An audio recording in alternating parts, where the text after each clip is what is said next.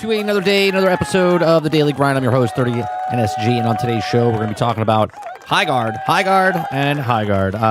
Highguard, 1 o'clock today, does their opening stream. I do have a video that I posted at 7 o'clock this morning talking about the surprise launch, the advertisement, the marketing behind it. Will it work or will it fail? So make sure you guys go check out that video sometime today. We're also going to talk about creator claims that they were paid a sandwich for attending the Highguard event. If you guys saw the Instagram stuff going around, people, they don't really seem that excited to play the game, but what do I know? I didn't play it. I just saw what you guys saw, so we'll see if the game is good or bad and if it works out for them, or by Friday, if it's still around. Okay? We're also going to talk about it's hard to fault Highguard for giving the internet the silent treatment, wouldn't you? Okay, and then we're also going to watch a Bellular News video of Dead on Arrival. So it looked into Highguard. So all this and more. Something's going on with our chat today. For some reason, OBS doesn't want to put the chat ninja inside the chat. So I don't know how to get it back working. So I won't be able to bring your guys' chat below on the bottom screen. Maybe I'll work on it as we're doing it. See if I can fix it. So how's it going, chat? Hope you guys had a good weekend. Hope you had a eventful weekend. Hope you had a relaxing weekend. What's going on, Eclipse? What's going on, Travis? All turn. Let's see. NTG Jaguar, what's going on? Welcome. Mo, what's going on? Who am I missing? Jason Marshall, what's going on? Just enough? Good morning. Jesse Mack, good morning. Jax, what's going on? Roic, all turn. All right. Playing Resident Evil Village, loving it. Nice.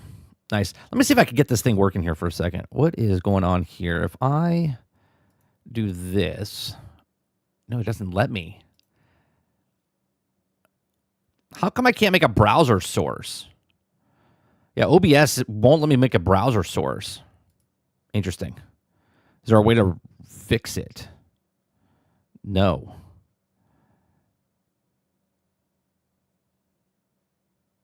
I don't get it. I guess it's a plugin that's missing from OBS now. So we're gonna have to figure that out. All right. Let's start off with this one right here, which is Highguard. Okay. It's hard to fault Highguard for giving the internet the silent treatment, wouldn't you? Now, obviously, lots of discourse on the internet talking about. Nobody was talking about this game besides about a week ago that we haven't heard anything about Highguard, right? That's the only thing that people were talking about a week ago, okay?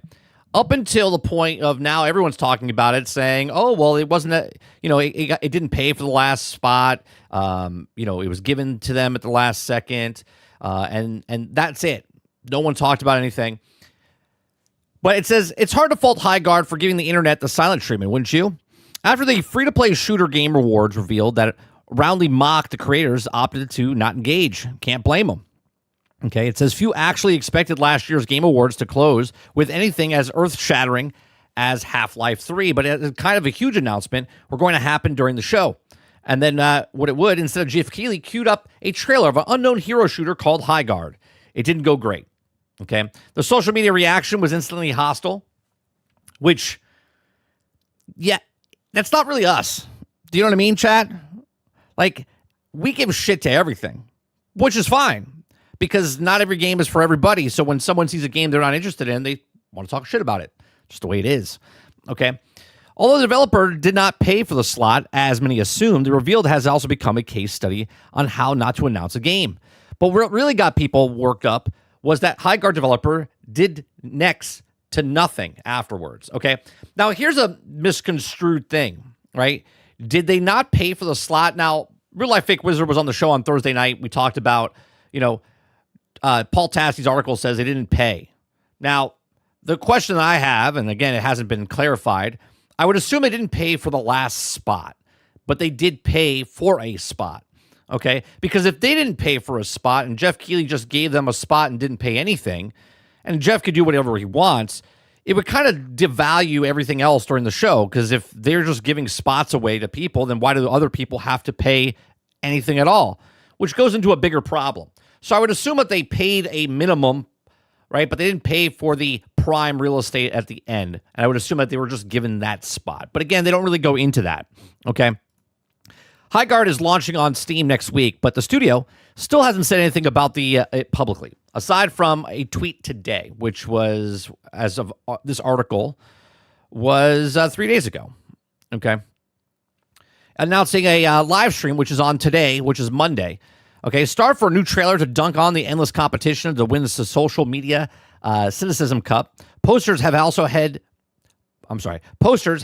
a settled generic declaration of Highguard's cookedness.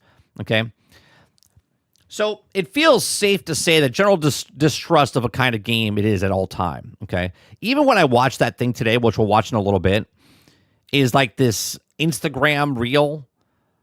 We don't know what this game still is. But people tell you that they had fun. But 99.9% of the people, if they didn't live in the city, which is another article we'll read, okay, got airfare, hotel, and food paid for, okay? I don't know about you, but my mom raised me to be polite to people that give you things, okay? Not that you can't be rude or anything like that, but when you're getting paid in airfare, hotel, and food, it's kind of hard to say things bad about something if you were given something, okay? So it says, this Highguard case, you can also get whiffed of hubris from the decision not to run any public betas. We've also seen Bungie, a studio with quite a bit of experience, releasing multiplayer shooters, take feedback from Marathon, playtest, and slowly, cautiously start to turn public perception around on a bit. But Highguard's just going to drop. You got to raise an eyebrow on that.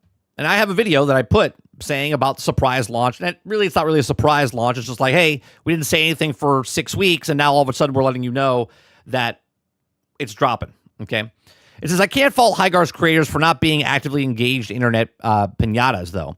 The implication of so many X posts and YouTube videos, titles that are also bizarre, catastrophic, scandalous, that we have not been shown with the character trailers, deep dive articles, developer quotes, right? It's a little bit unusual. But lots of games don't get all of that, especially self-published games like Highguard, okay? You can see done with this, missing, and we're going to go over one with Bellier News as well. Some Highguard developers did, in fact, post on social media after the announcement, but one of them simply saying, day one, being a game that devs have a publicly facing game that I got 75 plus quote retweets, personally ripping me apart simply for being existed to share what I poured myself into for years. Hey, look, anytime someone, I have a stream every single day. People can come in and pile on me or whatever. They can say nice things and dislike my videos. You put yourself out there, that's what's going to happen, right? Doesn't matter if you're a Little League baseball player and some other parent, and he says, that kid sucks, right? You put yourself out there, people are going to say things to you. It's just what it is, okay? With that kind of response, they may also just let the game speak for itself. It's not as they're an actual scandal to respond to here. No, but you don't have to defend your game. You don't have to defend your game. But as a company, you do have to promote your game, okay? Again, my video that I have this morning is that saying nothing. All right, let's talk about this, chat.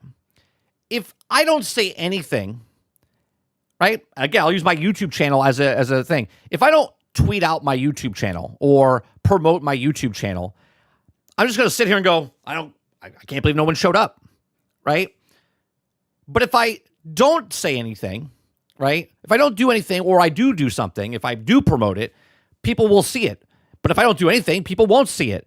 You understand what I'm saying? So let's fast forward 3 days from now, 4 days from now, a week from now, whatever, right? All of a sudden, let's say Highguard doesn't succeed. At the end of the day, you're like, well, obviously you didn't promote your game. Now, if it does succeed, that means the game spoke for itself and people are starting word of mouth because it was so fun, it's so good. They're like, yeah, let's do this. Let's play this, okay? But again, you have to have a really good game. And if your game is not fantastic, then people are not going to talk about it and word of mouth's not going to spread. And because you didn't advertise it, guess what? Nothing's going to happen. The Web 2.0 era has lasted long enough that we've also nearly forgotten what it's like when the silence was the status quo back in the day. No, it was never silence and status quo. Nintendo Power would advertised games months before the game actually came out. And then the next issue would come out and they would have a bigger blurb. And then the next issue would come out and they have a bigger blurb. And then they would tell you, oh, here's release day. That goes back in the 80s. Okay? Saying nothing works for like an Oblivion type game because why? Well, Oblivion was already a game in the past. And people are like, oh my God, there's a remake? No one said anything and they just dropped it? Cool. Look at Hi-Fi Rush. Hi-Fi Rush was a good game. But guess what? They shadow dropped it, and it didn't do well because it had zero advertisement, and people will not stop playing the game they're playing, having fun in, to go play a brand new game, no matter how good it is, because they're like, I didn't even know that existed. We, the people on this type of podcast that watch people play games and talk about games, know about new games every day.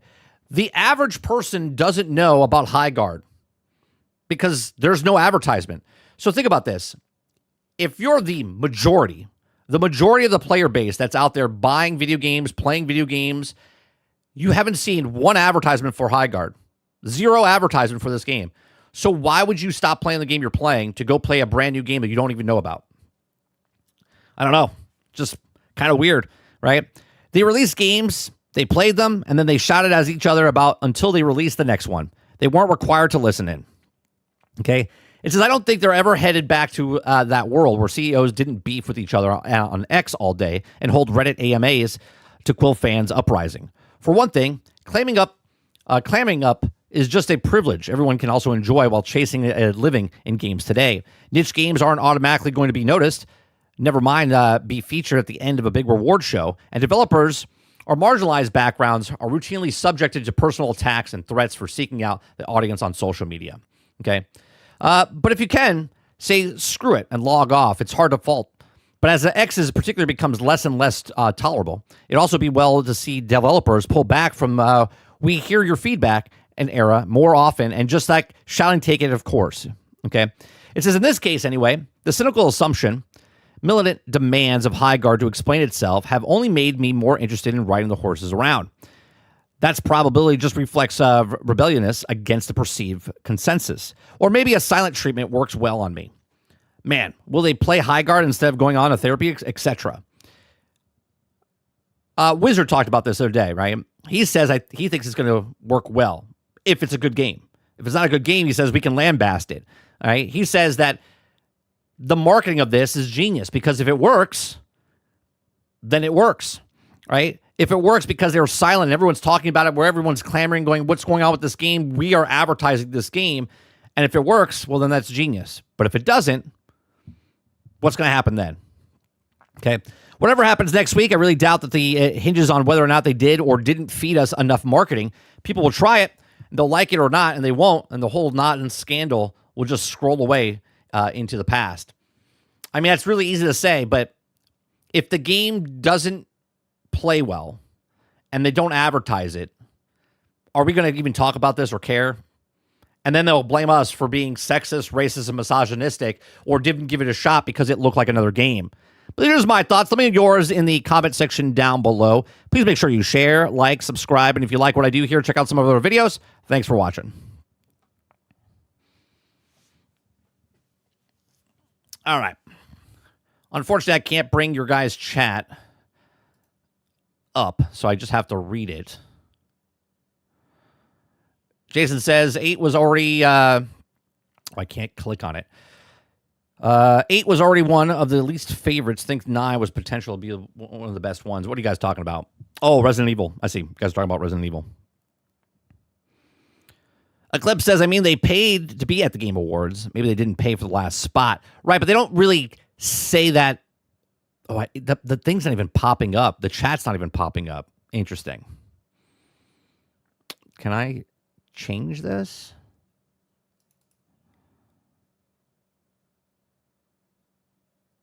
It's not even point of bringing that up there, so I can just go onto this screen. Chat's not even popping up on the screen today. That's a shame. We're gonna have to figure that out.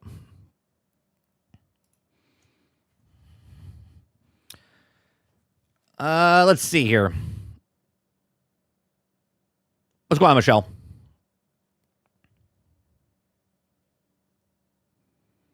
Jesse Max says Highguard is a free-to-play game. Everyone play this game and try it out and play a couple of hours and drop it and play other games. Perhaps. No, it's 10 a.m. Pacific, Michelle, which is 1 p.m. Eastern time.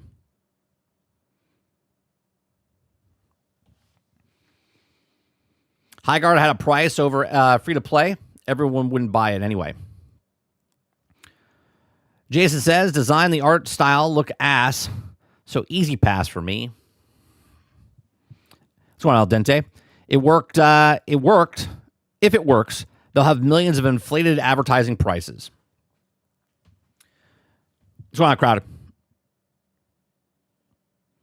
Well, they didn't save millions because they paid for the spot at the advertising show. Well, let's say it was $1 million, whatever it was, 500,000, 400, $500,000, whatever it is. I mean, that's advertisement. Who knows what this event that they pulled up? If they paid for 90% of the people's airfare and hotel stay and food, there's millions of dollars spent there as well. Crowded says, free-to-play games are child magnets. The game will have a very young player base, I think.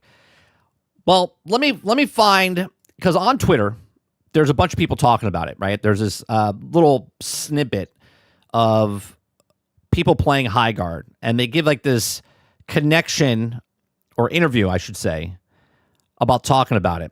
I think, was it Fran posted it?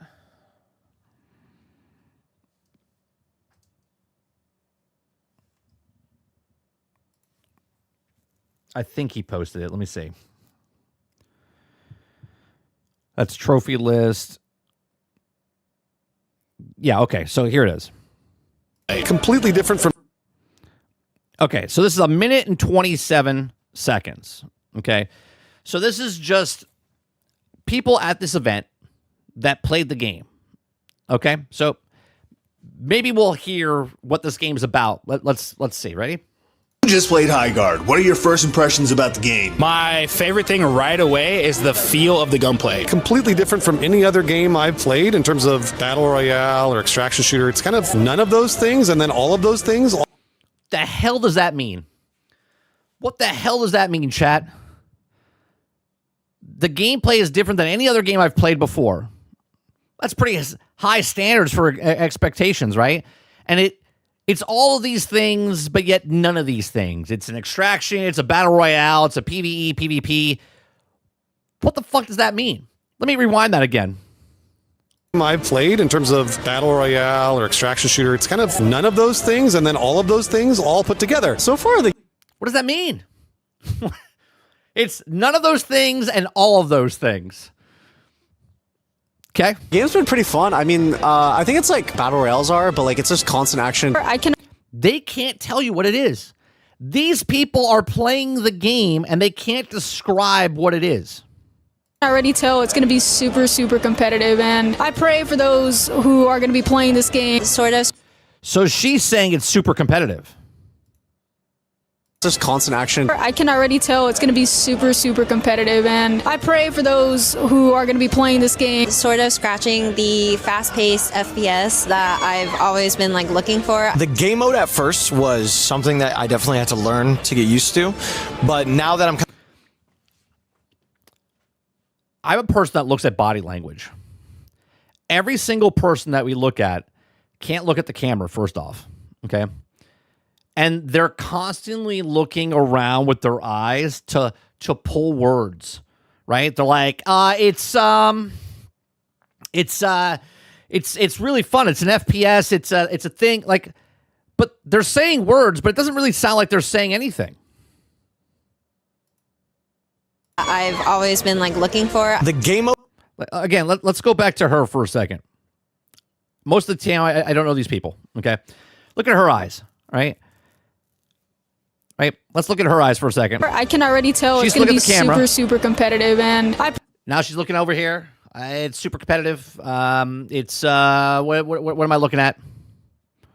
Pray for those who are going to be playing this game. I pray for those. It's very competitive. I pray for those people. Sort of scratching the fast-paced FPS that I've always been like looking for. The game mode at first was... Something that I definitely had to learn to get used to. But now that I'm kind of in it with my trio and we understand the process of like what to do, where to go, how to fight, there's some moments that we definitely were able to make together as a team. I don't know if there's anything quite like it, to be honest. It's a different kind of game that I've never played before, and I really, really enjoy the fight mechanics. Mechanical aspect of the game feels great. Everything feels really smooth, and again, something very familiar to me. I don't really like tack shooters and the fact that the round takes so long to start, and then you have to wait, and then if you're dead, you have to wait more. Where this one, it's very like defense phase is fast, the pre-shield breaker thing is fast, like everything just feels like a nice flow. The horse is what I like the most. The horse is what I like the most. People are talking about competitiveness, FPS, how fast it is. This guy says, I like the horse. Kind of weird to say out of everything, but like I never played a game where a mount in this manner was like that, I would say. The game is amazing. It's fun. It gives me a reminder of the best parts of Apex with like the movement, the gun style, all that stuff. Highguard is all about the PvP. It is constant action. It is, you know, whether it's a 5-minute game or a 30-minute game, it is constant action, and I love it. Just play. I don't know, chat. After listening to that, do you know what the game is yet? Do you guys know what the game is yet? I have no idea what the game is. Again, it's so vague. Everything about this game is very vague. People that just played it still can't tell you what it is because they're being ambiguous about it because they're under NDAs and they can't say anything even at their event when the person that's actually doing the video is doing this, right? It's very strange to me. It's very, very strange. All right, let me see what you guys are saying up here. Why not let me pre-download it, damn you? Put everything in a digital thing. Now let us pre-download the game. Crowd says, yeah, but MR is nothing like Highguard, I think. Was that Marathon? Marathon's nothing like, well, apparently, Highguard's unlike any game you've ever played before. It's a new game. I don't pick up weapons or pick up weapons pick me. wait, let me read that again. El Dente says, it's a new game. I don't pick up weapons. The weapons pick me. Altern says, it's different than what I played before. I only played BR and Extraction. A really long list of genres, right? Yeah, I just don't understand what it is. Something new, nothing. Something new, nothing. We've seen what we want, right? Like, I guess, but we don't know what it is. They can't tell you what it is. Highguard is going to be more like an objective-based Overwatch. Jesse Mack says, I see Highguard. It's a hero shooter, medieval style. I see Highguard not see the light of day to live. Travis says, it's going to be competitive with all 5 players. Are they reading something, or is that their opinion? It sounds like their opinion. I don't think they're reading anything. Right? But it is weird the way they look at the camera and say, you know, what they're saying. His answer is basically saying, I want my promotional baggie, but I'm not used to this lying. Let me go back to my free hotel room. I guess. Like, I don't want to give shit to anything. I'm trying to be open-minded about this, right? I'm trying to be open-minded. Like, you're promoting your game, but not promoting your game, and you're telling me these people played it. I think this is the best one, right? This guy here, which is I forget his name. He used to be on Rooster Teeth and whatnot. This is the best thing, right? Him saying this, and I don't know what it is. Completely different from any other game I've played in terms of battle royale or extraction shooter. It's kind of none of those things, and then all of those things all put together. So far, what does that mean?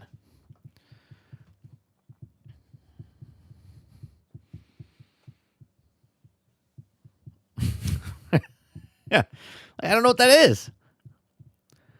Just enough says, I wonder if the embargo will lift before the game is live. Probably not. Probably not. And this guy, for this next video or next article we have, okay, this is from Insider Gaming. It says, creator claims that they were paid a sandwich for attending Highguard event. Okay. If you guys like what I do, we do this Monday through Thursday from 10 o'clock in the morning until noon Eastern. We just cover news stories, watch videos, have conversations. If you like it, hit that like button, hit that subscribe button. If you'd like to go above and beyond that, become a member as little as $5. Okay. So a creator claims that they were paid a sandwich for attending a Highguard event. Now, I love that because I saw the post the guy made. He says, I wasn't paid. I didn't get a hotel. I didn't get airfare because he lived in LA. So all he did was he took an Uber himself to the actual event and then, played the game. Okay. He can't tell his opinion, though, because he signed an NDA until the embargo lifts. Okay. Highguard is being released today after several weeks of near radio silence following a sudden unveiling of the Game Awards. It was proven that to be a troublesome period for the Wild Light, and the game's developer owning too many doubting the validity of the game itself. Now, with receiving almost zero marketing behind the initial trailer drop, recently an invite-only event was held in Los Angeles for creators and industry personalities to get hands-on with the title. Naturally, doubters have pushed the rhetoric that is only hyping the game up because they were invited to all this expense-paid event and handed a bag of cash. It seems that it wasn't the case for at least some. I hate when people say this. Look, they're not getting bags of cash, but they are taking something which is called access media, where they're giving you hotel, airfare, pay for your per diem, give you lunch, whatever it is, they're giving you something. Now, is that for everybody? No. If you happen to live in the city and you can get there by yourself, then you don't have to pay for airfare. You're probably the most high-profile person they can get because they didn't pay any money for you besides giving you a sandwich, okay? When people think they're not getting paid, but they took airfare, taxi, food, hotel, that is a form of payment, people, okay? It might not be the case for every creator. Of course it's not. But 99% of the people that didn't live in the actual state or city have to get there somehow, okay? But the post on social media, the Macro Show, revealed that he weren't paid a dime to attend the Highguard event in Los Angeles. Further, Macro stated that they were offered money to make a video on the game, but refused because I wanted my audience to have my real opinions on the game. Now, I wonder how many people like him, and again, I don't know the creator, so I'm not giving him shit or anything like that, okay? I wonder how many people took the money to make a video. I wonder how many people took the money and to make a video on this. Is that wrong? No, it's not wrong because that's the business they're in. They're trying to advertise something and they're going to take the money because they don't know the next time they're going to make money, especially if you're a smaller creator and you don't get many opportunities and someone's offering you a bag of cash, right?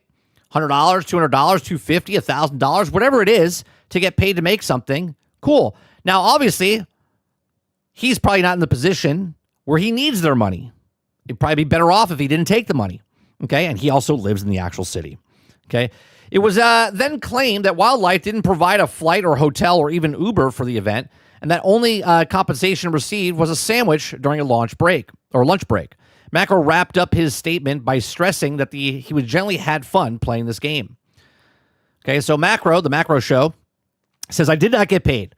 Not only did I not get paid, they offered me money to make a video on it, but I straight up refused because I wanted my audience to have my real opinion on the game.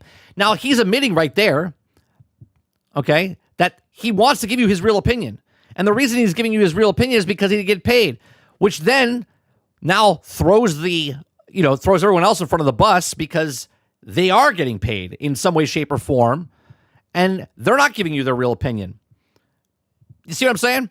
So I did not get a flight or a hotel or even an Uber. I drove myself to the event since it was in LA. So he lives in LA, so obviously it wouldn't cost him for anything for that.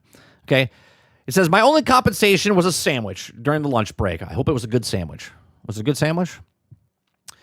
It says, wow, all the people that got complimentary flights, hotels, meals, and exclusive access to play Highguard are all saying the video game is good.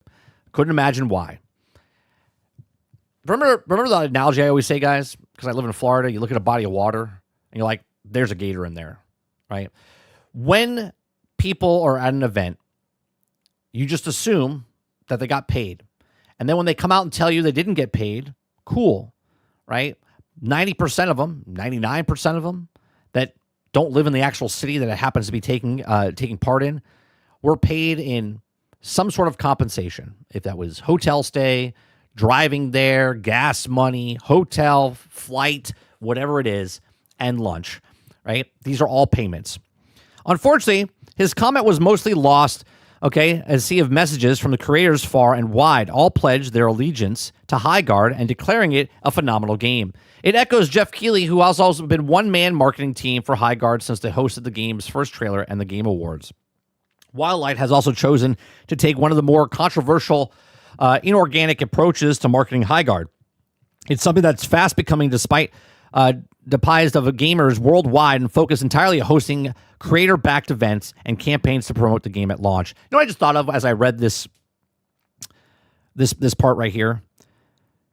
It echoes that Jeff Keighley, who has been a one-man marketing team. I wonder, and again, this is just my thought process and speculation here. Because Jeff Keighley has so much reach, 170 million people watch his Game Awards, I wonder if he said to himself, I wonder if I can market a game better than them marketing themselves, right? So I wonder if he took these guys as a test and said, I'm going to market you guys. I'm going to market you guys not only at the Game Awards, but I'm going to be the only person that can say anything up until launch. Just to see, because if it works out, now this goes a little bit off of what Wizard said. If this works out and Jeff Keighley was the only person to advertise by not advertising this actual game, and the Game Awards was it to build up so much hype, he raises his stock value big time, right? And this is another avenue that he could use to market things. And I'm not giving him shit for that. I'm looking at that going, maybe this is a ploy of his position of saying, hey, let's try this. Let's see if I, Jeff Keighley, can make this game popular by just doing what we're doing here, which is minimal viable, right? Minimum viable product. Now, obviously, people are like, oh, well, Apex Legends did this, which is fine. But Apex Legends was also funded by EA. These guys that left EA to start their own studio are not EA. The bankroll that EA had, these guys do not have. So we'll see. Okay. It says in one comment, user Kingdom HD wrote, in all the random online influencers, the game journal is suddenly praising that the trying to hype the Highguard really does feel like the most unnatural, fake-ass marketing I've seen in a long while. Like, why we would trust any of these opinions when they're obviously paid them to say it. Now, I don't know if they're paid to say this, but I do know they were giving, majority of the people were given things, okay? In others, in response to creator hyping the game, dude is absolutely being paid to promote the game. There are also a few content creators out there that are also super excited about Highguard. I truly hate how bought modern multiplayer games are. Absolutely no organic growth at all. Well, Splitgate was organic growth, right? Right? Splitgate was organic growth. And then they destroyed that growth. Highguard will be released later today. Do you think Highguard is dead on arrival, or do you think it has high hopes for the game? Let us know your thoughts in the Insider Gaming Discord server. Again, I have a video that I posted this morning about Highguard. Will it fail or will it work based on the marketing of what they've done? Okay, a lot goes into hyping up a game, and it's very risky what they're doing. If it works, fantastic. If it doesn't work, well, it's just another game that we just don't care about. If it does work, though, let's say it does work. Let's say the hype for this game is off the charts and it gets really good buzz and whatnot. Will it last? And if it does last, if everybody else starts to do it, it's no longer special. You know what I'm saying? Like, if every game comes out by not advertising their game and all of a sudden that's going to get old real fast. But these are my thoughts. Let me know yours in the comment section down below. Please make sure you share, like, subscribe. Let me know what you guys think. Do you think that this is a ingenious marketing ploy by Jeff Keighley? Okay, and I would love to know if he has any kind of investment in this company as well. I would assume he would have to tell us, right? Maybe he doesn't. I don't know. Because it just seems a little weird that he's just being very, I don't know, charitable towards this one studio over everybody else's other studios. But again, just my thoughts. Hit that like button, hit that subscribe, and we'll see you guys on the next one. All right, let me see what you guys are saying here.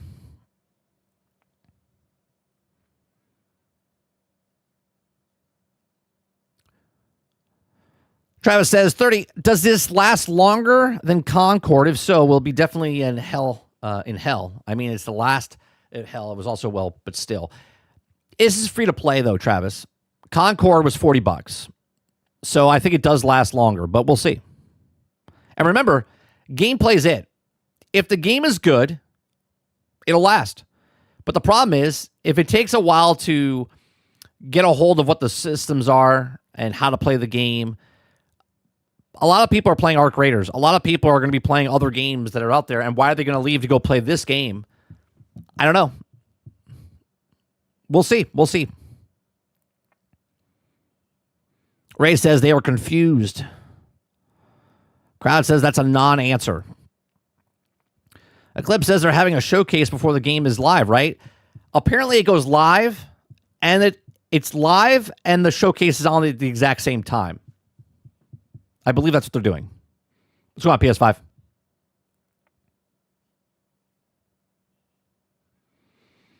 Crowded says, early access media is gold for these people. It's absolutely incentive. 100%. Altered says, access media for some will call it a bribe. Just saying. Ron Slusher says, happy Highguard launch day.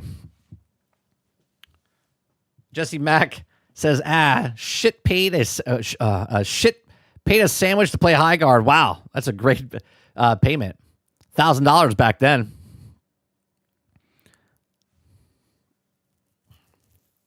Michelle says this game, if this game fails, I'm having a tattoo on me right sole on my foot. Concord is on my left sole of my foot. I can walk on failed games everywhere I go by doing this. Nice. Winzo, what's going on, Winzo? Morning 30. I never get how creators, when you tell them they got paid, they say they didn't. When you don't have a physical getting actual money to be considered paid, why you also not get this. You got a hotel.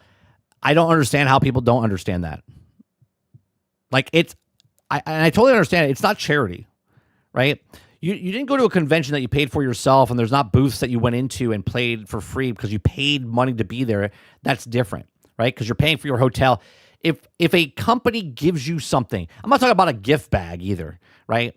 Because if you go to a convention that you paid to be there and someone gives you a gift bag, that's promotional material, right? That's not a contract to say you can't say bad things.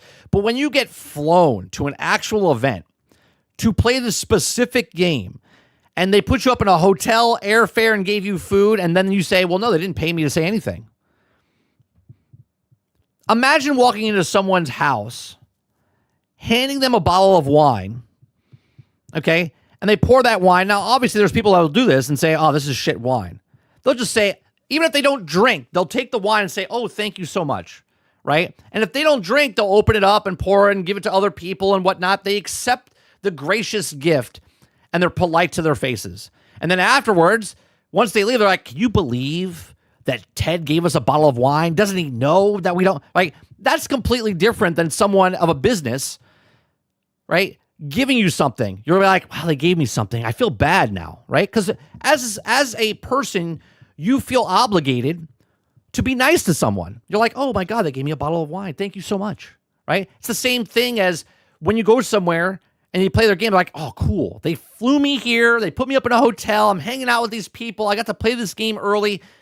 In the back of your mind, you're like, I'm going to shit talk the shit out of these people. No, you're going to be like, yeah, it's pretty good. Pretty good. You're going to get back home and be like, yeah, it wasn't actually that good, right? But when you're doing promotional material, like, how do you like it? How do you like that bottle of wine I gave you? Right? Marketing is marketing. And I get it. As a content creator, if someone invited me to something, you have to say, hey, I was invited to that. And it is going to skew you on the way you think because you want to be invited to the next thing.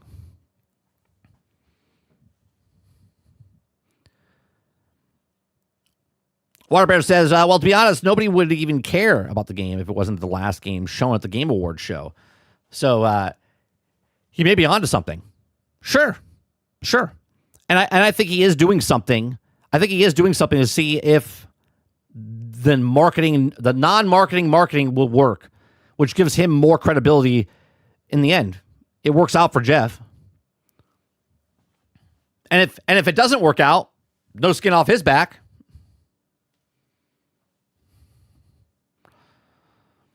PS5 says Sony didn't pay Jeff this year. He might need some new tricks. Sarge says, good morning, kids. It's like button time. Jesse Mack says, if Jeff is a one-man marketing guy, and what happened if it failed then? Nothing, Jesse. That's just it. It's a test. If nothing happens, no skin off their back, right? It's a free-to-play game. We don't know what's behind the scenes. Obviously, a game fails. Games fail every single day. But if this game works based on the marketing that he's done, that shoots up the stock big time. It's like giving a free sample out to people. You know what I mean?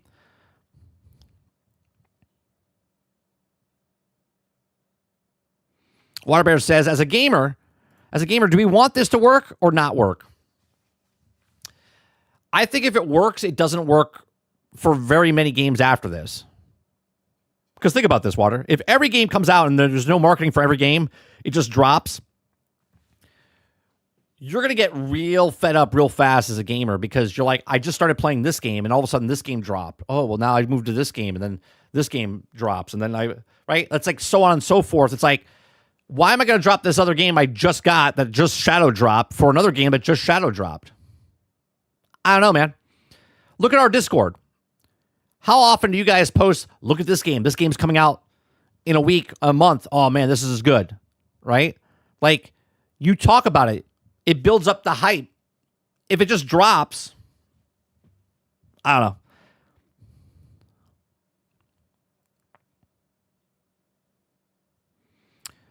Altern says, tell me how much you like getting plane tickets and paid hotel. Also, our game. Mr. Z says, Tony Romo did a behind the scenes on the event. He had fun at the show.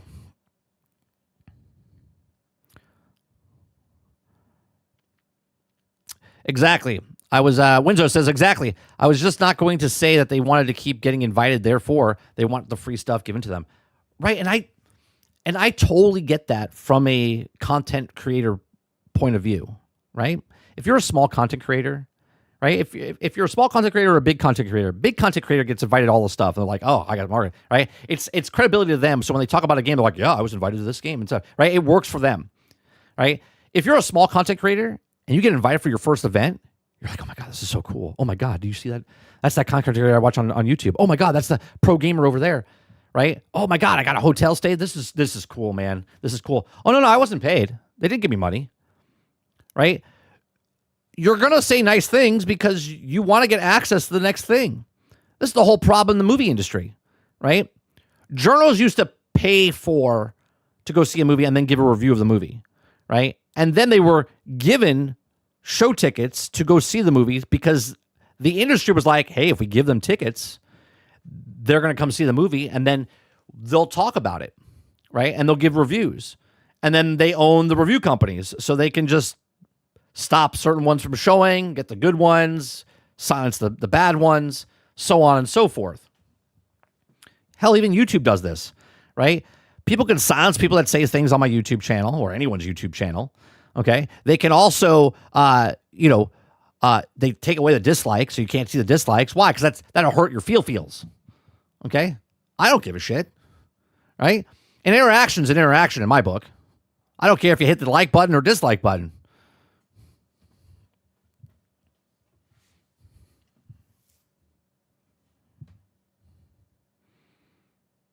Magic says, I'm in a hotel right now.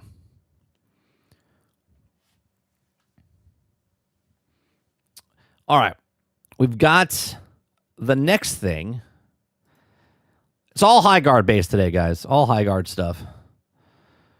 Bellier News has a video here. The internet has decided. 13 minutes long. And it's about Highguard. It says, so I looked into Highguard. Okay. Is this the right one? Let me see if this is the right one. Yeah, dead on arrival. Okay.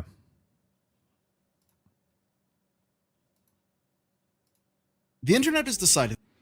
All right.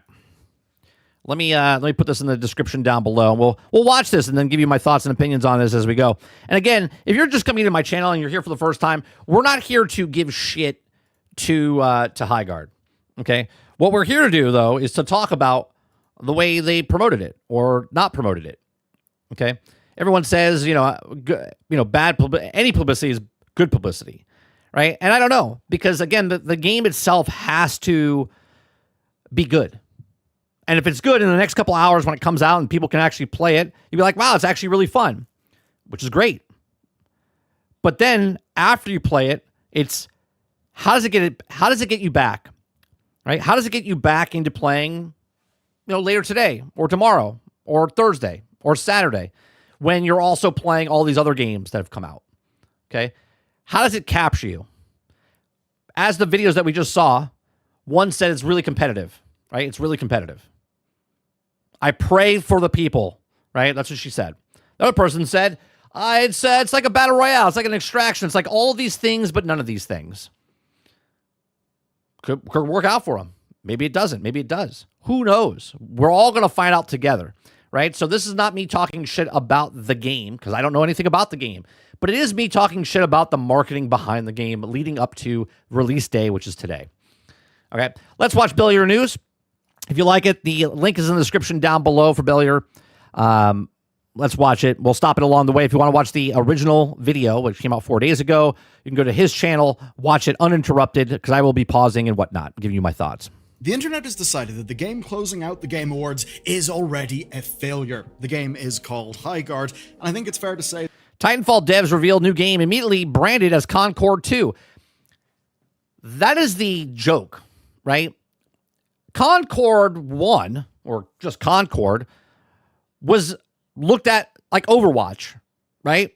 But now it overtook Overwatch and is a joke. It's the butt of the joke. So when other games look like this is the joke.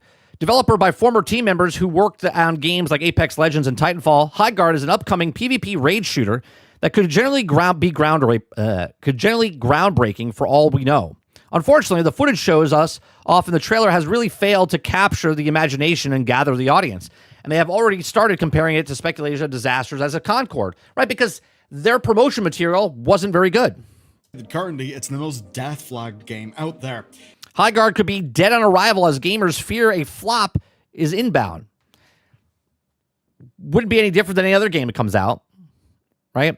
Unless Wildlight Entertainment pulls off a rapid and aggressive marketing campaign to compel users to invest in a narrative of Highguard, being dead on arrival might be a prolific one. And you can see the comments about the place. It's dead on arrival. It's cooked.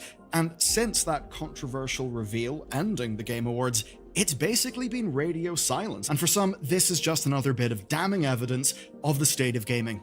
It's yet another multiplayer shooter heading out to an audience that's already sick of them. You know, it's basically Concord 2.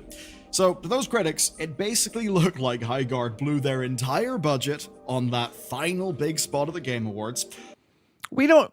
That's a speculation, right? We don't know, right? We don't know if they used their whole budget... or what? Where is my? Sorry, I lost my chat. Flopped hard. We're just assuming that they blew their whole budget. We don't know their budget. We don't know the budget of this actual game. We know nothing about this game.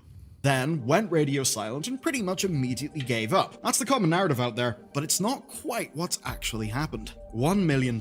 That's actually what sources told Kotaku a 3-minute Game Awards trailer spot costs. Highguard's was 2 minutes and 37 seconds, and usually in the Game Awards, that kind of thing is money well spent. I mean, the 2025 event reached 170... That right there, and this goes into what I'm thinking, right? 171 million global live streams on the full broadcast. That's a lot of goddamn people, right? If you just think about the people that play video games, 250 million people buy game consoles every generation, 250 million, right? On average, between Switch, Sony, and Xbox, 171 million. So more than half, right? More than half of the people that own a system are watching the actual global live stream. 1 million viewers. That's a hell of a lot, but obviously, it only works if people actually like what they see. And when Jeff Keighley ended the show's reveals, I think audiences had high expectations, and you can really see why. And we didn't set the expectations, by the way. We didn't set the expectations. The expectations are set because you're showing a game at the end of the award show. It's not like this is the first award show. This is 10 years in the making for Jeff Keighley's award show. And the one more thing, that Apple presented back in like 2007 with the phone. Okay. Oh, and one more thing, right? We have this, right? The one more awesome thing to tell you about right before the show ends. It's a high profile spot.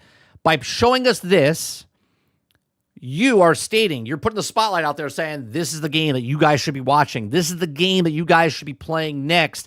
This is set expectations on their part, not ours. Last few years, we closed with Intergalactic, the Heretic Prophet, which not everyone is hyped for, but, you know, big new Naughty Dog game, right? Also, Monster Hunter Wilds, and a release date for Final Fantasy XVI. That's big stuff, and at this show, we'd already seen Divinity, Mega Man, and Fate of the Old Republic, so, I mean, if something was to close out the show, surely it would be something truly special. Right, because we've been trained, conditioned to know that the last thing at these award shows is a big thing. And then we saw a trailer for another multiplayer shooter, and people started laughing. You know, Z's in chat. And it's... Which we have every right to do, right? Just because you throw a trailer together doesn't mean like we have to be like, oh, right? And pray it, right? We look at it and go, it doesn't look good. It doesn't look good. My eyes, I can see stuff and go, it doesn't look good. It might play fantastic, but the first impressions, hence, I don't like the new He-Man trailer. I don't think it looks good.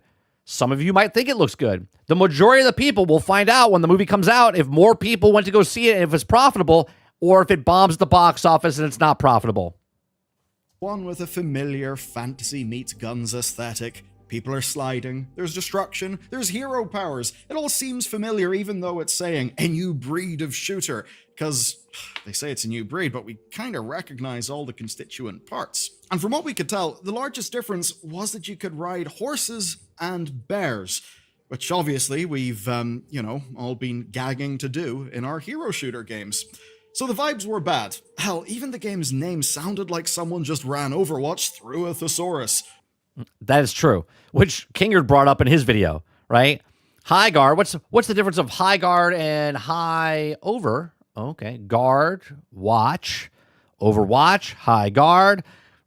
People even thought it was a weird fake game. And since then, the developer, Wildlight Entertainment, have said nothing, despite there being a release coming next week. So what the hell's going on with this mystery? We don't even know if it's coming out for consoles today, right? Because that last article we read about the guy that got paid a sandwich said it comes out for PC on Steam. On their website, we'll look after this. Okay, we'll look after this. On the website, is the consoles not grayed out anymore? Is it coming out today? Did they just drop $1 million on that final slot for absolutely nothing? Wildlight did not pay for that final slot. Come on, Roadkill. Now, they seem to have paid for a slot, though Jeff Keighley has been known to reduce rates, even down to free, for indie devs. But according to reports from journalists like Imran Khan and Paul Tassi, Keighley and his team gave Highguard the closing position. Here's the quote. Gave the closing position, but they paid money to be at the award show, right? From Paul Tassi, showrunner Jeff Keighley just really liked the game and offered it to them. So basically, it was Keighley's editorial choice. Highguard did not pay for its infamous Game Awards final slot. Right? Two separate sources have told me that Highguard did not have to pay for that hugely coveted spot at all. Reportedly, showrunner Jeff Keighley really liked the game and offered them the revelation of Highguard didn't need to pay for a spot was previously reported, okay, and I can collaborate. So that spot particularly, or a spot at all in the Game Awards? He thought it was cool. He wanted to show a game that's coming out rather soon, instead of one that's coming out years and years away. Like, I don't know, say, Intergalactic, the Heretic Prophet. And to his credit, I think we all like a trailer with gameplay rather than purely CG. And it's one that also fit the industry story that Jeff has been trying to tell, of the independent developers basically coming from ex-AAA studios and then being able to... I know you guys asked me in chat, am I going to try the game? You guys let me know. You guys want to see me play it tonight? 8 p.m. Eastern over on 30 and Still Gaming. Do you want to see me play and try Highguard? I was about to call it High Watch. I was about to call it High Watch because I saw Waterbear post it in chat. You guys want to watch me play High Watch? or Overguard? I'll play it tonight if you guys want, if you're interested in it. If not, then I don't care. Go really hard punching above their weight.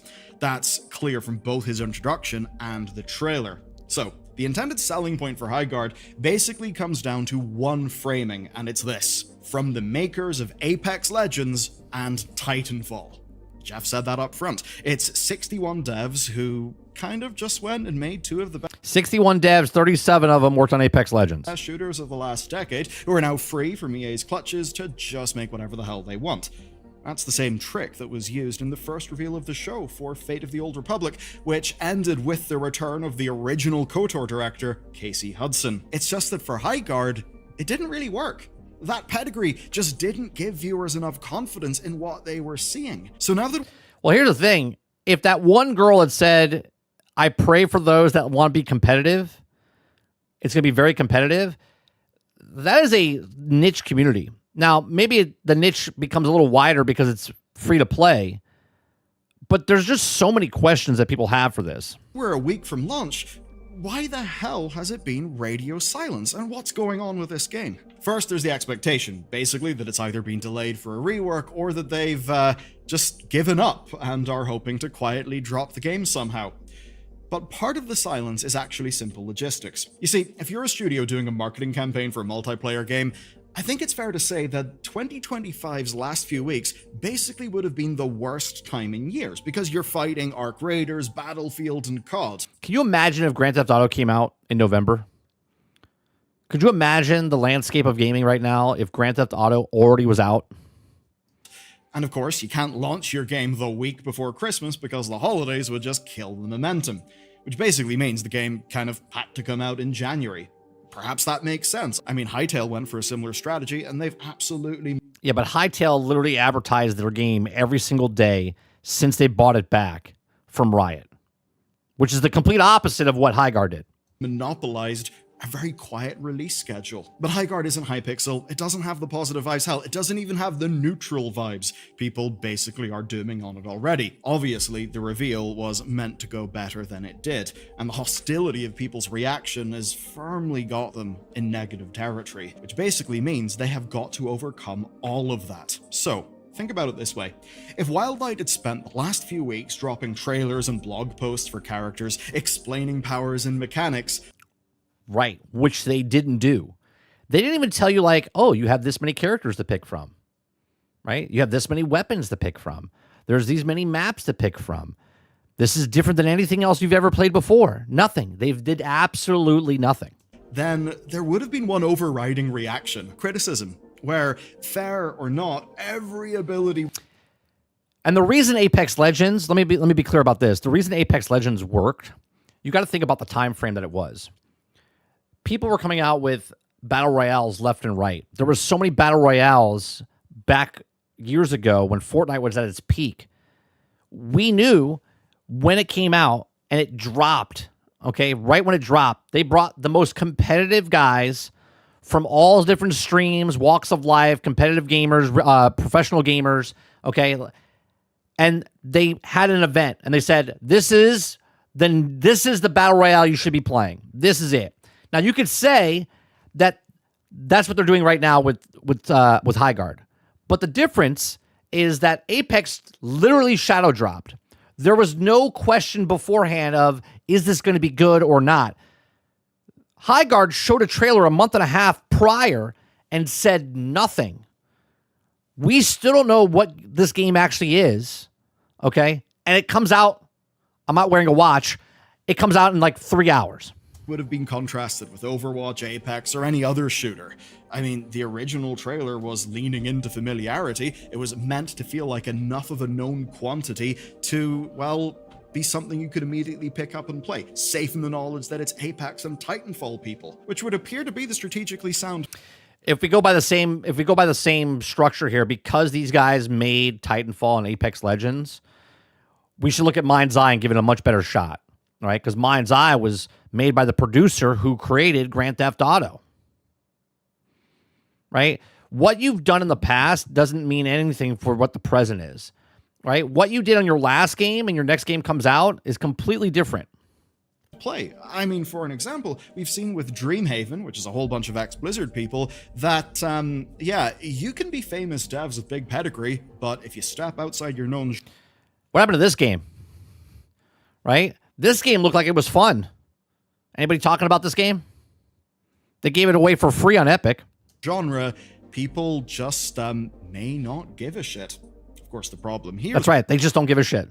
though, is that no one was willing to extend them grace after the reveal. Everyone's pretty much already decided that it failed. I mean, come on, we can just tap the Concord sign. So that means Titanfall devs revealed new game, immediately branded as Concord. the normal marketing wave of blog posts and trailers wouldn't That was that game. I can't remember that. Was it Wildgate? Yeah, Wildgate. just have been a Sisyphean task. It would have been a bit like Sisyphus pushing the boulder, just that the boulder is actually water, and it's just going to go down the hill, right? There's nothing he can do. I think it would have been completely pointless, and I think they probably know that as well, especially because there are a group of developers who have actually solved that problem before, and all signs point to them doing the same trick again. Let me explain. But the difference is the budget. The budget that EA has behind them.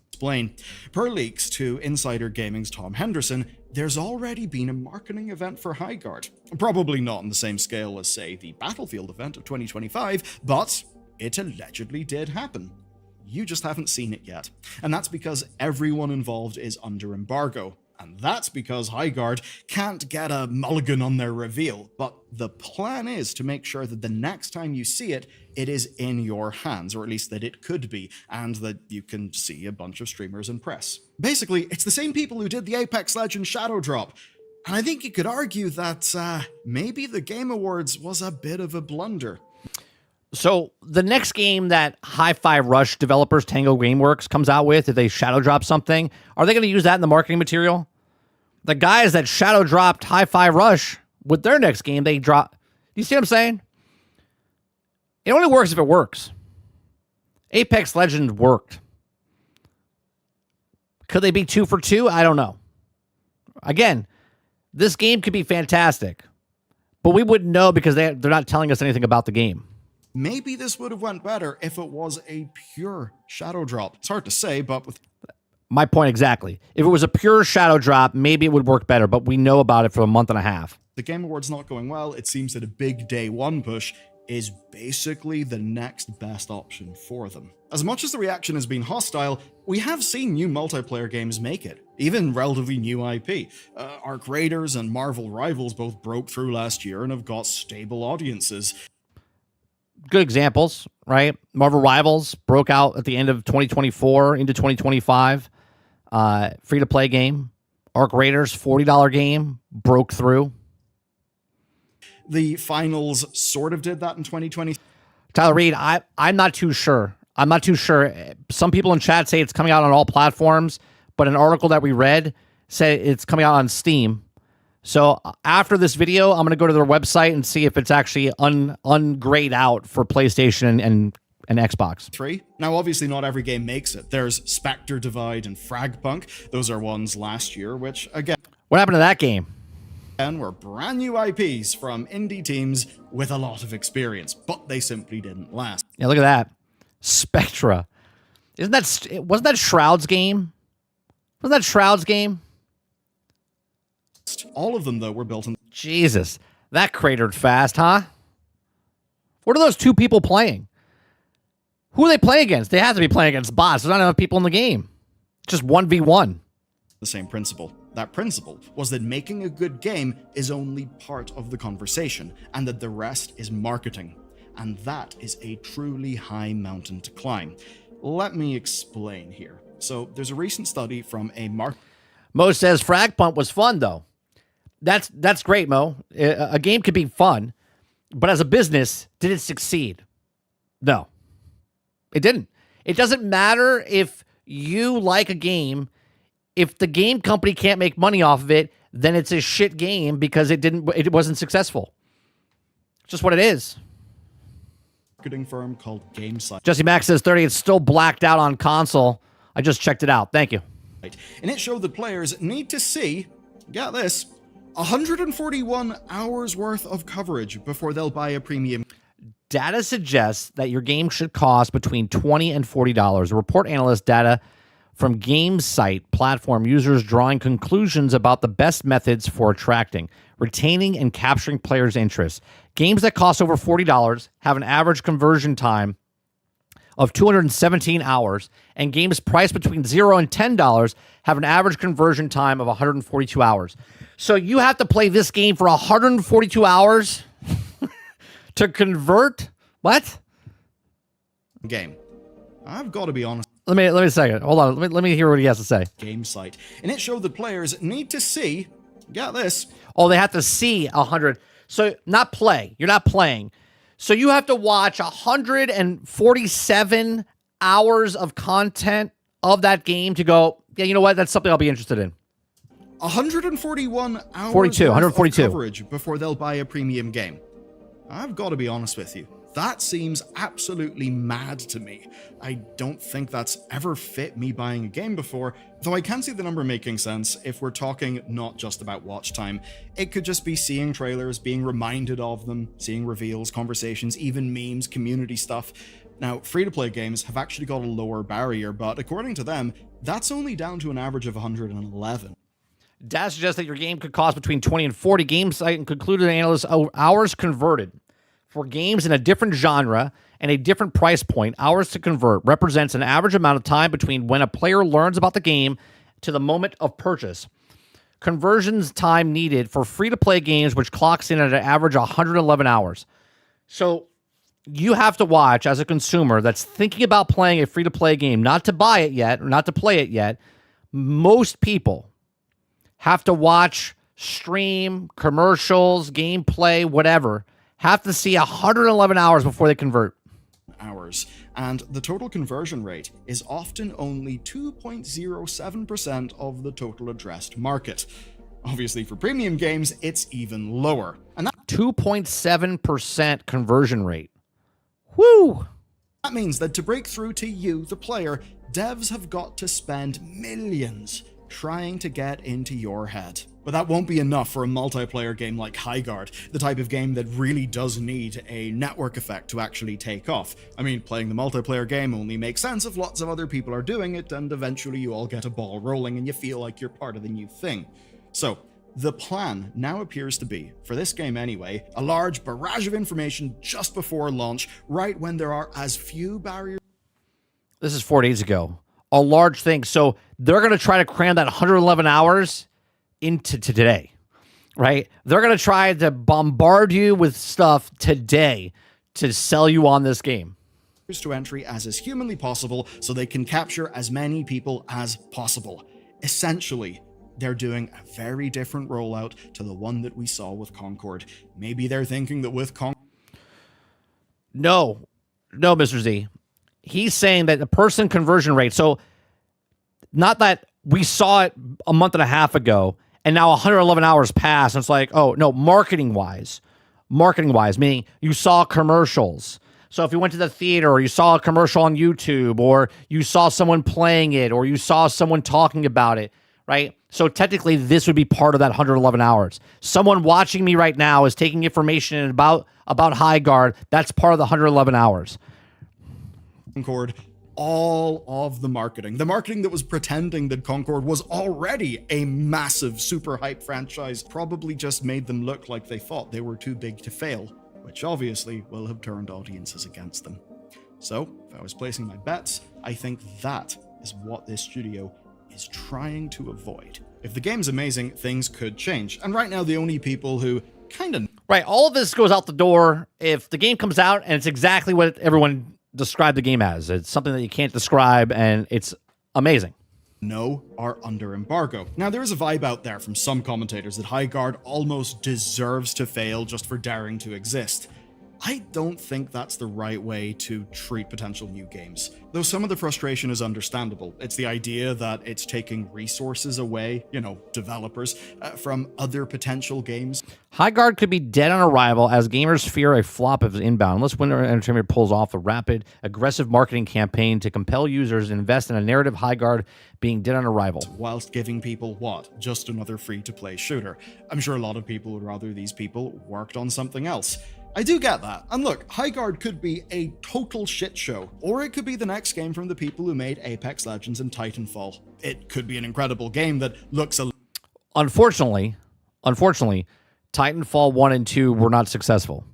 Even though people that liked playing that game loved Titanfall 1 and Titanfall 2. Probably one of the better campaigns, I would say, in a first-person shooter game, right? Titanfall's campaign was fantastic, okay?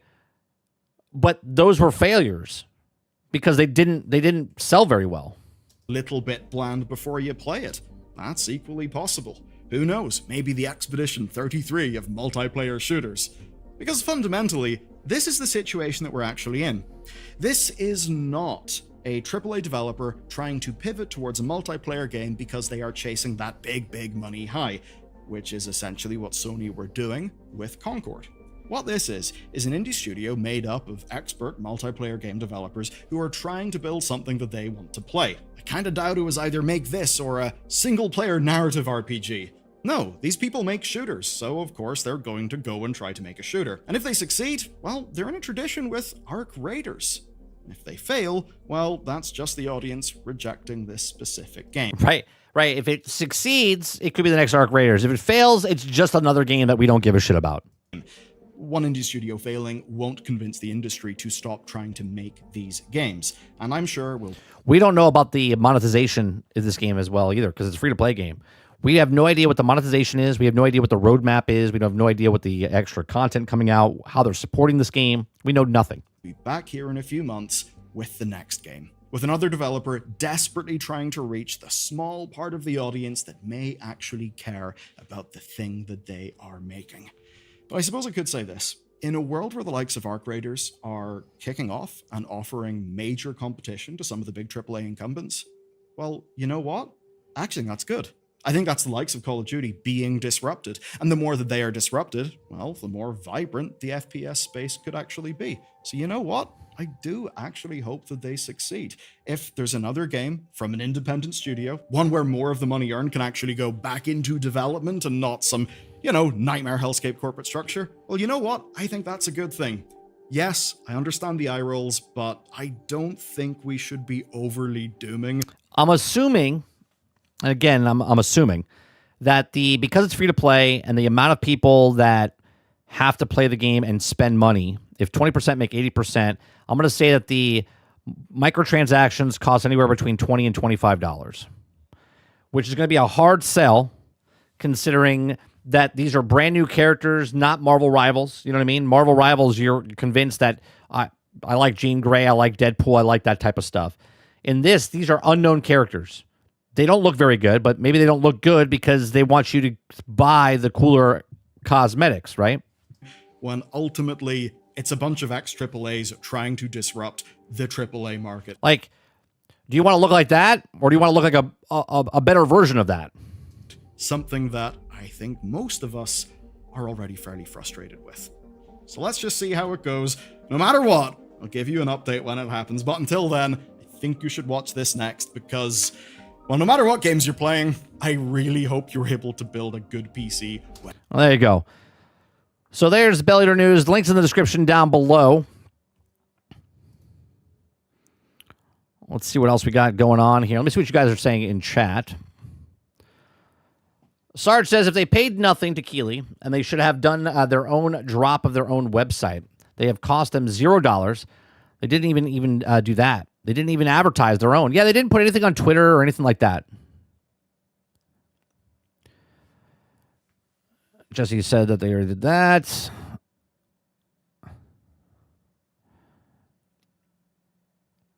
They think I have to see 111 hours of product leading up to the release in order to make a purchase. Yeah, but that's what they're saying, Sarge. They're saying after it launches, seeing people play the game. So leading up to it, the advertisement you're seeing, which is 2 minutes, and then maybe you see the deep dive is maybe 15 minutes and whatnot. But then you're like, okay, I'm interested in this, but I don't want to buy it. So you would watch someone on Twitch, YouTube, whatever it is, and then you're like, oh, you know what? That's pretty good. And by that time, it could be 3 weeks down the road, and then you're like, okay, I'll pick it up. But is this game going to be around 3 weeks from now? In this day and age, nobody knows. Okay? It could be the next big thing. It could be the next Power World. It could be the next Helldivers.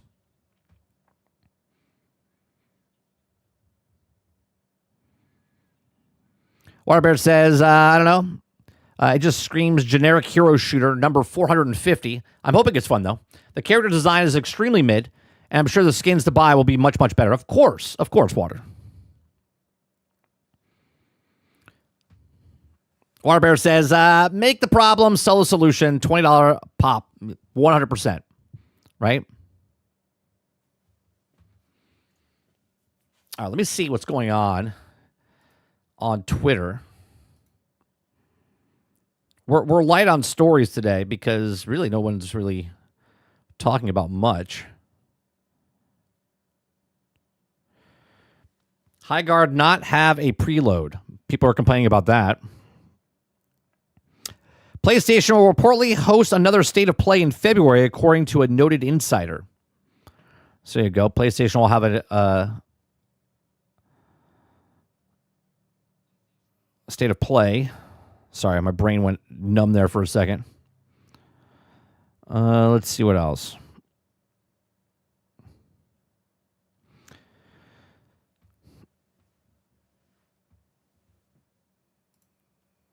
Okay, Forbes. Here's another Highguard, since it's all Highguard today. Okay, I'm giving more talk about Highguard than the actual company giving Highguard, but we're a news show, so this is what we do. We like talking about what's happening right now. Today, Monday, is Highguard. Highguard arrives today in a cloud of mystery. When to play, what to watch. Okay. Well, here we are. After hearing quite literally nothing about Highguard since somewhat infamous Game Awards finale debut, the launch day, and now developer Wildlight has decided a time to start talking about it, but mainly let the game speak for itself. Okay, it's not quite an Apex Legends launch, though. Wildlight shared former devs, given that it already saw its trailer and knew its release date, but still Highguard arrives in a fog of confusion where there is a developer stream today, B, the lifting of the creator event embargo and sponsored streams, and C, the launch of the actual day, which should be at 10 a.m. Pacific, 1 p.m. Eastern, and the reveal stream appears to be on top of the actual launch. I suppose you can also watch while you're downloading. Early buzz from the creator event seems positive, though. Again, take that with a grain of salt, given that isn't supposed to be leaking out right now ahead of the embargo drop. The game is described as difficult to compare to anything else, which is just weird, right? How would you give me an elevator pitch of what your game is? It's just too difficult to tell you to compare it to anything else. It's its own thing, which is fine, right? Because if you had to compare it to something, you have to compare it to something you know. But if it's not really like an Extraction, it's not really like a Battle Royale, you can't really say what it is, right? Right? It's a raid shooter. I'm merging concepts in a way that also hard to describe. I would have been nice to see it described before today, but here we are.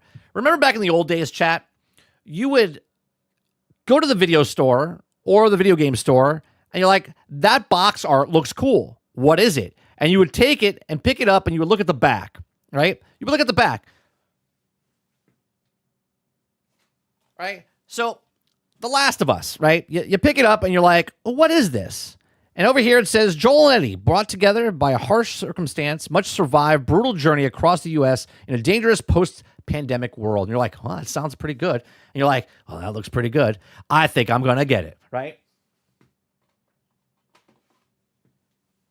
Here we are, 2026, and they're like, what if we don't say anything about our game? And we don't put the blurb on the back of the box? Because there is no box. Right? You go to their website, you don't know what the fuck it is. You go to the Twitter, you don't know what it is. You go to the YouTube channel, you don't know what it is. You don't know what this game is. And now people that play the game can't tell you what this game is. This doesn't seem very good to me if nobody can describe what the hell that we're supposed to be playing. Obviously, playing the free game is ultimate test for fans. But no doubt, all eyes will be on the stream charts to see if this is Concord 2 or not. I don't know. I don't care what the concurrent player numbers are at launch. I just want to know what the game is. Okay? Given that the game is free, I do not imagine it will get anywhere close to that, but there it is. Not bad. But there's also, they're good. So we'll have to see. Still, day one can only tell you so much. Word of mouth could increase those figures. An immediate drop off afterwards would be a very bad sign. Okay, the creator promotion aspect always involves paying a number of big name streamers to play X amount of time during and after launch. So Twitch numbers will surge. But the test is whether or not by the end of the day pay period of the same creators stick around and go back to their usual. Here's my barometer test, guys. I give it a test if Tim the Tatman's playing it more than 2 days, then it's good. If it's less than 2 days and Tim the Tatman goes back to play one of the old games that he's been playing, then the game is done. Right? You see what I'm saying? It's a joke. But anyway, it's been extendedly difficult to break into a PvP shooter space in the current era, though 2025 been bringing two great examples of Marvel Rivals and Arc Raiders. Those, however, had largely positive perception before launch. Highguard had somewhat ill-received Game Awards debut and then nothing until today. It's certainly possible that Highguard is just really that good. That is the concept and the gameplay are kind of a thing. It's launched in the mega hit Apex Legends, and all doubts will melt away. Though, of course, the opposite can be true, and we can have seen as many underwhelming launches and initial players quickly drain away. You know what I can't wait for, chat? I can't wait for, let's say the game is bad. What do you think they're going to blame it on? What do you think the populace is going to blame it on if the game is bad and doesn't succeed, doesn't get the player base, doesn't get the player numbers, doesn't get the interest? What do you think they'll blame it on? Do you think they'll blame it on us, the customers that don't want to buy their game? You goddamn right they will. You goddamn right they will. They'll be like, well, you guys just didn't give it a chance. You didn't give it a chance. You guys just hated it from the start. It's not my responsibility for you to market your game in a worst possible light possible. Now, again, if it works out and it's fantastic and people are like, it's actually a really good game, and now they're relying on the player base to advertise their game, well, now you're rolling the dice. Now you're trying to get Yahtzee. Okay? And we'll see. We'll see, because a good game is a good game, regardless if the promotion is or not. But a bad game is a bad game, and then they have to blame someone for the bad game and not take responsibility. But these are my thoughts. Let me know yours in the comments section down below. They'll blame it on Generation X Gaming co-host. That's right. Well, actually, Wizard thinks it's legendary marketing, because he thinks not talking about it is actually been good for it, because it's been getting more buzz from more people talking about it in a good light or a bad light.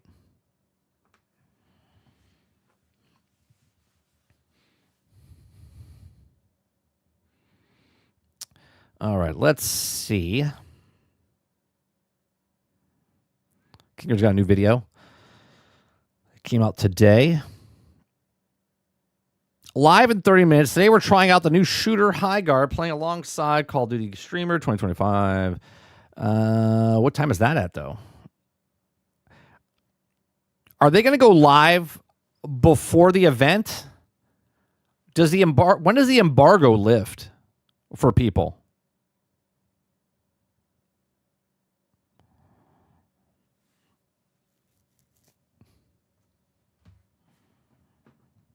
You talked about the new Silent Hill movie. I heard it's really bad.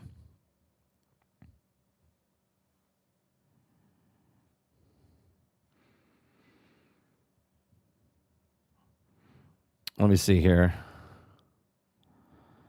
Oh, yeah, he says right here, question for anyone who has also been returned to Silent Hill. Why was James summoned to Silent Hill? Why was Angela's stuff? Okay, because they were felt guilty about something that he also sat in the hospital room hallucinating. He's given people 13 years after disappointment of Resident Evil 6, Capcom is finally fusing survival horror out of all action again.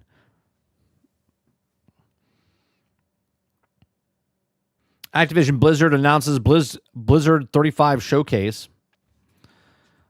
We'll probably talk about this tomorrow.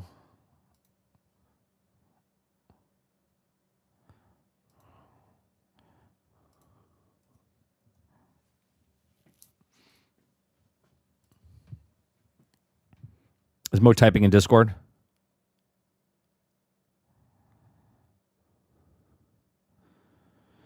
Roblox investigates disappearance of 15-year-old user in New York.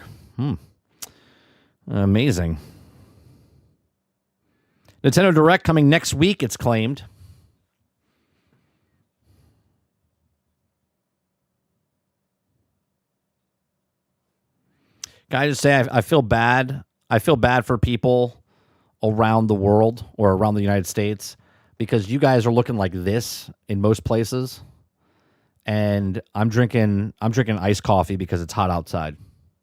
Just saying. So stay safe. If you've lost power or other things, stay safe. I feel bad. Like I was sweating this morning.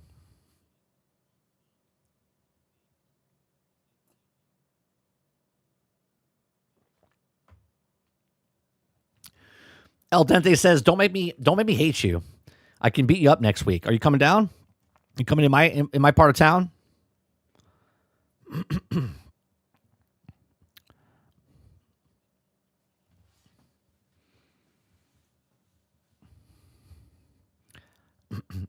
I'm not bragging, Water. I said I feel bad. I'm looking at that picture, and I'm like, I feel bad because I'm literally drinking iced coffee, and everyone else in the rest of the country is fucking freezing.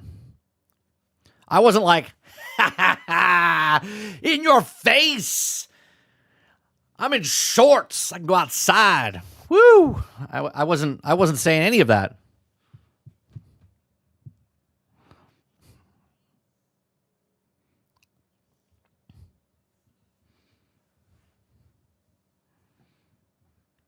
Don't worry, bro.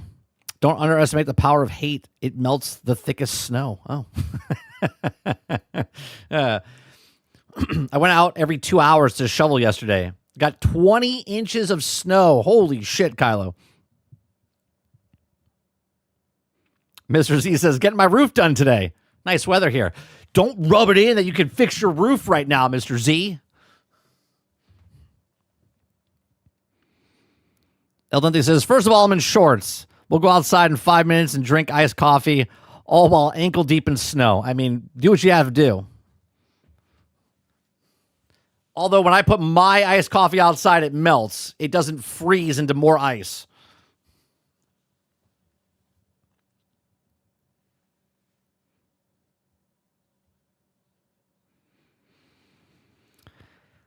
Just enough says, day in a life of 30. Firstly, y'all, I work from home. 11 a.m., I sip on iced coffee.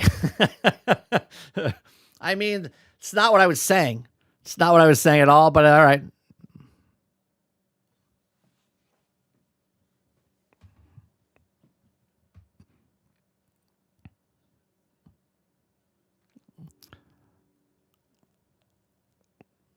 What are you going to do?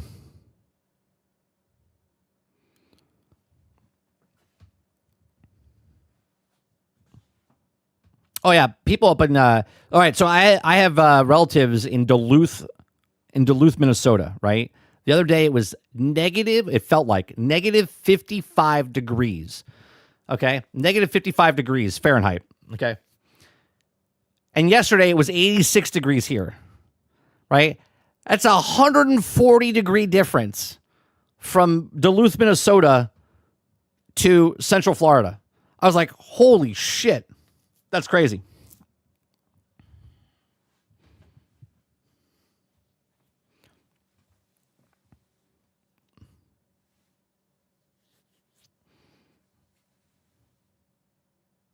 Star says minus 55. Just go back to sleep. Yeah, it's crazy.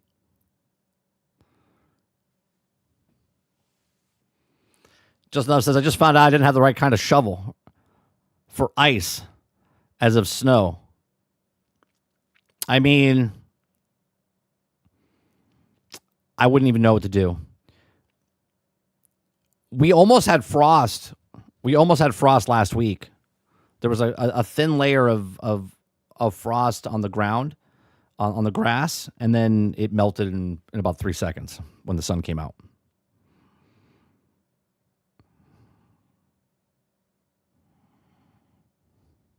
It would almost be considered snow. Jesse Mack says on the weekend for Canada, it was negative 30 to negative 40 over here.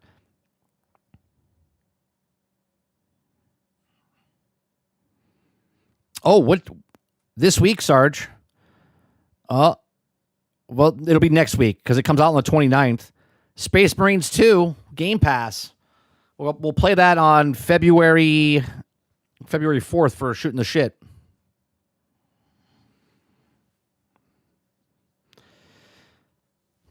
Unreal Engine 5 Dynasty Warrior 3 Remaster has been delayed indefinitely. So there you go.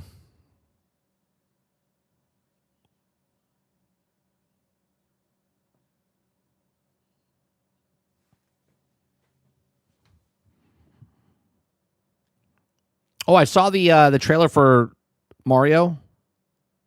The Mario Galaxy, whatever. Looks good. Excited to see that. Was it April?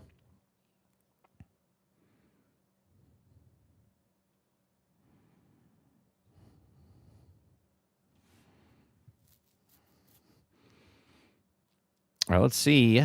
Let's see if there's another video going on the old YouTube. Let's see. Or as my dad calls it, the YouTube.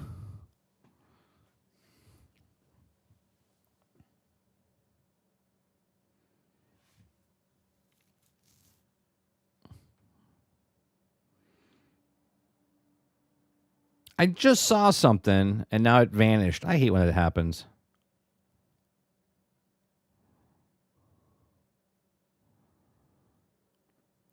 It was just there, and now I can't find it again.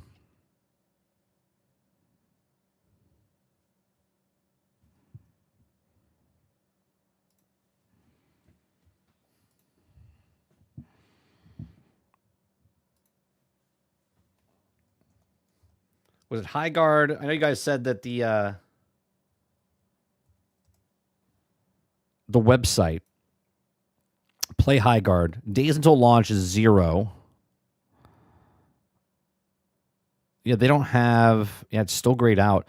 So are you guys telling me right now on console right now you guys can't download PlayStation or Xbox, just Steam? It's the only way you can go on Steam and to download it, or you can't even download it.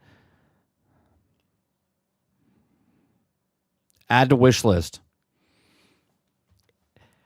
So we're assuming that there's no pre-download for any of this. 1 o'clock's going to come, and it's just going to work. No massive overload of servers. People can't get into the servers unless that's what they want. Right? They want that to make it seem like more people are trying to get in type of thing.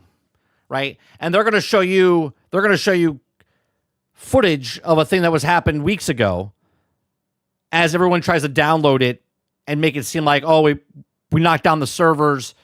There's so many people trying to get it so it looks better on Steam because of the downloads and whatnot. I'm assuming that's what they're doing.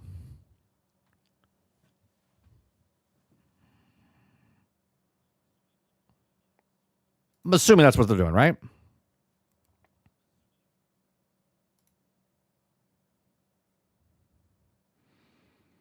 It seems like it's going to crash hard.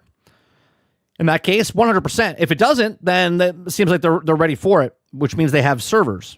But how would they know how many servers they need if they didn't open it up for pre-orders or whatnot?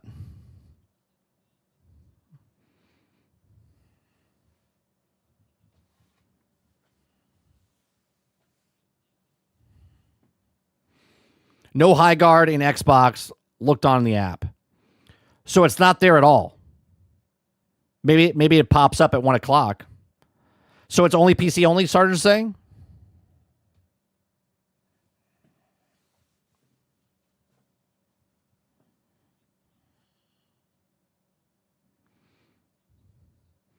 Mr. Z says 30, I searched for Highguard in the store. Nothing.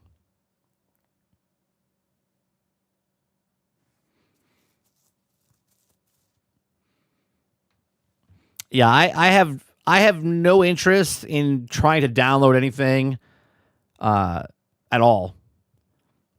We're gonna end the show, and then it's gonna happen this afternoon, and then tonight.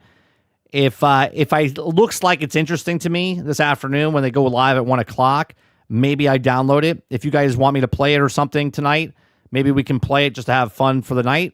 If not, if it looks like it's having server issues, if it looks like it's problems, if it doesn't look like I'm interested in the game, I'm not going to play it tonight. We'll just go back to Hightail.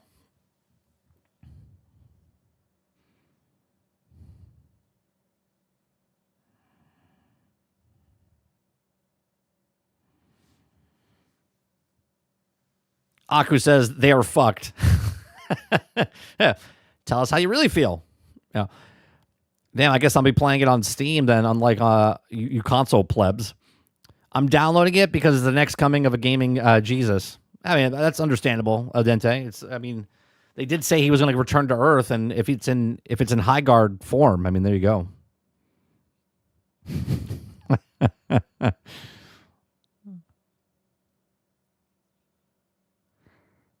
Oh, I watched the video this morning of, oh no, it's Alex. He was talking about how NVIDIA, is screwing over the whole industry and whatnot. And about halfway through his video, he came to the realization that I've come up with months and months ago. I'm not saying that. The reason I'm bringing it up is that people are starting to see the light. Remember, I always say that make the problem, sell a solution, right? And he put 2 and 2 together and said, well, NVIDIA is not doing this anymore, so they can force you to GeForce Now. And they also put a data cap on GeForce Now, so make the problem, sell the solution. And I was like, yes, that's exactly what they do. This is what the companies do, right? They know all this is happening, and this is why they make the changes that they do. Like, we're like, why are they putting that data cap of 100 hours? Well, because they knew that they were going to take it away from people, and then people can't get the graphics cards, and people can't get the graphics cards, and they want to play the best graphics on the graphics cards. So then you're going to get GeForce Now. Well, if you get GeForce Now, well, there's the problem, sell the solution. You can't get the 50 series, but you can rent it for $20 a month.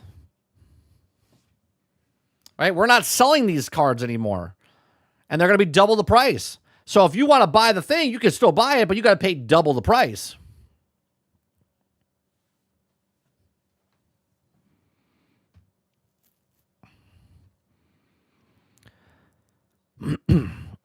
Just Enough says, I hate when they just don't drop console at the same time in multiplayer games.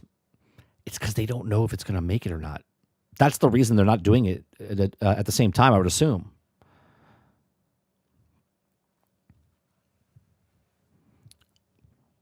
They could literally do this, right? If the servers are going to be struggling, this is exactly why they're only keeping it on PC right now. Because if they do all the systems and they don't do cross-play, or they do cross-play, then they have to make more servers for more things. But if they just do PC and they see what the buzz is, then they can be like, oh, okay, open up, right? And they'll do a tweet and they'll do whatever else. A clip says, yeah, I thought that was funny that he came up with that while he was also making the video. Yeah, I thought it was funny. I was like, oh, he sees it. He sees it. See, I see this because I read between the lines of stuff. And this is why I like doing my show, because I say what I see. That way people are like, oh yeah, you're just saying it because, whatever. No, I see it. So I tell you it so I can educate people on this, to tell you, hey, don't look at this. This is exactly why this is happening.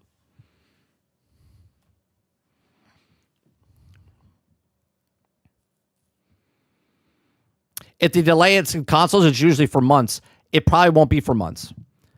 Think about what you just said. If they delay it consoles, it's usually for months. Well, it's usually they advertise their game for months, right? They usually do things in the right direction. They're not doing it. Now, it could be months, but it also could be unorthodox in how they do it, where they just do PC, and if the buzz is there for PC, then they open up things within days. I mean, you're absolutely right, though. It looks kind of weird when you go to their website and it's blocked out. Now, this could come today. Could open up today. Be like, oh my God, it's doing so well, we've opened up console as well.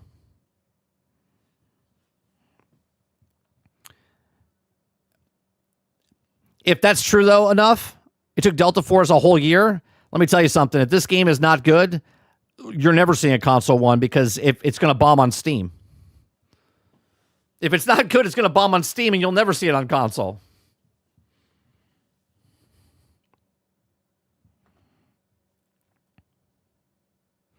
Eclipse says on Steam it says cross-platform multiplayer, so I'm pretty sure it's coming out on everything.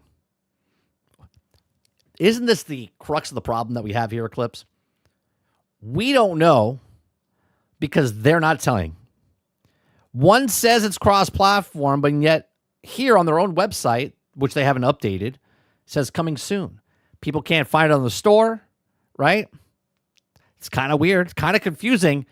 This could be ingenious or it could be an absolute flop.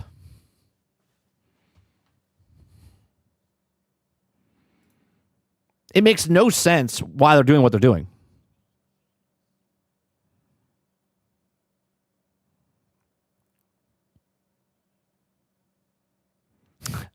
Somebody said Ubisoft Beyond Good and Evil 2 is in a unique proposition in an open world adventure market. Ubisoft 2, a unique proposition in open world adventures. Okay, let me grab that. Maybe we'll read about that tomorrow. We're not going to read that today. We'll just add that to the... You guys can just submit stories as well in our Discord. Marathon's recommended PC specs are surprisingly forgiving. Well, let's see. Oh, I was watching a video. I forget her name. Is it Gigi or something like that? She was on the Around the Bar podcast. Gia, I think her name is. And she was saying that Marathon, from what she played originally last year, she says it's a completely different game now, right? She says it's not even the same game that they showed us 12 months ago, which is very interesting to me because that means Marathon is coming out and it's a completely different game.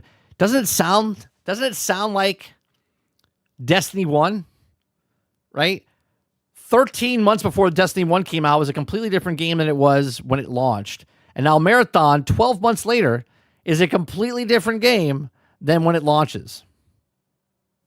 That right there would give me a little hesitation. I know a lot of people are like, fuck you, 30. It's going to be the greatest game ever. Well, all right, you can have fun with it. I'm just giving you just giving you my thoughts. Okay? Game that was one way 12 months ago, completely different now. We'll see. We'll see.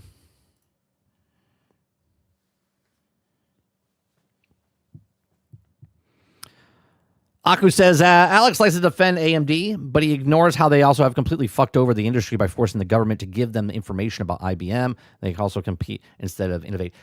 I don't know any of that. All I know is that when I watched him, I thought it was funny because he came to the realization of what NVIDIA was doing.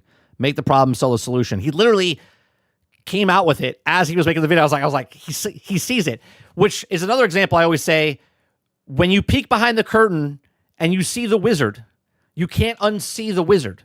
You think it's this almighty powerful God, and then you're like, oh, it's just a guy. And you're like, I can't unsee what I saw now. Right? And that's it.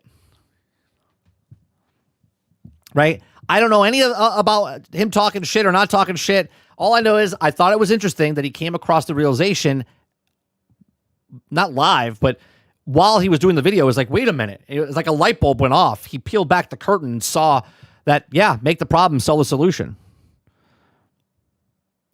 It's like you've seen the light. You've seen the light. I was happy for him that he saw the light.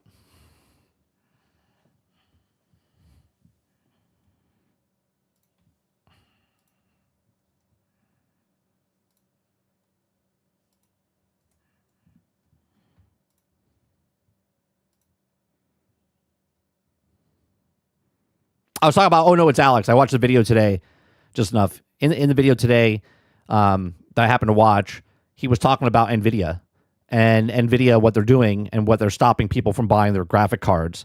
And then while he was talking about it, he came to the realization that they made the problem and sold the solution. That's why they're doing GeForce Now, and that's why they upped the hour limit, 100-hour limit per month.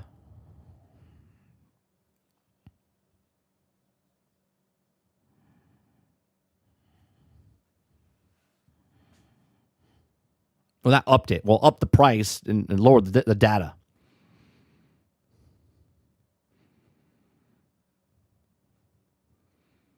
You can also watch, let's see, live stream direct on your smart device in the Nintendo Today app. Download for free for a Nintendo account here.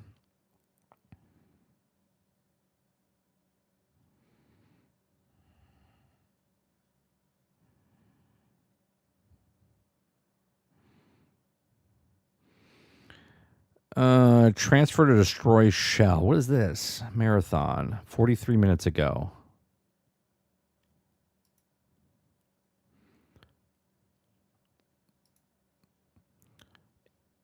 Here you go. This is a trailer for Marathon.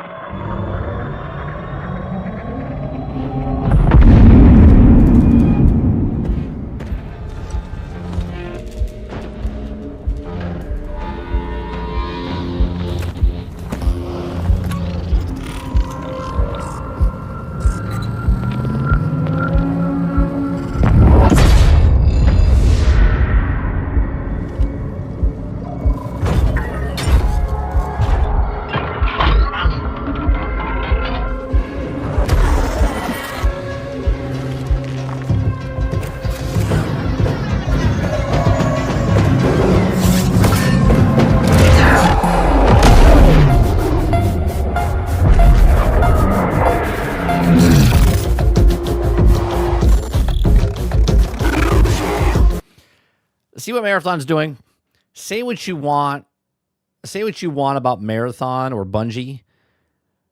They're leading up to and showing each of their things. Talked about all the different characters. Now they're showing you the trailers.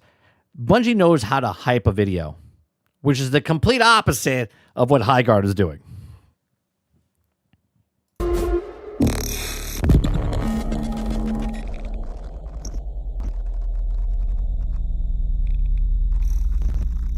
All right. I thought there was something else there. There's not.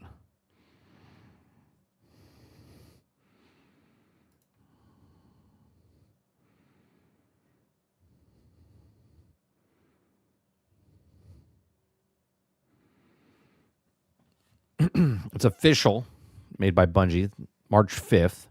So we're just over a month for Marathon to come out. Now, here's the thing, right? Here's another thing that's happening. So Arc Raiders is still just blazing, okay? Let's say Highguard takes off, right? Now Highguard's been out for a month, and then all of a sudden Marathon comes out. If Highguard is so good, and people are still playing Arc Raiders, what's gonna happen to Marathon? Do you know what I mean? What's gonna happen? Because Highguard could be the game that people are like, oh shit, I didn't know this was gonna be. This is good, and now they're like, yeah, I'm not gonna get Marathon now. Highguard's free. Marathon's $40, and this, based on what we've heard, if it's very competitive, then people will play Highguard. They'll have their fanboys. Of course they'll have their fanboys, but they need more than the fanboys, Eclipse. They need way more than the fanboys for Bungie.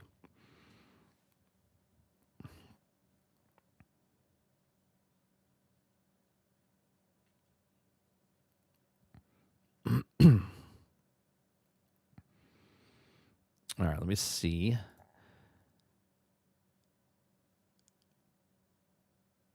SnowRunners Season 17, Repair and Rescue, just around the corner.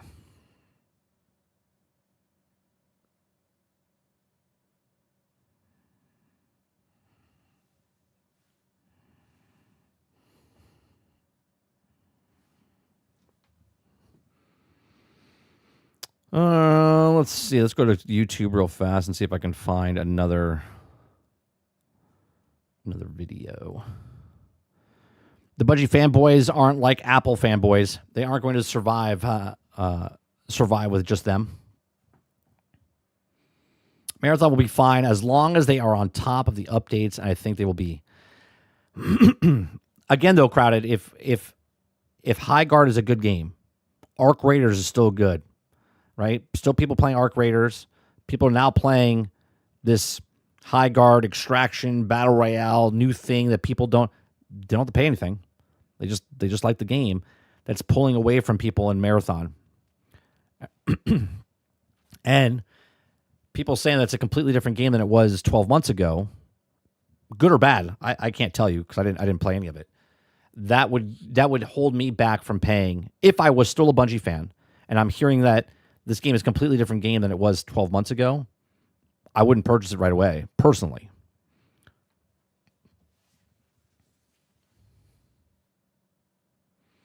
Big Mo says Sony did a silent cancellation and a silent studio shutdown. I don't even know what you're talking about. What is it? A different one than we talked about a couple of weeks ago? Is there another one they shut down?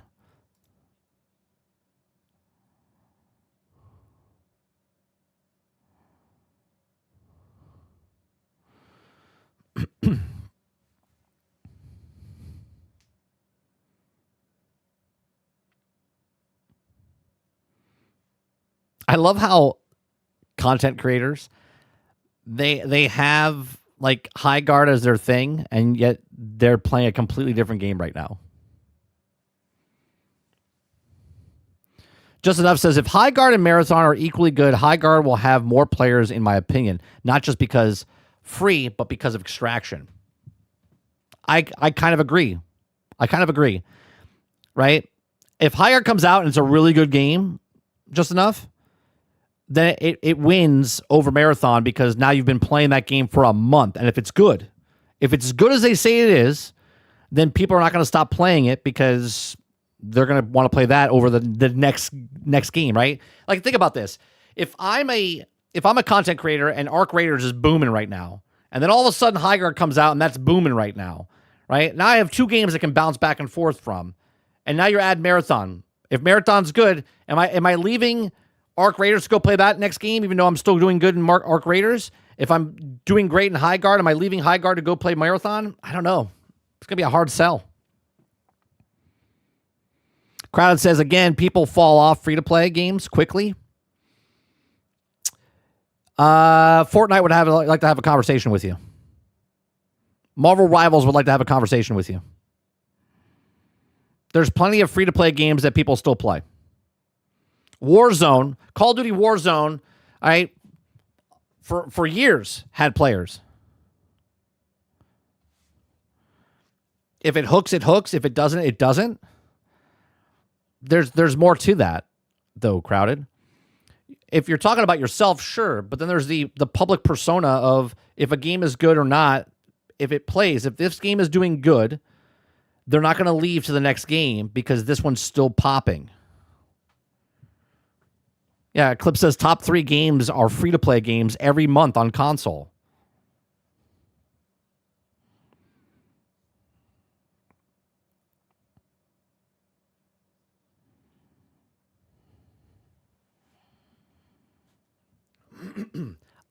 Crowded, I know that you're I don't know if you're a Bungie fan or a Marathon fan. Either one is fine. But you have to look at objectively of what's happening. Right? I understand that you want Marathon to do good. I'm just talking about it in general I'm not because I don't like Marathon doesn't mean I don't want Marathon to succeed. Right? I'm just looking at it from a business perspective. If I'm releasing my game a month after a brand new game that might hit and might be very successful, I got to be pretty worried if I'm Bungie. Because, one, you were going to go one-on-one up against Arc Raiders. Same price point, $40, right? And Arc Raiders, again, here, we'll look at the we'll go look at the stats of Arc Raiders.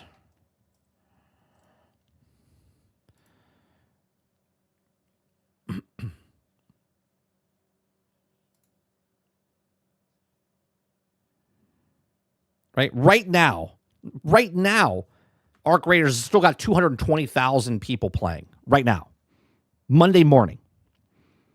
24-hour peak was 410. Right? 410,000, 24-hour peak. Okay? It's insane on how well this is keeping up. All of a sudden, you're not going to get this to just drop off to go play Highguard. You're not going to get a drop off from these player base to go play Marathon. Sure, there'll be a drop-off, but you're not going to get this massive drop-off. This number's not going to go from 220,000 on a Monday to 50,000 because Highguard comes out or because Marathon comes out. There's a massive amount of people playing this game every single day. These are insane numbers. And this is just on PC that we know. Now you take this number and let's say it's half. Let's say there's 100,000 people playing on PlayStation and Xbox, or the same between PlayStation and Xbox.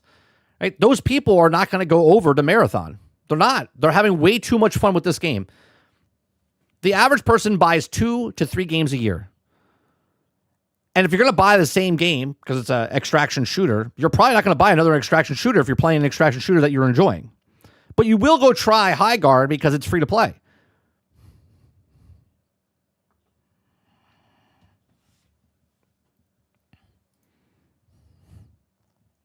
Do we even have to look at what Mind's Eye is?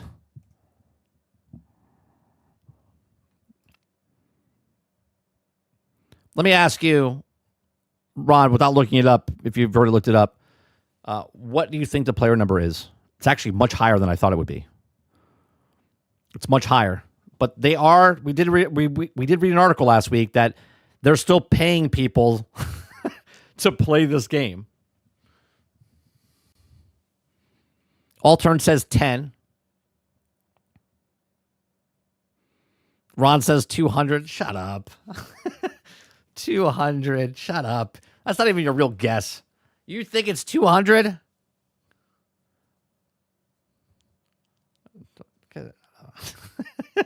There's no way you think that's 200.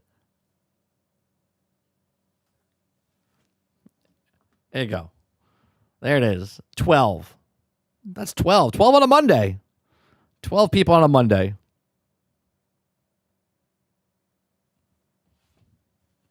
$1.5. 1.5. How do you have a half a person, Mo? How do you have a half a person? You're like, yeah, we got a half a person here.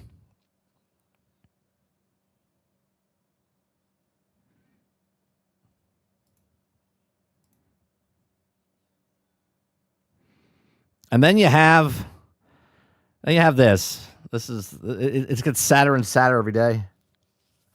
It gets sadder and sadder every day, chat. Battlefield. They're below 50,000 now. Below 50,000, below 100,000. Right? On a Sunday, below 100,000. I'm sorry. Yeah, on a Sunday. Below 100,000 on a Sunday.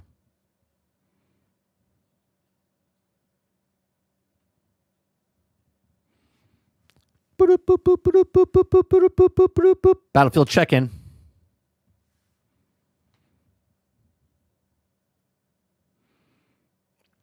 I've said that based on what people have said. House says I heard that some people say that Marathon isn't a PvP focus as it would think. We'll see, I guess. I had someone comment on my videos because we watched the video last week and the guy said it's more casual, and I said they're going for a wider net. And then someone said they played it and they said it's hardcore. I don't know. But I've heard multiple people say that Marathon is a more casual extraction now. But some people are saying that it's still hardcore. I don't know. I didn't play the game. Some people played it and they said that it's still hardcore. If it's hardcore, niche. If it's, more widespread, then you get what Arc Raiders has, more casual based. Hence why you have 400,000 people playing 24 hours.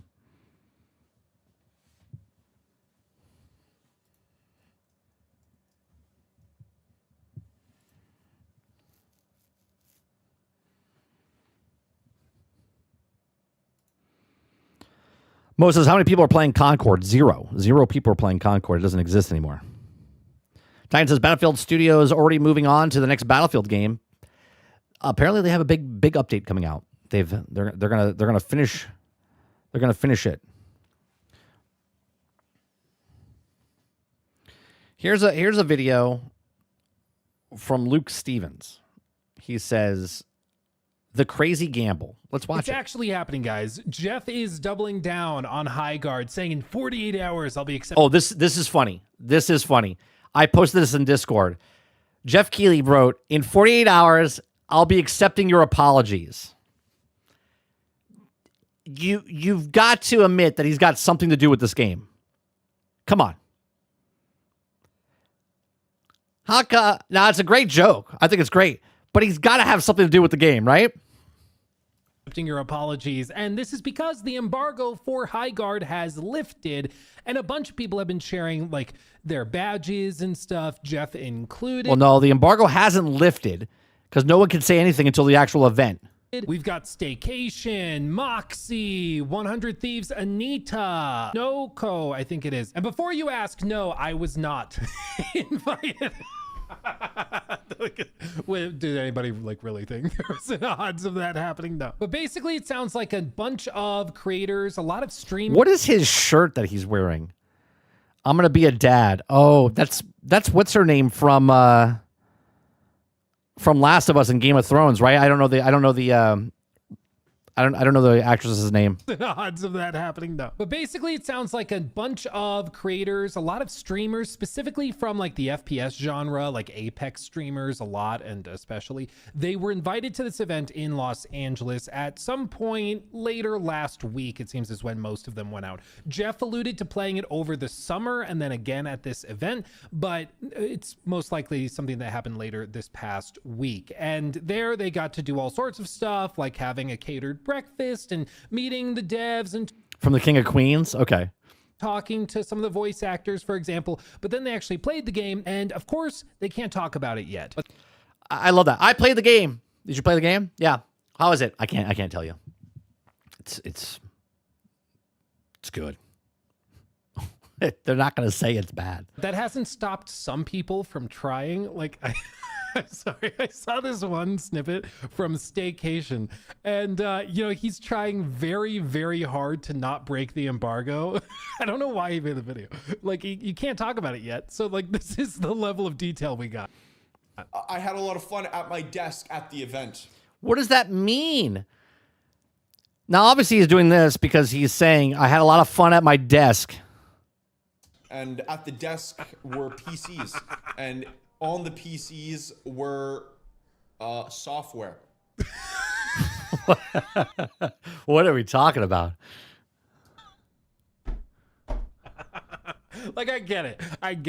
You want to get a video out. People are talking about it. I'm doing it right now. I get it. But it's really freaking funny to be like, yeah, so my update is that there will be an update and that I was at a place where updated information was. The game I played is a game that I played, and it's fantastic or not. And soon I will share that update. It's literally the Purred Happily update for gaming news. It's really funny to me. But what is the point of all of this? Well, basically, I just find Highguard absolutely fascinating. Their strategy, this gamble over the last... It's a very big gamble. And I like talking about stuff like this, right? Like I said, I'm giving them more talk about for Highguard than I probably will after today, right? Because I don't think we're going to be talking about it much in a after this. I would assume, but unless it breaks the internet in some way, shape, or form, and in my video that I posted this morning, I will give you an update if it worked or if it didn't work. The month is quite novel, quite different, and it's effectively that they announced it. And I don't think when they planned this, they expected it to be received poorly. I don't think anybody plans for their game to be received poorly. But they announced it, they put it out there into the world, and then they had this idea that they were just going to go silent for a month. Yeah, not talk about it. Try to knock people's socks off with the Jeff is gambling his takes. I have a feeling that, again, if it works out, like I said earlier in the show, I think it's genius because then his stock goes up. The Game Awards goes up, Keighley goes up, his opinion goes up. But if it doesn't, it just stays the same. Beta preview and launch it. Similar. Right. Altern says, spoiler alert, the answer might surprise you or not. Who knows? To what they tried to do with Apex, but of course that was an actual shadow drop. With this, it's not.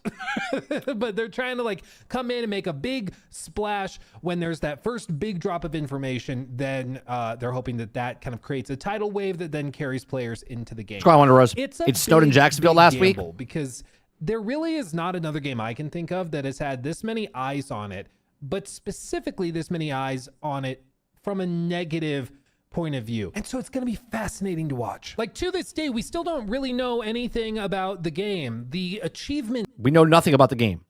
leaked just the other day, and people were looking at those achievements to try and piece together what the game modes are going to be like, or what. Oh, see, I forgot that the achievement list leaked, and you could figure out the different heroes and the different stuff.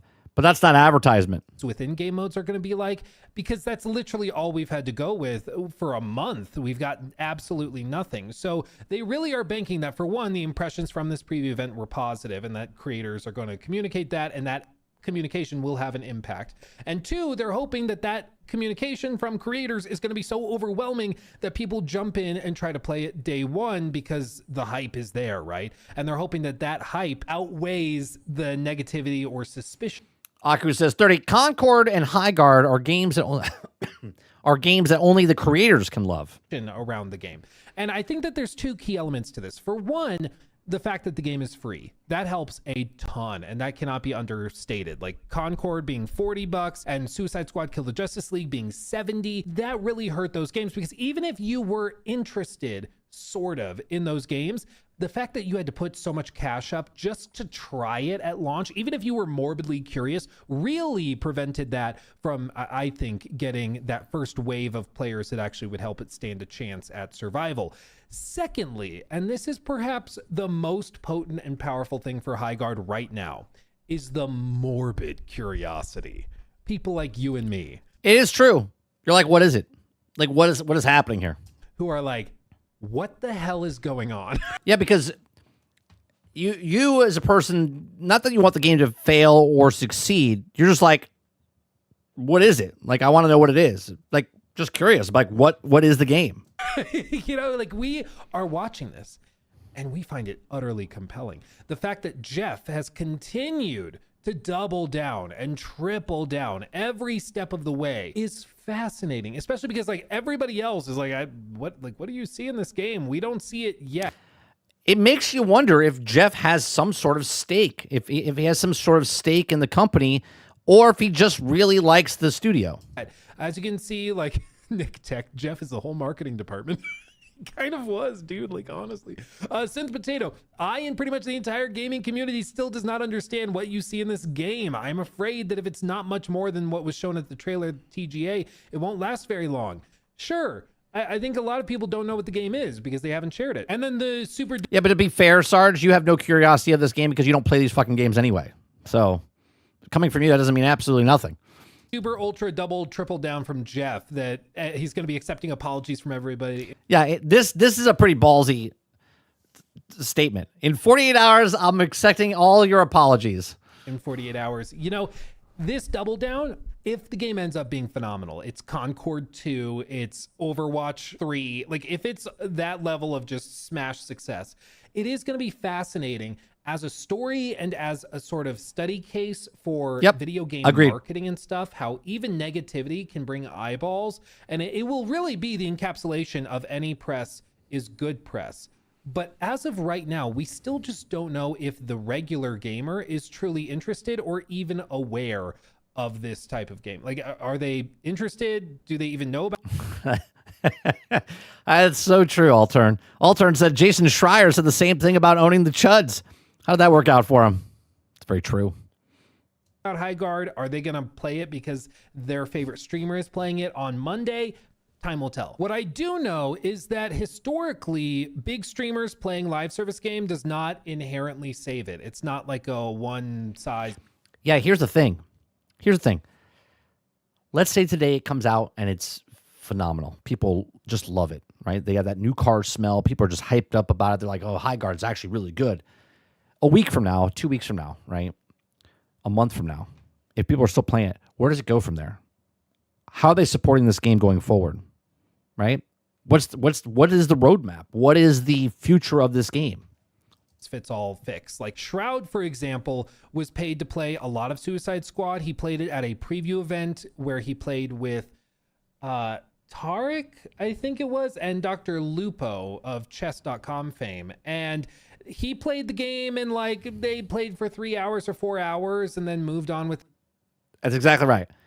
Shroud and Dr. Lupo advertised Kill the Justice League were hyped up about it and then didn't play it a week afterwards. Their day, and I think Shroud played it a little bit at launch, but it did not save that game, as we well know. And there's countless other examples of live service games that had a lot of money behind the streamers pushing it that just didn't hook anybody, because yes, streamers were playing it, but the moment they weren't being paid to play it, they gave up on it and moved on to something else, like Arc Raiders for today, or back in the day, something like Warzone. So it's going to be fascinating to see if these people, for one, continue to play it after they stop being paid to. That will be interesting. And to be clear, there's nothing wrong with being paid to play a game. Like, props, you got to pay the bills. A lot of these people have employees and teams. I respect it. Like, there's no throwing shade there. Alter says, how about the Battlefield 6 having a warehouse full of COD streamers? Yeah, I said that when it happened. But I think... Can we just have this one, Alter? Can we just have this one? When it comes to convincing players that this game is worth trying and worth sinking your teeth into, streamers playing it even when they're not being paid to sends a pretty clear message that the streamer genuinely really loves this game and wants to play it regardless of paycheck, which is a key thing when it comes to convincing players, dare I say influencing players, to get your game. But with all of this said, we know that on Monday we're going to find out a lot about Highguard, and we will actually have something to talk about. We're going to have a big reveal stream seemingly where they are going to showcase the game. That's true. I don't know if Tim the Tatman is excited for Highguard from the studio's perspective, and the embargo will lift for all of the content creators that went out to that event in Los Angeles and played the game themselves, and so they will share their thoughts and opinions on it. I will say some of we're about 50 minutes away, chat, to finding out what Highguard is. All right. Do you want me to stay live? Do you guys want me to stay live until 1 o'clock and see what this game is? Of the people that were there, I think are just like straight up breaking the NDA. Like pretty hardcore. Like when you go to one of these events and you sign an NDA, you're not allowed to say anything. You know, just like how Staycation was saying that there was... I mean, obviously we'll stay longer than 1 o'clock because 1 o'clock's when it starts. Software on the computer and the computer was on a desk. Like, that's fine. You can say that because you're not sharing anything material about like your impressions of the game or anything like that. But then there's been other people who just like straight up say, I'm super hyped. The game's going to be fantastic and I can't wait to play more. And it's like, okay, you also can't really say that, but okay. What I will say is that from the posts I've seen... You have nothing else to do? You don't know that. I'm a very important person, Altern. I got things to do. I got things to see.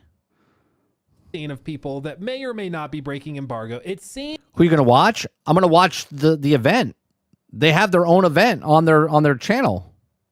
Seems like there genuinely is excitement for it, and people did enjoy what they saw and played. Is that enough to make a game a billion-dollar success? Unfortunately not. Unfortunately, there's also convincing the regular everyday players to like something. That's... Crowded says, only if you have your apology ready for Jeff. That'll never happen. I don't have any apology because I only talk shit about what I've seen, and I have seen nothing. Dare I say, even more difficult than convincing, you know, content creators of what you are doing and your vision. There's been plenty of examples of games that like streamers loved because they worked well for streamers, but that didn't necessarily work for the average player or the everyday player. So it's going to be fascinating to watch. But here's my official prediction. As I've said for a while, I think... Here's my prediction. My prediction, I'm about to give my prediction, but I'm not going to give you my prediction. No, I'm kidding. The game looks pretty solid. I think people are going to play it, have fun with it, and it probably feels just fine. It feels pretty good even. What Luke just did is what people do when they play sports. How'd you guys win the game? Well, we just went out there and played our best game that we ever played, and, you know, we just had more offense than the other team had offense, and, you know, we did what we had to do. You know, play the game. Like, these are Apex devs, so they know how to make good movement and good shooting. All of that has been secondary to the discussion. The main discussion around Highguard has been the fact that they marketed it and presented it as like the second coming of Hideo Kojima. They didn't market it though. And gamers overwhelmingly were not convinced of that. And then here's the thing. You showed the video, the trailer. And this goes to any other trailer or any other movie trailer or TV show or video game. If the trailer lands, people talk about it. People are raving about it. They're like, oh my God, I got to go see that movie. I got to go watch that show. I have to play that game. But when people don't like the trailer for the movie, the show, or the game, all of a sudden, we're all wrong. We're like, I don't know. There's a lot of people. You're going to be wrong. No, like, were pretty fucking good, right? The majority of the people that watch trailers are pretty fucking, like, when Palworld came out, everyone's like, that game looks good, right? And then it was good, right? When other games come out, people are like, this looks good, or this doesn't look good. And then the masses play it or don't play it. They refuse to elaborate or try to convince people for a month after the fact. And this big gamble they're taking is that by having one big moment, one big splash, by going silent for a month, they have enough curiosity where... I have a question. Did that bullet come through? Hold on. I want to back up here for a second. After the fact. And this big gamble they're taking is that by having one big moment, one big splash, by going silent...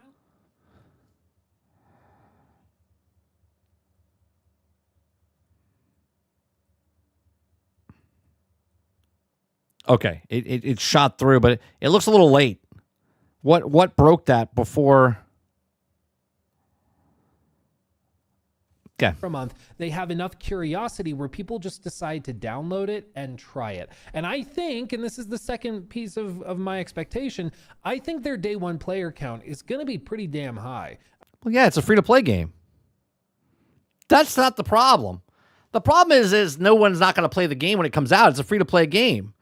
The problem is, what the fuck is it, and how long will it last? I really do. Maybe I end up being wrong about that, but I think that they will have a lot of people who boot up and try it because they're just curious. What the hell even is this thing? Of course. And to that extent, I think the radio silence has been a very interesting and clever marketing tactic because there are a lot of people talking about Highguard. Maybe not always positively, but they're talking about it. And you know, if this game is successful, as I alluded to earlier, I think it'll be a prime example of how there's like no such thing as bad press. All press is good press. Because even if people are saying your game looks bland and generic or whatever, they're still talking about it and you can get eyeballs on it. Unless you're looking at bad press as good press for the people that don't like the game, and then bad press is not bad press. It's good press for the people that don't like the game. And the hope is that they go in there, they download the game for free, they try it, and they just find it so compelling that they're willing to go, okay, actually, this is kind of goated. This is great. I'm having fun. But the third piece of this puzzle is what the aftermath is. And that I genuinely don't know. I do... That's the thing. The aftermath of, you know, here's a great example. Here's a great example. We all went on our first date, right? We all went on our first date. Some of you maybe haven't. I'm sorry. Okay. But there's a person that you liked. There's that buildup of, oh my God, I'm going to kiss this person for the very first time. Okay. We'll just leave it PG. Okay. I'm going to kiss this person for the very first time. And it builds up in your head. You might have seen them in high school. You might have seen them in college. You might have seen them out in the workplace or whatever it is. And you're like, oh my God, the anticipation, the it's so high. And then you get that kiss. And you're like, and it's over. All of that buildup, all of that stuff that happened that you had in your head, the expectations, this is going to be the greatest moment of my life, and then it's just and then it moves on, and then you ghost them. You don't call them back. You don't pick up the phone, right? It's just done. It's just done. That's what's happening right now with Highguard. Highguard's expectations are like, oh my God, this is gonna be the greatest thing. But what is the aftermath? What is the aftermath of that? Michelle says, my daughter has a suggestion for you, the host of the live stream. She says, create a alcohol, name it Highguard, and sell it as merch. That way, Highguard will finally be bigger than Concord. That's a very good idea. That's a very good idea. I think the day one player count will be high. I think you could see, you know, well over 100,000 players on Steam playing it just out of curiosity, even alone. But day two, day three, that I really don't know. That really does come down to the game itself. If the game is so fun and so good that people start texting their friends and saying, hey. Problem is the game fun for 1 match to 3 matches? Or is it fun for 100 hours to 300 hours? I don't know. Tonight or tomorrow night, we got to hop on and try Highguard. It's actually really good. You know how we were memeing on it? Turns out it's great. That's a narrative people can connect with, and I think that could actually lead to the game finding some success. But if the game is not that good, to compel people to give up on the games that they're playing, whether it's Arc Raiders. That's exactly right, Luke. And that's what I've said earlier in the show and leading up to this. To take people from this other game that they love to try to go get this game and keep them, even if they try it, even if they stop playing Arc Raiders and go play Highguard, they're like, nah, I'm going back to Arc Raiders. Seemingly, I'm going back to Minecraft. I'm going back to whatever. Targeting a lot of like Apex players and Overwatch players and people like that. If it's not good enough to pull them away from those games, then you'll see that day one peak out of curiosity and it'll drop off very quickly. You know, all of this reminds me of another game from back in 2014, Evolve. It was hyped up a ton. It was just oh yeah, that's actually a good example. Evolve. Roadkill's here, right? Roadkill used to love Evolve. Right? Used to, when you first got into this channel, you used to always try to pitch me on, did you play Evolve? Did you play Evolve? discussed by everybody. You even had people like Cliff Bleszinski, like one of the original designers of Gears of War, hyping it up, saying that it looked amazing. It was winning all sorts of awards in 2014 as like the next big multiplayer game. People thought this thing was going to be huge. They thought it was going to be amazing. And 30, you know how it's going to work out, but you're under NDA. Yeah, maybe. That's my NDA. It's my NDA, Jax. Basically, it was an asymmetric monster team fighting thing. Kind of a novel idea for the time, and it received overwhelmingly positive press attention, tons of people checking it out, and there was a ton of curiosity around it. But what happened? What was that girl's look on her face? People checking it out, and there was a... I don't even know what... Whoever's behind Luke's picture, but the girl in the red striped thing, she's not having it. The look on her face is like disgust. I don't even know what they're talking about. A ton of curiosity. I have no idea what the...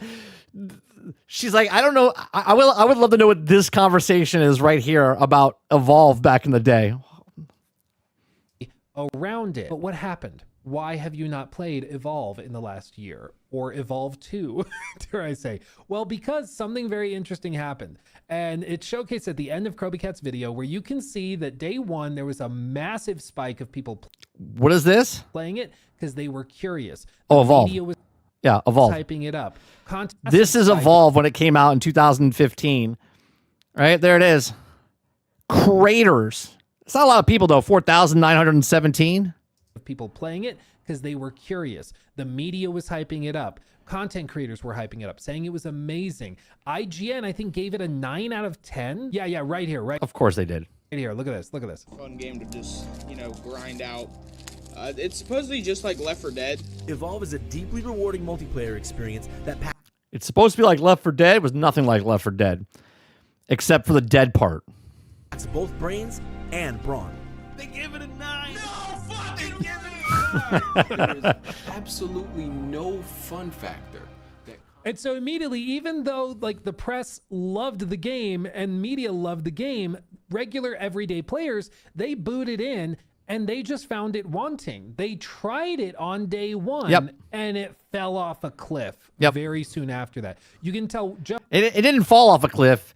They threw themselves off the cliff. Just within a month, the player count had dropped from like the peak of around 20,000 and a month later was floating. Crowded said, Azzacross just put out a tweet that implied that Luke Smith might be back at Bungie working on Destiny. Fantastic. In like the 2,500 range. A month after that, it was even lower, and pretty soon it just died off completely. Listen, I hope that that doesn't happen with Highguard. I frankly would love it if there was another game other than like Marvel Rivals or Overwatch or Apex, which has, I used to grind out Apex ranked arenas. I loved it. It was my bread and butter, my baby, my darling, and I loved it. But dude, Apex, it's been tough to get into recently. The servers are killing me. Anyway, that's beside the point. That's beside the point. The point is, I would love it if this was successful and it actually was great and it was fun and it was something that we could sink our teeth into and become another. I'll be honest. I don't care if it's successful or a failure. I would probably play it, honest to God. If it's fun, I would play it for a week. If it's not fun, I play it for a day. I don't care. Session. But I do just want to frame the context of all of this. I would never give them any money for this free-to-play Highguard game. I would never, ever give them a microtransaction in any way, shape, or form. So you go into it appreciating all of the details. So is there going to be drops? There's going to probably be drops on Twitch, right? of the games and types of games like this. So if it's successful, you appreciate it even more. And if it fails, you know, you can see, unfortunately, it's not that new of a story, you know? I do find it really interesting at the end of the day. That is true, though, Eclipse. Remember what I said a couple months ago? I said if Marathon bombs, they announce Destiny 3 much sooner. If Marathon succeeds, then they let it ride for at least a year. That Jeff is doubling down on it so much. Like, I think if the game ends up being amazing, I will happily apologize to him that I ever doubted Jeff's abilities. A small part of me wants this game to fail now, just so we have a situation like Jason Schreier, like Altern said earlier, where he said to all the chuds, and then the fucking thing got closed down, right? A small part of me wants to have it fail just so Jeff Keighley can shut his smirk face up. I honestly don't care. I won't apologize for saying that the marketing was crap and that putting it in that slot generated a lot of negativity, because I do think putting the game in the final spot at the Game Awards is why there was so much negativity at the outset. I think that's true.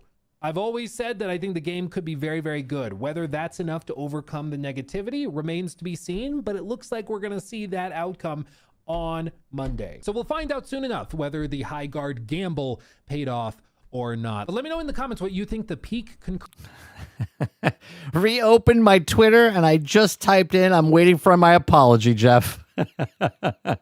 current player count will be on Steam, because I can go back in and we can look at the comments on stream and see who got it right. Chances are somebody will get it right. I mean, odds are somebody will. So make sure to put that in the comments. I'm genuinely curious.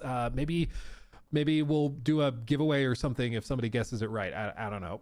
We'll figure it out. I'll talk about it on stream. I'm going to be checking it out, but I will be on a plane when the game likely drops and becomes available. All right. So let me add Luke Stevens' video to our description down below. All the videos, all the stuff that we watched today is down below. So let me get... That's Luke Steven. Is that live? Is that the live channel? No, it's just Luke Stevens. Okay. All right, let's save that. All right, what's going to happen? I'm just going to take a quick break. I'm not going to end the stream. I'm just going to walk away for a little bit. I'm going to go grab some food. Okay. Music's going to play for the next like 15, 20 minutes or so. Okay. I'll come back. We'll bullshit a little bit. And then we'll wait for the live stream to go off, and then we'll watch Highguard. And it could last for an hour, or it could last for 10 minutes. I'll be like, this shit looks garbage, and I'm out. Or this looks pretty interesting, and then we'll watch and give you my thoughts and stuff as we watch it live. I'm not going to be playing it, just going to watch it. And if it piques my interest, then maybe tonight we'll watch it. So thanks for watching. If you're going to leave, you can leave. If you want to just stay, hang out, put me on the second screen or whatever it is, we'll be back in about 20 minutes. I'm just going to grab something to eat. You guys listen to some music. You'd also help support the channel by going to Spotify, downloading 30NSG's album. I got multiple songs up there. We have like 32, 36 songs up there that you can listen to. Appreciate it very much. Hit that like button. Hit that subscribe button. If you'd like to go above and beyond that, become a member as little as $5. Again, I'm not going to end the stream. I'm just going to put it on a short break, and then we'll be back in about 15, 20 minutes. Appreciate it.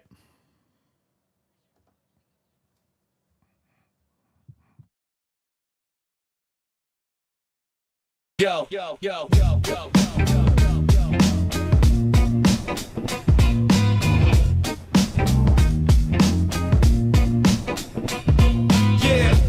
used to be wars, now it's open doors. Gamers everywhere, no matter the store. Multi-platform rise, let's go. Cross-play, cross-life, everybody getting hype. Xbox, PlayStation, Switch, PC in sight. No more fences, we're breaking the chains. Gamers worldwide all share the same game. Cross-play, cross-life, everybody getting hype. Xbox, PlayStation, Switch, PC in sight. No more fences, we're breaking the chains. Gamers worldwide all share the same game. Remember the times when the console wars burned? Had to pick a side, bridges never got turned. Exclusive drops kept us stuck in the fight. Now they shipping everywhere and it feeling right. Halo hit Steam, Kratos left home. Sony cross seas, now we standing on Chrome. Call of Duty don't care where you log in, whether blue, green, red, everybody's locked in. Back then, bragging like my box the best. Now it's yo, what you playing on? That's the real flex. Squads don't split, we unite for the win. Whether PC frames or a pad in your head. still, holding Mario tight. But even rumors say Zelda might take flight. From couch to the cloud, from a disc to a stream. Gaming's for us all, that's the multiplied dream. Cross play, cross life, everybody getting hype. Xbox, PlayStation, Switch, PC in sight. No more fences, we're breaking the chains. Gamers worldwide all share the same game. Cross play, cross life, everybody getting hype. Xbox, PlayStation, Switch, PC in sight. No more fences, we're breaking the chains.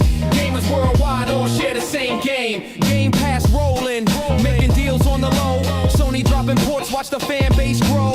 Even the Switch getting big boy drops. Monster Hunter, Fortnite can't make it stop. Epic and Steam, once fighting for the crown. Now it's like, yo, let the players get down. Cloud stream service, you can play on a phone. Doesn't matter where, you ain't playing alone. From Tekken to FIFA, from Destiny raids, everybody linking up, no matter the shade.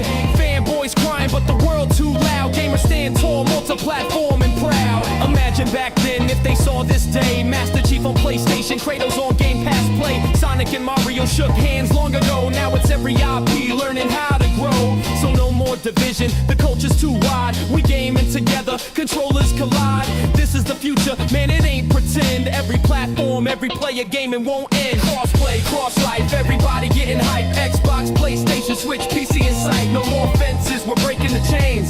Gamers worldwide all share the same game. Cross play, cross life, everybody getting hype. Xbox, PlayStation, Switch, PC in sight. No more fences, we're breaking the chains. Gamers worldwide all share the same game. Cross play, no walls, no wars, just games we adore. Platform forever, that's what we're here. No walls, no wars, just games we adore. Platform forever, that's what we're here for.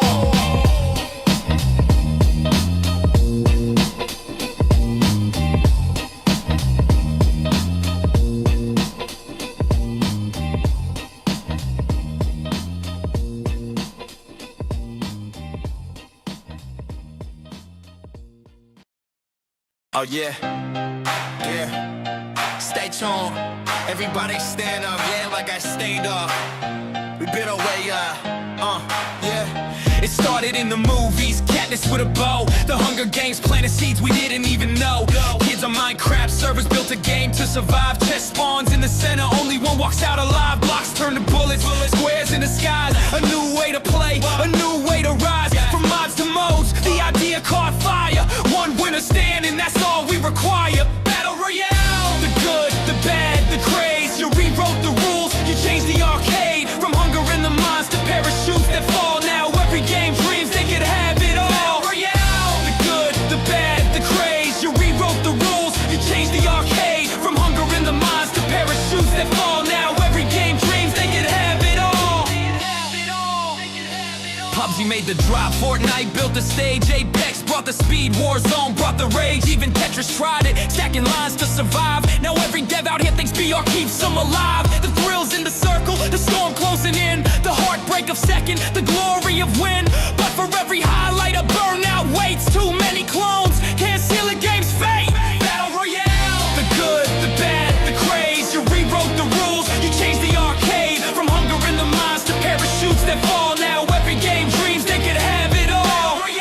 The good, the bad, the craze. You rewrote the rules, you changed the arcade. From hunger in the mines to parachutes that fall. Now every game dreams they could have it all. Some games lost their soul, chasing that crown, built the BR mode. Watch their fans walk out. It's not just the mode, it's the magic, the fight. You can't fake the fire, that first late night. From blocks to battlegrounds, from bows to battle sounds. It started as a spark, now it owns the charts. The good is the rush, the bad is the grind. But there's no denying you changed the times. Battle Royale, the good, the bad, the craze. Love you or hate you, you still lead the stage. From Hunger Games mods to a worldwide call. You didn't just join and you changed it all. Battle Royale, the good, the bad, the craze. Love you or hate you, you still lead the stage. From Hunger Games mods to a worldwide call. You didn't just join and you changed it all. So drop in, gear up, hit a storm in your name. Battle Royale, for better or worse, you changed the game.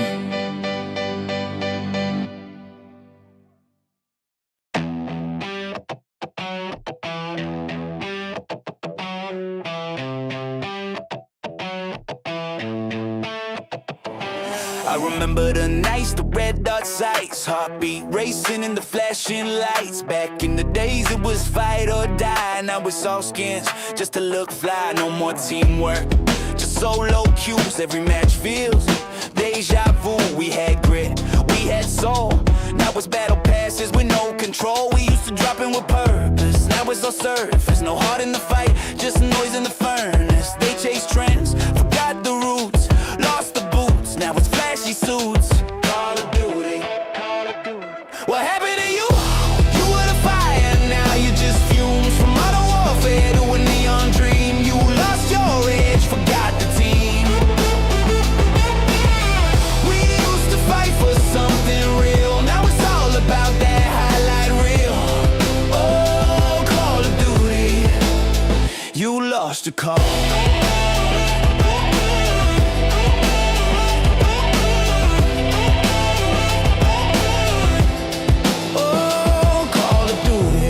Remember search and destroy. Every round we'd hold our breath, boy. Now it's all flashing moves and noise. Microtransactions kill the joy. No more brothers on the same side, just randoms and rage on the live mic.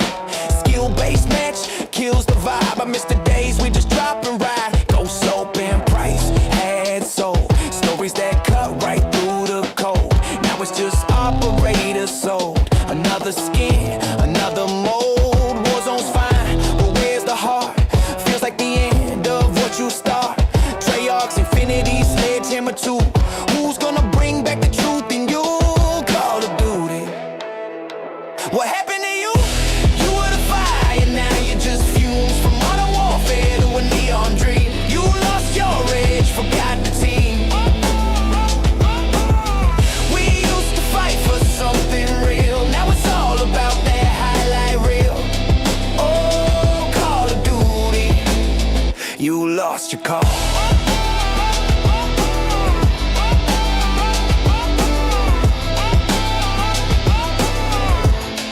Oh, Call of Duty.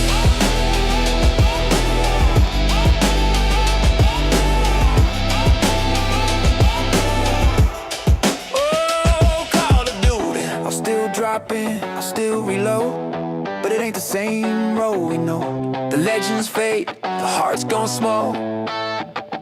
Call of Duty, you lost it all.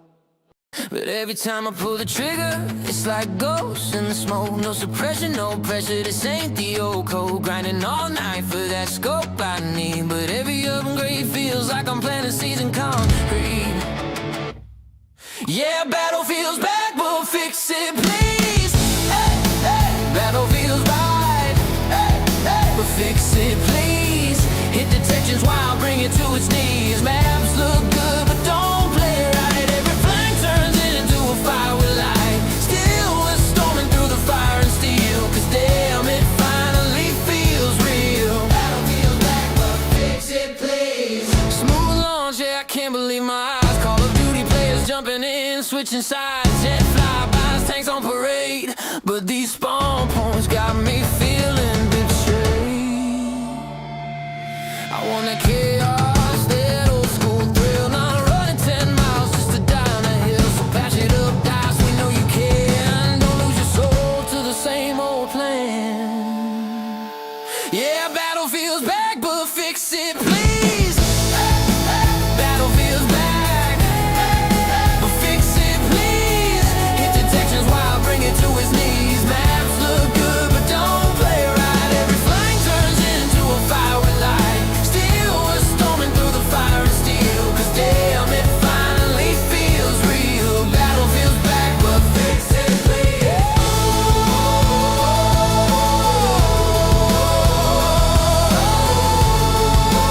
Battlefield's back, but Battlefield's back, but fix it please. Now they're talking about a BR mode.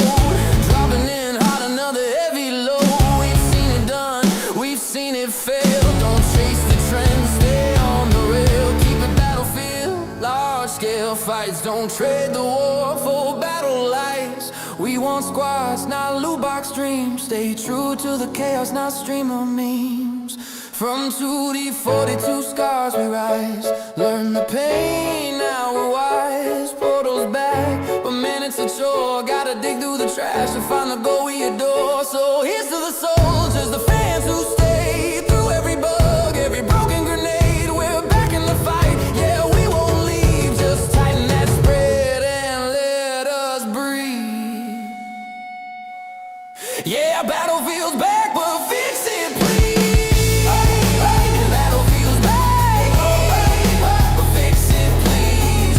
Hit detections while bringing to his knees. Maps look good, but don't play right. Every flag turns into a fire with light. Steel was storming through the fire and steel. Cause damn, it finally feels real. Battlefield's back, but fix it, please.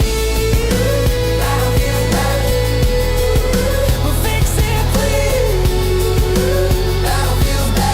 Battlefield's back, but fix it, please. Yeah. From the mountains to the bay, from them back roads to Broadway, we all fly that same old flag, and we stand 50 stars strong. Let's ride. Let's ride. We 50 stars strong, wave that flag high, red, white, blue, freedom in the sky. From sea to shining state we roll, 50 hearts, one country soul. Hey, from the farms to the towns, from the ridge to the bay, can't nobody do it like the USA. Different roots but the same old song. From sea to shining state we 50 stars strong.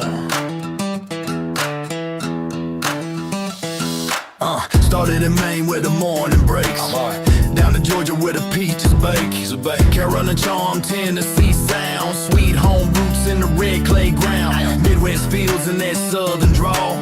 Texas big, we stand tall. Oklahoma win, Kentucky soul. Heartland proud, we strike gold. Raise them up from the plains to the coast. We the kind of folks that love the most. From the Baha'i to the mountain lakes, we shine bright from state to state. Hey. Colorado high, Montana free, Wyoming skies in the evergreen, Nevada lights, Arizona flame, Utah rocks with a western name. Hey. Oregon rain, Washington pride, Cali dreamers with that ocean tide, Hawaii waves, Alaska cold. 50 stories, one flag we hold. Hey. Yeah, it don't matter where you're from. City block or track to run, we all bleed red, we all sing loud. This is home, this is proud. We 50 stars strong, wave that flag high, red, white, blue, freedom in the sky. From sea to shining state we roll, 50 hearts, one country soul. Hey, from the fields to the towns, from the ridge to the bay, can't nobody do it like the USA. Different roots but the same old song. From sea to shining state we 50 stars strong. From New York lights to that southern clay, to the Midwest grind and the California way. Every corner, every road we take, we carry that pride that won't break. We 50 stars strong, wave that flag high, red, white, blue, freedom in the sky. From sea to shining state we roll, 50 hearts, one country soul. Hey! From the back roads deep to them city songs, we live, we love, we carry on. One nation, one dream all night long. From sea to shining state we 50 stars strong. Yeah, from sea to shining state. Every mile, every town, every fate. We may be different, but we belong. Cause together we 50 stars strong.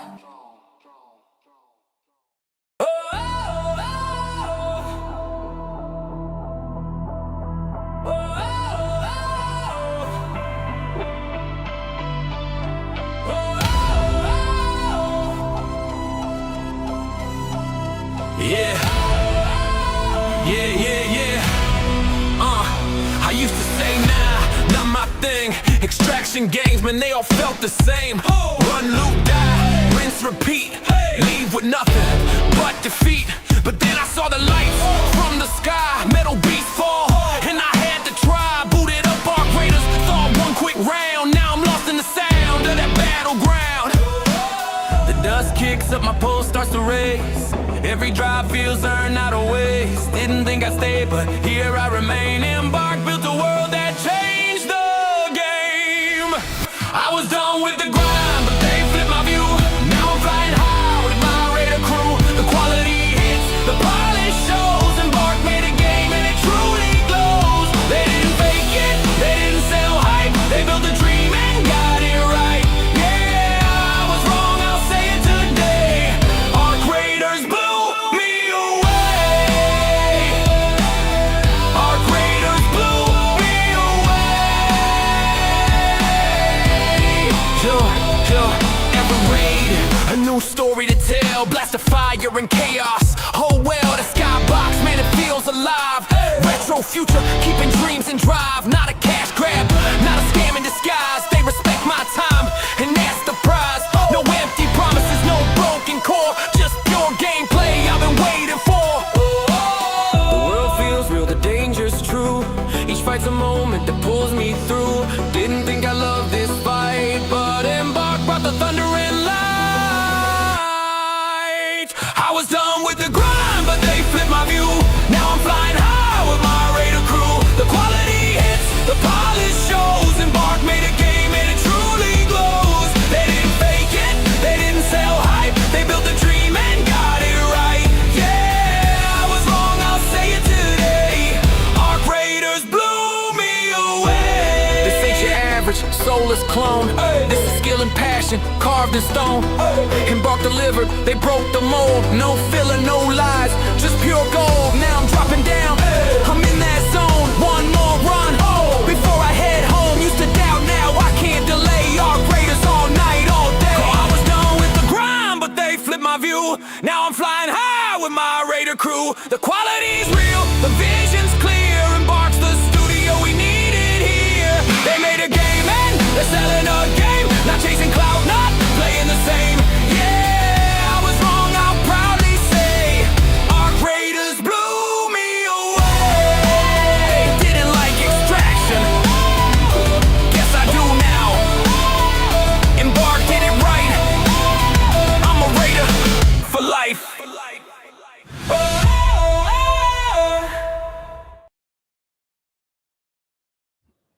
All right. We're back. I'm sitting because Highguard doesn't get my attention to stand. I'm not standing for another hour watching Highguard. We're gonna sit. I think I have people coming into the house at 1 o'clock. We have AC guys coming. I'm not sure if it's that's not a flex again. I don't have AC guys coming over to brag about people that are in the cold. Let me see what's going on here. Yeah. They are supposedly coming sometime between 1 and 3, so they might be here. We'll see. All right. So let's see where it's happening here as far as Highguard. It happens at 1 o'clock. They got do they have official showcase 13 minutes from now? There's not even a countdown. I wonder if it's a countdown of the countdown once it happens.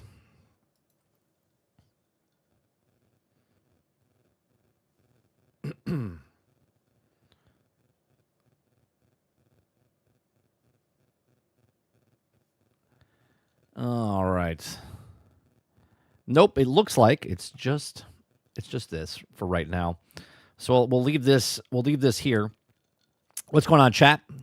What'd you guys do for 20 minutes? I had some pizza. I had some barbecue chicken pizza. Delicious. And now I'm having a Dad's root beer. Fantastic. It doesn't get better than that.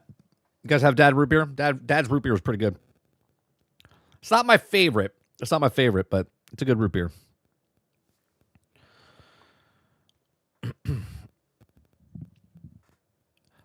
Hopefully as soon as one hits, you can also download it. I've been doing my workouts to get it over it with. I do my workouts in the evening now. Let's see what chat's doing over here. I'm John Highguard. Hopefully there comes out with the a Dreamcast port. So someone said a Dreamcast port. Fantastic. I gotta get my chat working back on the screen.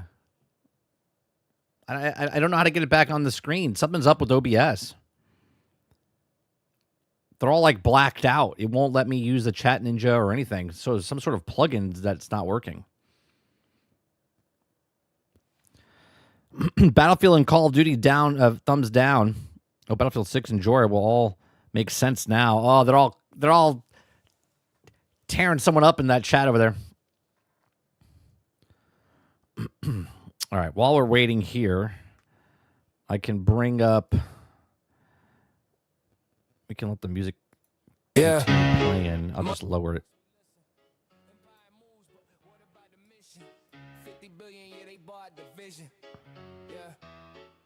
Investors in the boardroom, suits pressed tight. All right. Counting green, flipping scripts overnight. Guns and football, yeah, that's the call. But what about the stories that we love most of all? Allturn says, 30, could you give us a spoiler on what you could be playing tonight? I mean, it's probably Hightail, I'll be honest with you. Probably Hightail. I'm having a blast with Hightail. I completely did not record anything this weekend for Hightail. And I was gonna record my whole farm build that I did. I revamped my entire base. Allturn. I revamped the entire thing. I made a gigantic farm. Okay, I was farming my ass off this weekend, and I also made a fish farm inside of the game.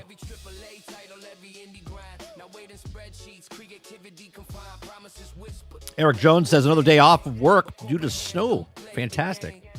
You get paid for that, or is it time? Not paid? Is it paid time off or no pay? Just you're home.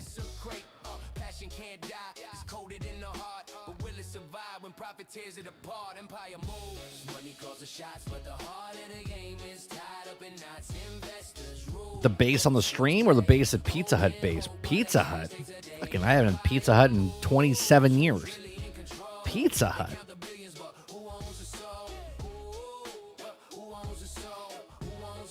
Yeah, the show's still going. John, we're waiting for Highguard to start.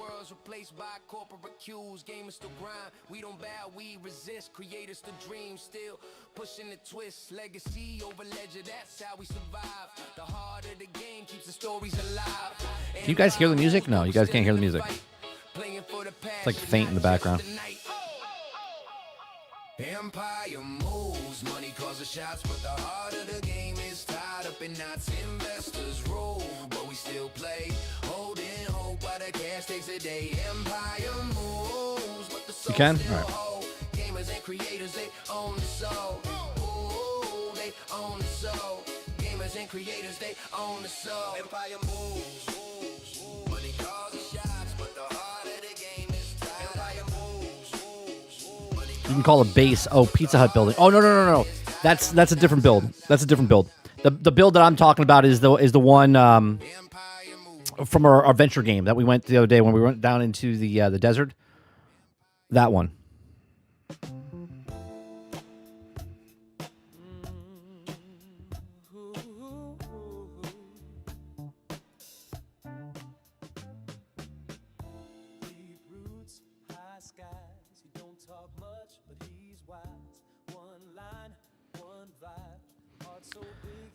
Thought we were in the wrong stream. That's the song I created. You can go listen to that song.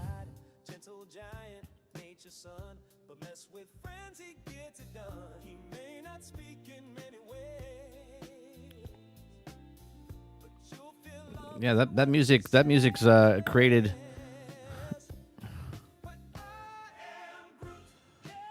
You'll see that they're also hiring World Creator to make an adventure mode. Yeah, the adventure mode's actually happening regardless. I think they just need more help.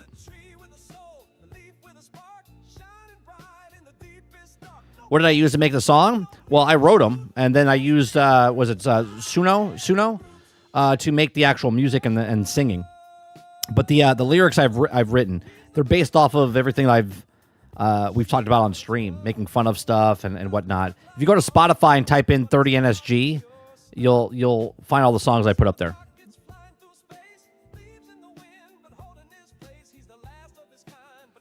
Yeah, no, I'm trying to mess with it right now. I don't know what's happening with the camera. I look whiter than usual. Yeah.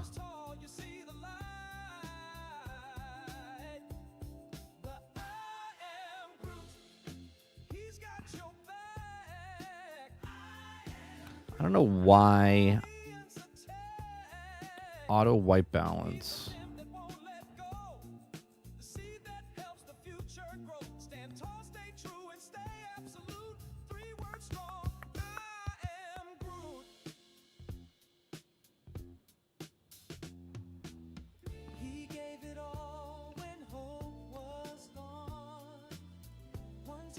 I don't know what happened to the lighting.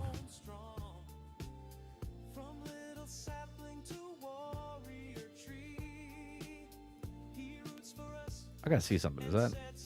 Yeah, it definitely changed my color. I don't know what the hell's happening. I look pasty white, like sickly now.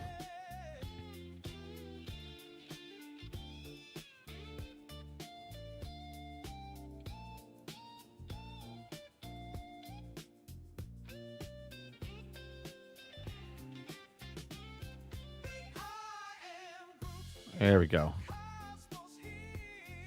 It's like changing it from like... It's so weird.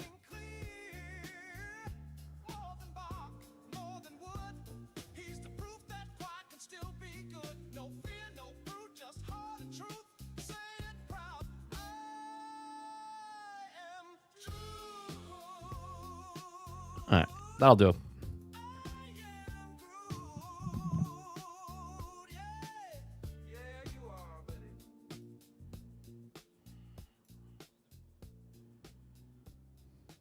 It's so weird seeing your chair. Yeah. I actually fucked up my foot this weekend. And so I'm standing the last 2 hours on a bad foot. I did something to the arch of my foot. So I'm walking around with the cane. And 2 hours was fine, but it was starting to hurt me. So I was like, you know what? I probably should sit, which is funny because I can't sit too long. It hurts my ass.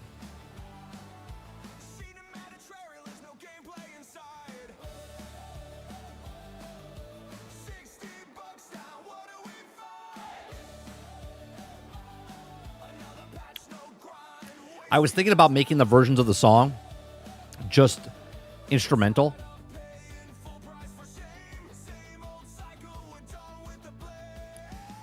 Damn, you're not even 50 and you're using a cane? Well, that's what happens when you fuck up your foot.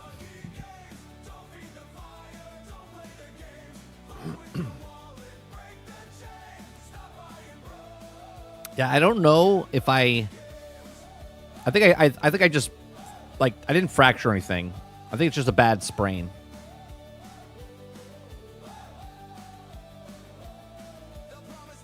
Yeah, your foot. Yeah, no, that's what it is. It's my foot.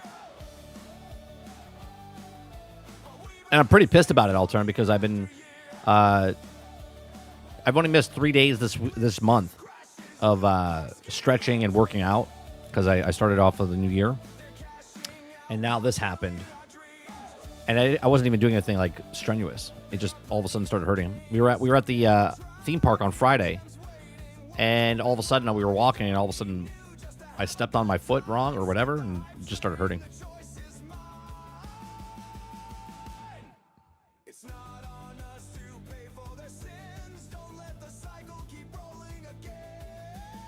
Didn't know you had a chair.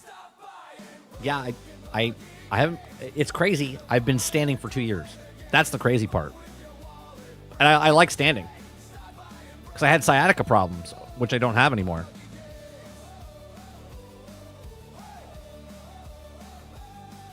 Altern says I'm starting to eat more healthy this year. I saw your chicken nuggets. I don't know. Was that healthy?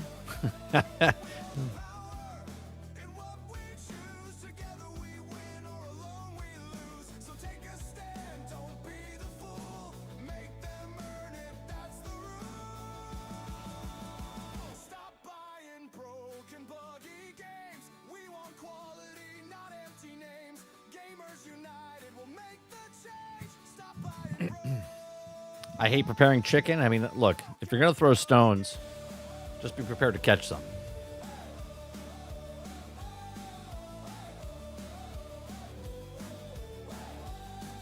Does the no pre-show download have anything to do with being free to play? Perhaps. Perhaps. I don't know.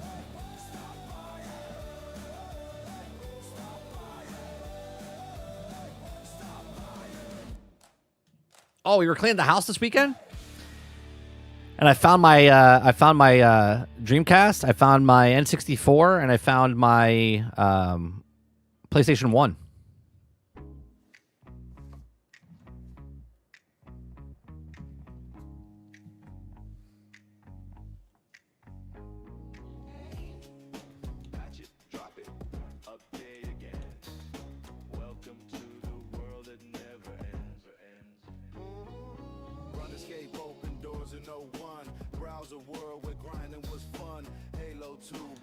Let's see. Top 3 games.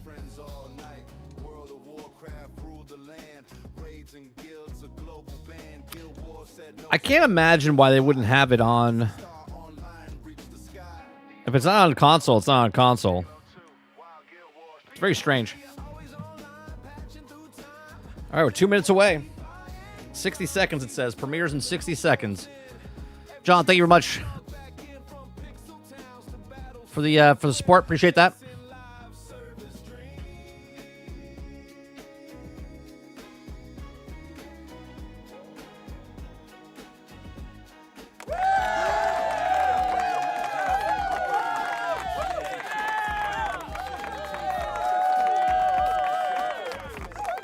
Crowd says, "Oh my God, it's happening! It's happening!" I can't even make this full screen because the stream's not up yet.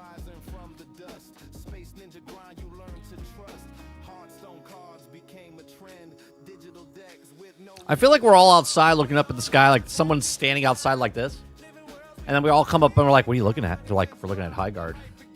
Like, what are we looking at? We don't even know what we're excited about. I mean, I'm not excited. I'll be honest with you. I have no excitement. Can you see it on my face?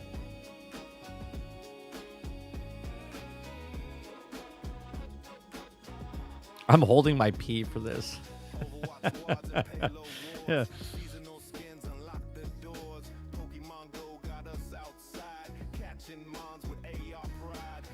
Well, I'll tell you what. Whatever happens today, I'm going to make a Highguard song. Whatever happens today, I'm going to make a... Oh, my goodness, it's loud. We're making a Highguard song.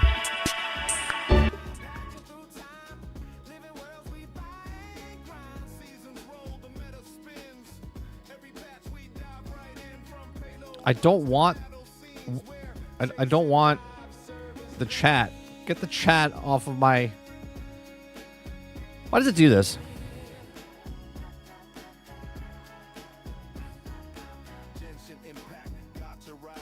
I'll do that.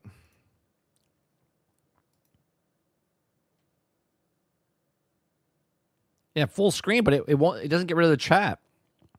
It's so weird.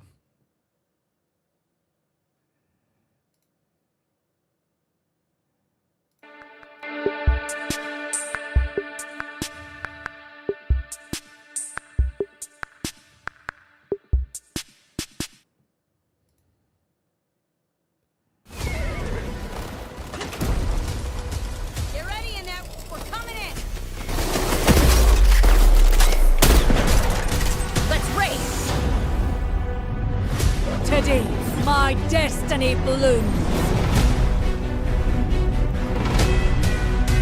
Reinforcing a wall. Let's get this job done. Some loot here. This one's got some bite. Attacking! Dropped an enemy. Smells like you need some upgrades. Enjoy. Stormbrood. Shieldbreaker forming. I have the Shieldbreaker. Is that the actual price? Feels good. $63.99 for $57 worth, or $5,700.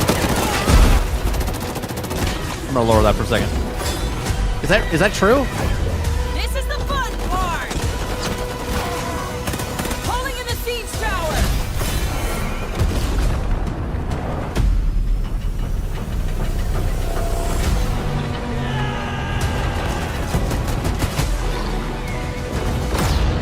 I will laugh my ass off if this is all they show and then the stream ends. I will laugh my ass off. Hiding in place.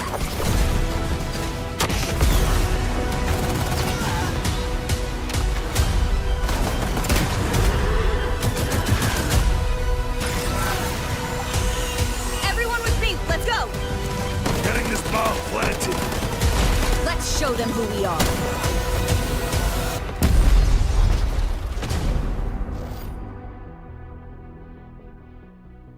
Hey, I'm Chad Grenier, Game Director and Studio Head of Wildlight Entertainment. And I'm Jason McCord, Design and Creative Director. Today we're here in our office to walk you through every aspect of that our where new you are? game, Highguard.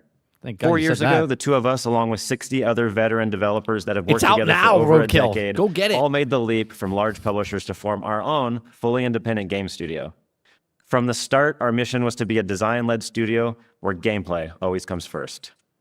And in those early months, we spent a lot of time playing games that inspired us. We played battle royales, survival games, extraction shooters, and many others.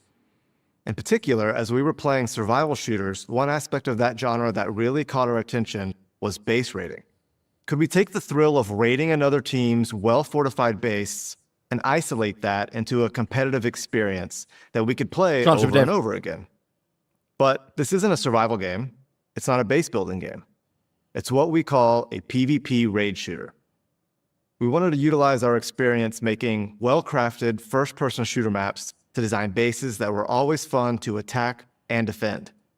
And most importantly, we wanted to ensure that we were making a shooter. We love making shooters. So basically, now they we're excited made to show you exactly what a PvP chivalry, raid shooter but is with guns. and what makes Highguard special. Here we go again, gang. Summoning great assistance! Moving in for the attack. Follow me! Dude, they're... Got a generator here. Perfect. I'll take it. Planting a bomb. Woo! We're gonna burn this place to the ground! At its core, Highguard is a new mode between two teams of 3 wardens each. To start, each team chooses a unique base to defend. This is your main stronghold, while you ride out to fight in the open territory. Yeah, it's chivalry to with secure guns, the shield Alter. breaker. That's what it is.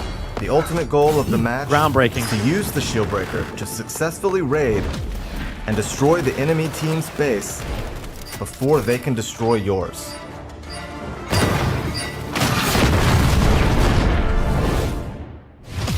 Each warden is built specifically for Highguard's PvP raid mode. They combine tactical skill with powerful magic.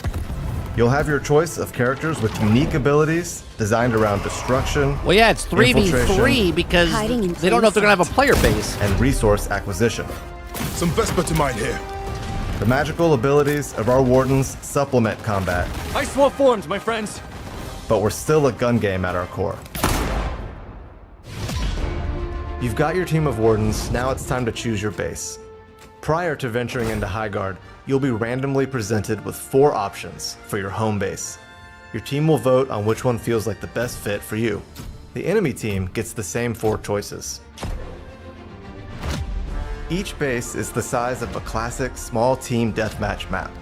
They all have different layouts and visual The map styles, designs look nice. but most importantly, Don't know how they play, but they look distinct nice. attack and defensive strengths and weaknesses depend on your playstyle. Once you've selected your warden and your base, you spawn in. You have 1 minute to plan your defenses and pick your starting loadout. Every warden can use any weapon. Select your primary, secondary, and your raid tool. I'll be honest. You can change your loadout at the beginning of every match. Each player also starts with 5 wall reinforcements. There's a which lot they of can explaining use to going on. Armor up different areas of their base. A lot of explaining going on. Once the defensive phase is up, your base unlocks, and your team mounts up and rides out. Time to ride! Teams are fighting for control of the shield breaker, which is the key to starting a raid on the other team. But the shield breaker takes a few minutes to form. I hope the tutorial During is this much time, more players should explore different points of interest and loot better gear. straightforward. You can find upgraded guns, Found a saber rifle. armor, better saddles, and magical amulets that are imbued with perks. Weapon chest here. But stay alert. The other team is doing the same, so skirmishes are inevitable. Enemy here. Everyone with me, let's go. Stick together as a team to have strength in numbers, or take a chance and split up to get more loot for yourself. Everyone just remember where you came from. Also around the map are crystal formations called Vesper. Vesper to mine over here. Use your Warden's Axe to mine this valuable resource. You also get Vesper from kills Quick, swift, clean, and done. and from successfully attacking or defending a raid. Defusing the bomb. Watch my back. The reviews drop? I don't know. If you're not having luck finding the We're living loot in the you moment. need, We're just Trader listening to Flynn the is a great way explanations to of this. supplement your equipment. Whatever you need, I've got it. He I'm can be so found in excited your I had to sit base down for this. Or out in the open world, and he will happily sell you better armor, guns, and gear. Appreciate the kindness. So hunt down or purchase the best loot possible and win those skirmishes. I don't start fights. I end them. During the gear up phase, always make sure you're keeping one eye on the sky. Gear up phase. Storm's brewing. Shieldbreaker should be ready soon. When the storm forms, the Shieldbreaker's location is revealed. It randomly spawns in one of 3 unique points of interest. Once that Shieldbreaker forms, nothing else matters. Rally up and fight for possession. If your team manages to secure the Shieldbreaker, your objective is to get to the enemy base and start the raid. But the enemy team will do This is everything just in red their versus power blue, to stop man. you from getting to their base. Gang, time to attack. If you die, you'll drop the Shieldbreaker, and the enemy team can pick it up Let's mount up and soar to victory. and run it to your base and start their own raid. Once you get to the enemy base, plant the Shieldbreaker and start the raid. The raid begins with the summoning of your siege tower that will break through the enemy's outer shield and become your spawn point during the raid. We're getting raided. Jumping back to You're doing a raid in the middle of a defending thing. team will be able to teleport back to their base. So be ready to fight. You better be ready. Once the shield has been broken, the raid begins. The enemy base contains objectives your team will need to sabotage and destroy. But in order to successfully penetrate a well-defended base, you'll need to use your Warden's abilities and your raid tool. Every Warden comes equipped with one raid tool of their choice. You can choose between a rocket launcher for a more straightforward approach, a zipline gun for when your attack plan requires coming in from above, Attacking target B! or a blast hammer when you just want to bring it all down. Path clear. On me. Different tools are more effective for different bases. Once inside the base, your objective is to sabotage enemy generators. Blow this place sky high! Once the bomb is planted, you'll need to hold the objective while the enemy team tries to flush you out I'm defusing the bomb. Watch my back. and disarm the charge. Each base has 2 generators and an anchor stone. If a generator is successfully destroyed, it does 35 damage to the enemy base.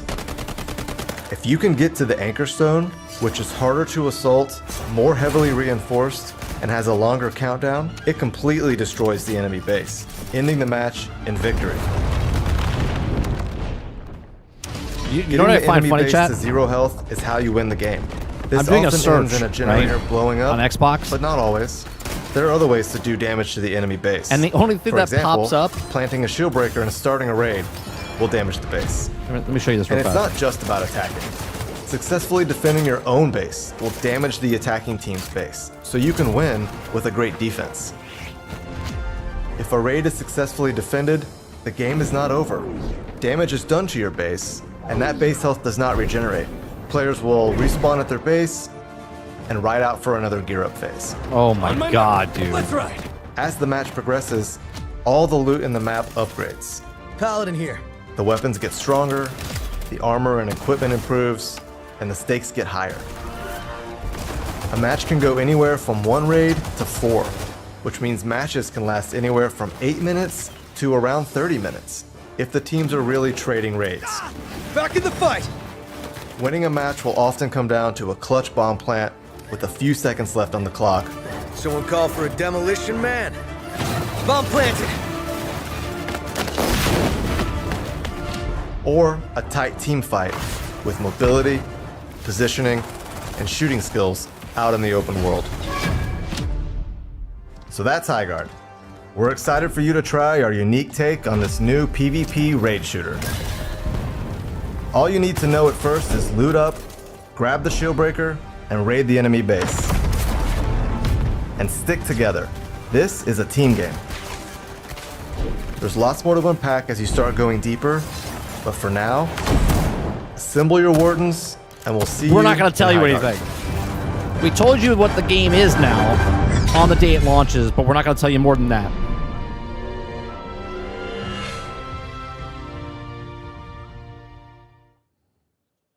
What you just saw is a product of 4 years of experimentation, playtesting, and a whole lot of passion and fun. And now here's a deeper look at the mechanics, features, and world of Highguard directly from our team. Regroup on me. We're coming in! Shock spear out! Ice wall. Up for cover. Would you like to know more? Would you like to know more? Would you like to know more? Great!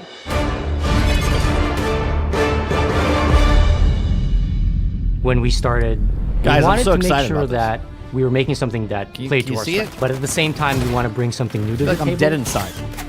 Players are always craving something fresh and a game that is not exactly like something they've played before.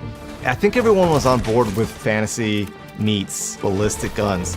We thought, okay, well, we don't want to do sci-fi. What is the other conceit that we could make? It's like, well, Magic will let us do that. We wanted to integrate more fantasy elements into a shooter. We knew that we wanted to do like an FPS game. That's our core, that's our bread and butter. We know how to make shooting feel really good. So we focused on that first. Well, that's good.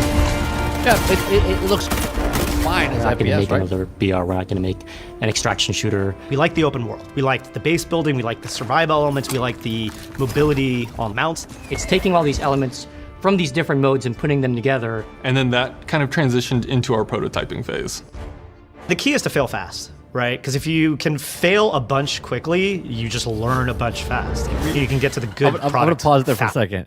That's going to come back to haunt them. Yeah, you have to fail fast. That line right there is going to cost them. We have people totally trying new things and taking big swings because we're small. Every playtest, there is buckets of feedback. We pride ourselves on finding the fun, and it's sacred when you find it. The things that survived from the beginning were pretty much raid related. A raid is where you bang on someone else's base and say, I'm here, and I'm gonna f you up, or maybe not that word. The raid is the driving factor in most of our choices, from the characters to the weapons, to the raid tools, to the mounts, to the push and pull, the sword.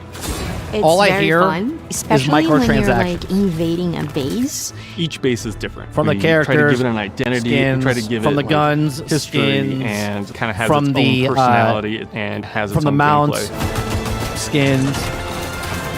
We discovered that we could make really strong expressions of layout, opportunities where we could go bold. My favorite one is probably Bell Ringer. It has like the 3 bell towers. It has like candles on these like curved interiors. I love just kind of seeing how the light plays off of it. The cool thing about our bases in our world On is Xbox, that all I see those is the bases are microtransactions. discovered You in can buy Highguard. Who Highguard discovers Gold, them are but I don't see our the game. wardens. When you take story and you think about characters deeply and you think about Highguard and this mysterious land, everything is reinvesting in the world we are building. One thing that we wanted to do was make sure that like our magic felt not hand wavy. So everything kind of like emanates from a source on the characters, and the characters is kind of what creates that magic. My favorite warden right now is Scarlet. I really enjoy her shifting sands ability. It's one way that you can silently get into the base, and then the enemy is like totally confused. Our wardens, I would say, are there to complement our guns in terms of lethality, but they're meant to add tactical and strategic depth to the overall match. It's exciting. You're at the beginning of a match. You don't know what's going to happen. Endless opportunities. All the character abilities and the destruction and the gunplay all come together into this really frenetic fight.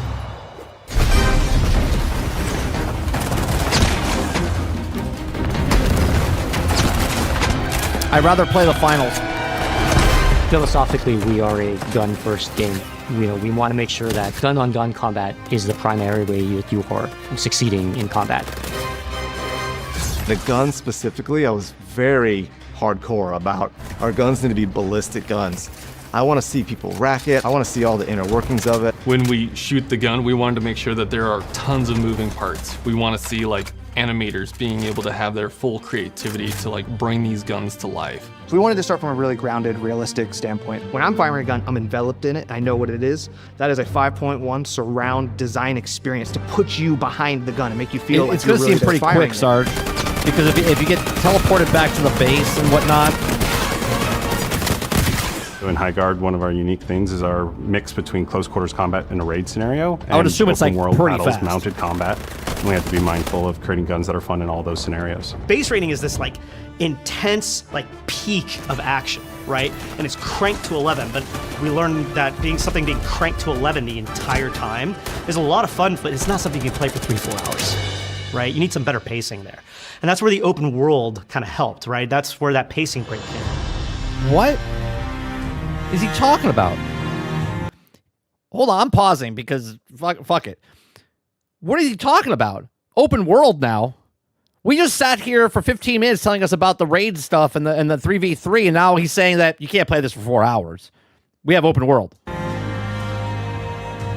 The differentiator factors from our game, I think there are 3 things actually. The loop is very unique, and then I don't think you see a lot of shooters out there that do fantasy.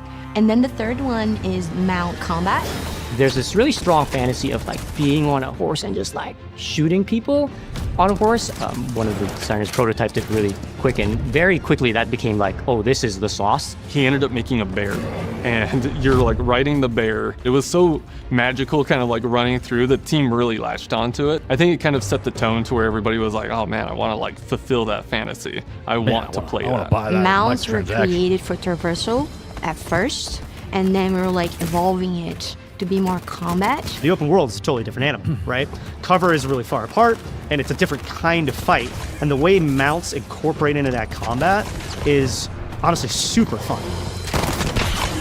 You want to have kind of like these rolling vistas. Well, no, they said there was PvE in the mount game. Combat. You want there to be excitement to be able to like get out and go roam. The beauty about Highguard is that we're just at the surface. The characters have just found certain parts of that land, but they're going to continue to discover new things. Highguard is a lost continent that has suddenly reemerged I swear to God, they say a 10-year mysteriously, plan. missing in action for hundreds of years, to the point where most people in this world don't even believe it's real. Highguard itself is kind of a land of Sort of like mystery, reality. and each map is a snapshot of what that continent used to look like. Closer to where Highguard was rediscovered, we stick with a lot more modern architecture. You got a lot of very big machinery. You have a giant wall, you have steam vents. The more we go inland, the more magical and ancient it gets. When Highguard first returned, everyone rushed to this land, and they all died. And it became clear that the only ones who could survive in this magical land are those with that gift of magic. And they are brought to this place by a mysterious organization called the Iron Vigil. At first, when you meet the Iron Vigil, and they are the ones who help bring you to the land of Highguard. They're in a position of power because they broker all of the contracts that the Wardens take on. You see all of these characters being drawn like a moth to the flame to Highguard, and over time you're going to see how big that flame gets. We've picked our favorite things here and there, but I feel like we found a vision and stuck to it and created something that's genuinely new. We knew when we started we wanted to make a shooter, and we knew we wanted to make something that was live service. And so we've been planning for that for a very long time. In fact, we already have a year's worth of post-launch content already deep in development. There's a lot of live service fatigue right now, right? These games tend to hit you with a FOMO, which I think players have gotten wise to, for good reason. We're building a game that people want to come back to. So the way our post-launch plan is broken up is what we call episodes. So each episode will be roughly 2 months, broken into 2 halves. We'll have a part Season 1 pass. and a part 2. With launch, we'll have a special occasion with an episode 1, and that'll bring 5 maps, 6 bases, 8 wardens, 10 weapons with 11 mods that change up how those weapons play, over a dozen other items in the loot pool, and 3 raid tools, all at launch day. And then, just in a couple of weeks, we're going to have episode 2, which kicks off with a new warden, a new mount type, a brand new map, and we're really excited to bring our first new mode, Ranked, to the table. So that'll be coming in 2 weeks. And then from there, we'll be in our regular cadence. See you in 12 to 18 months if you're still here.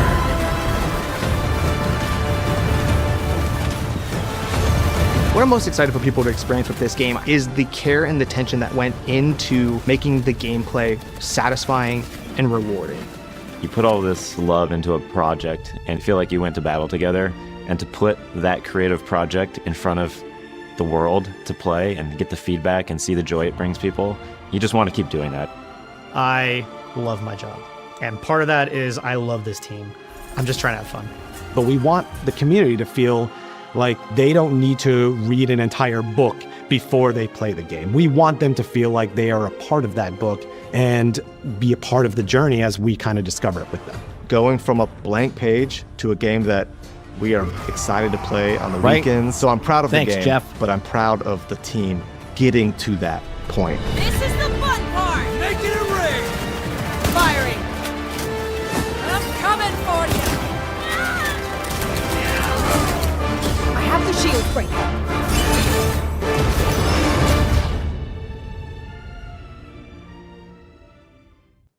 We hope you enjoyed that first episode and the in-depth look into the gameplay of Highguard. Thanks for giving us the opportunity to show you more about our game, and we hope that you'll try it out for yourself. For those of you who want to learn even more about the game and our universe, be sure to check out the Field Codex on YouTube and our official website. Oh, do they put stuff on their website now? To get the latest news, patch notes, and updates about the game. And most importantly, Highguard is free to play and available right now on Steam, PlayStation 5, Xbox Series X and S. Remember, the first War Chest is completely free for all players, and we're hitting the ground running with our next episode coming in just 2 weeks. We can't wait to grow and build this game with all of you. From all of us here at Wildlight, I can't find it on Xbox yet. And we'll see you in Highguard.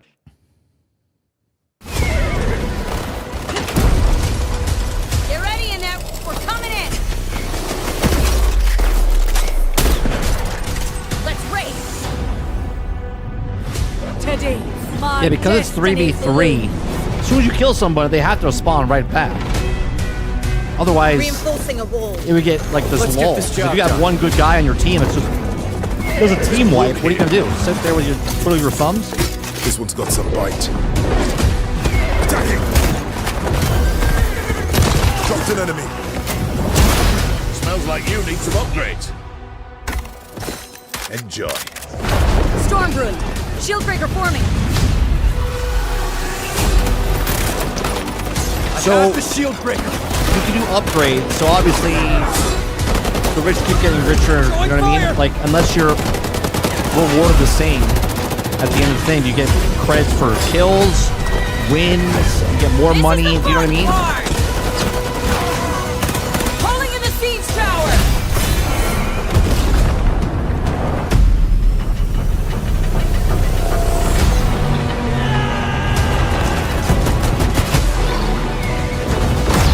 Attacking!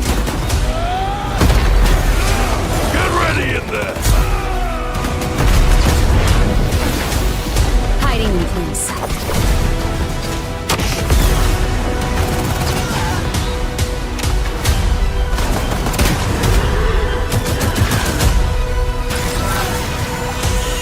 Everyone with me, let's go! Getting this bomb planted. Let's show them who we are. That person just took all 3 guys out, right? So you have to be coming back instantaneously after you die.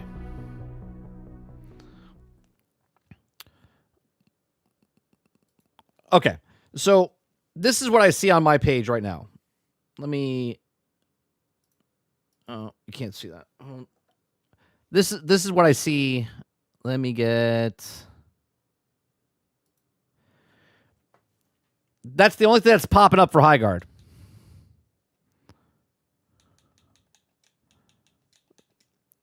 Oh, it finally showed up.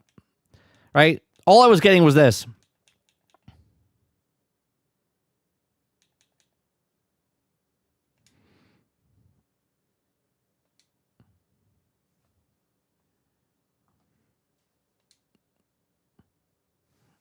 It's got to install.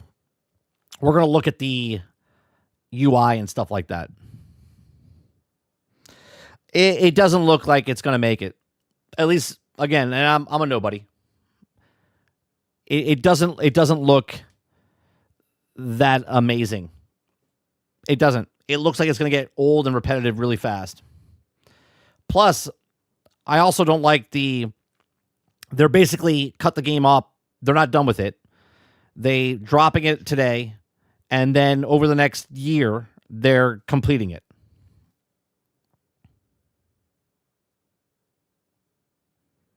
You're going to look at a login screen with a waiting queue. If that's the case, then we're good. Let me see if is anyone playing it right now? Let's go to...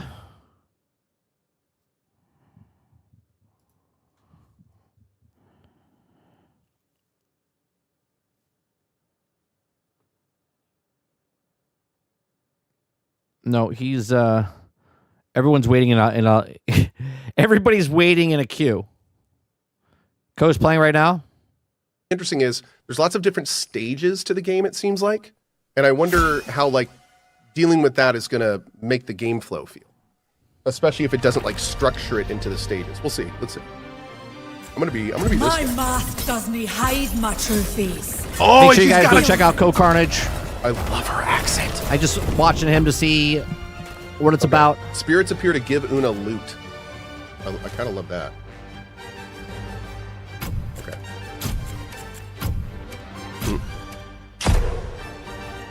This is muscle visually model. it looks good. The maps and stuff look good. They do. The design and stuff looks good. Recommended is Frosthold. I don't know why, but let's do it. Apparently there's a roadmap already. That's smart. Yep. They paid half of Twitch to play this game. It does seem that way. Yes, there's a lot of really big names that are sponsored right now playing this game. A lot of sponsors on Switch.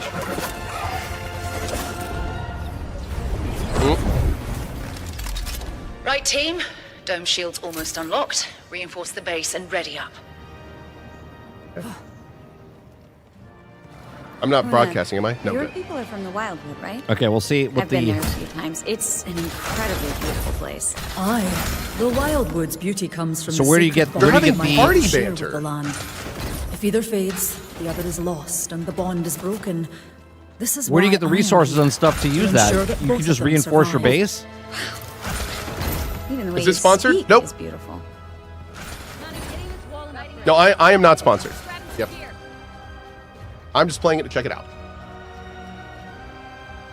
Highguard was meant to be a shadow drop. There's a link here if you want to see. Listen That up. makes 10 a seconds lot and of we're sense. heading out. Oh, I was correct again. Interesting. If that's true, I was correct again. It was supposed to be Hello? a Is there shadow voice drop. chat in this bitch or what? Oh, there's How do I talk? Shield breaker there's hasn't voice formed chat. just My yet. talk button. Proximity Take some chat. time to ready yourself. Hello? Hello? Hello? Yo, yo. Wow, that is there we loud. go. All right. Oh, hey, can you hear me? Oh, I don't know if my shit's working. I don't think my stuff's working, chat. Because I got a new mixer. Yeah, I think I screwed everything up. All right, I should go do things. Where are we going? I guess we gotta break that down. Mounting up. Let's move. Let's go. Yeah, I agree, they're really loud. It's They're actually weird that it's really loud on my side, too. 3v3. Turn this down to like 50. There we go. All right, let's go. So this is interesting. I don't think it's the best play to just follow Everything's the way team, louder right? than me. Because we want to split up and go take different points and Some such. armor or- over here. I want to grab this. Found something? Oh, my little dude got that, I think. Okay. So we're currently gearing up. Interesting concept for a game. Yeah, I don't really know what's going on. I was kind of hoping for like more than 3v3, but Nope. see how it goes, I guess. All right, so I'm gonna go over here. Do you hear it? I was expecting a MOBA. I guess nobody really knew what the fuck this game was besides like all the streamers. So There you go. And that's that. I didn't know if it makes you feel better. That would be exactly the consent from a lot of people, right? Hey there. Shops at your disposal. I think if you just tap F, it's like you don't have to throw it. You have to press F again. I think. Bro, the tutorial was some ass. Yeah, it was a little. Scanning for enemies. I'm telling you, weird. man. What did I say during the They're video? still I way said too if the loud. if the tutorial if they don't streamline it where it's simplistic. It did Like, there's a lot of talking for 15 minutes to tell us what's going on in the game. Okay, we got some armor. The shield breaker is forming at the gardens. What's going on, Argus? I'm just gonna chill here and hope for the best. What does this do? Those are randoms. Those are the regular people that would play this game. All turn. Those are normal people playing the game right now. There That should are be like players confused. around here, then, right? I think so. That's what I would think, but I don't know. Does this guy like detect? Just the other team, I guess. Go and make a mess, little one. Like this part right Where here do I in the look at game my seems abilities? very Gotta be a way to do that. Okay. snooze fest. Summon Like Mr. I understand Scritchy you're Bob can be this thing or no? going around and getting ready for the attack. Yeah, unfortunately, I think my new mic needs to have like a mic. Grabbing some gear.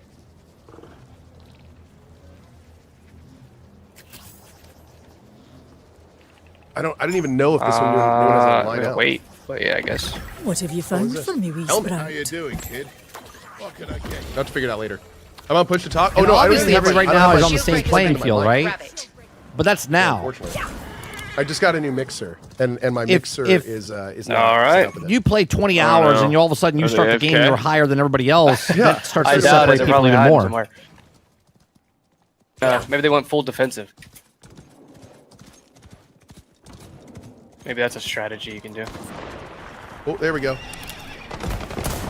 Oh wait, is it already open? Oh, they're coming out. They're coming out. Siege tower coming in. Opening Guns fire. up, let's do this. Location locked. Calling in siege tower.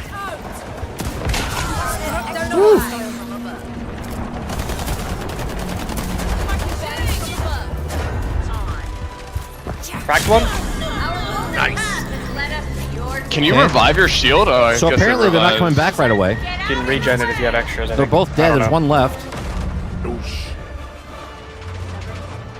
I destroyed them. Yeah, nice. Good shit. Go time. Don't crash. Oh, I got him scanned right there, right there. Got some baddies. What is this Mark. gun? Kraken? Opening fire. Let Looks the like a- sands cloak me. Okay, is this a shotgun or is this It's a sniper? shotgun, it looks We've like. got baddies nearby. Let's focus up. Cracked one. Summoning a wisp. Oh, we traded. We need you back in the fight. All right, got him back. How the fuck do I regen shit? Oh, it's just overtime. Okay, Launching it's a thumper charge. Picking up some baddies. Damn, shit on.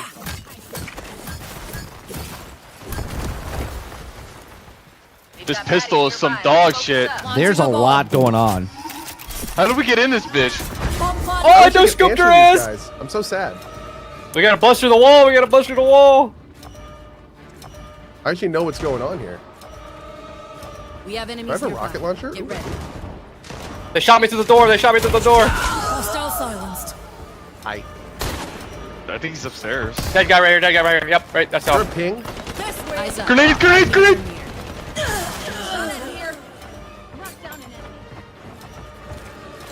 I feel like this part here is part of like the finals. Stand firm.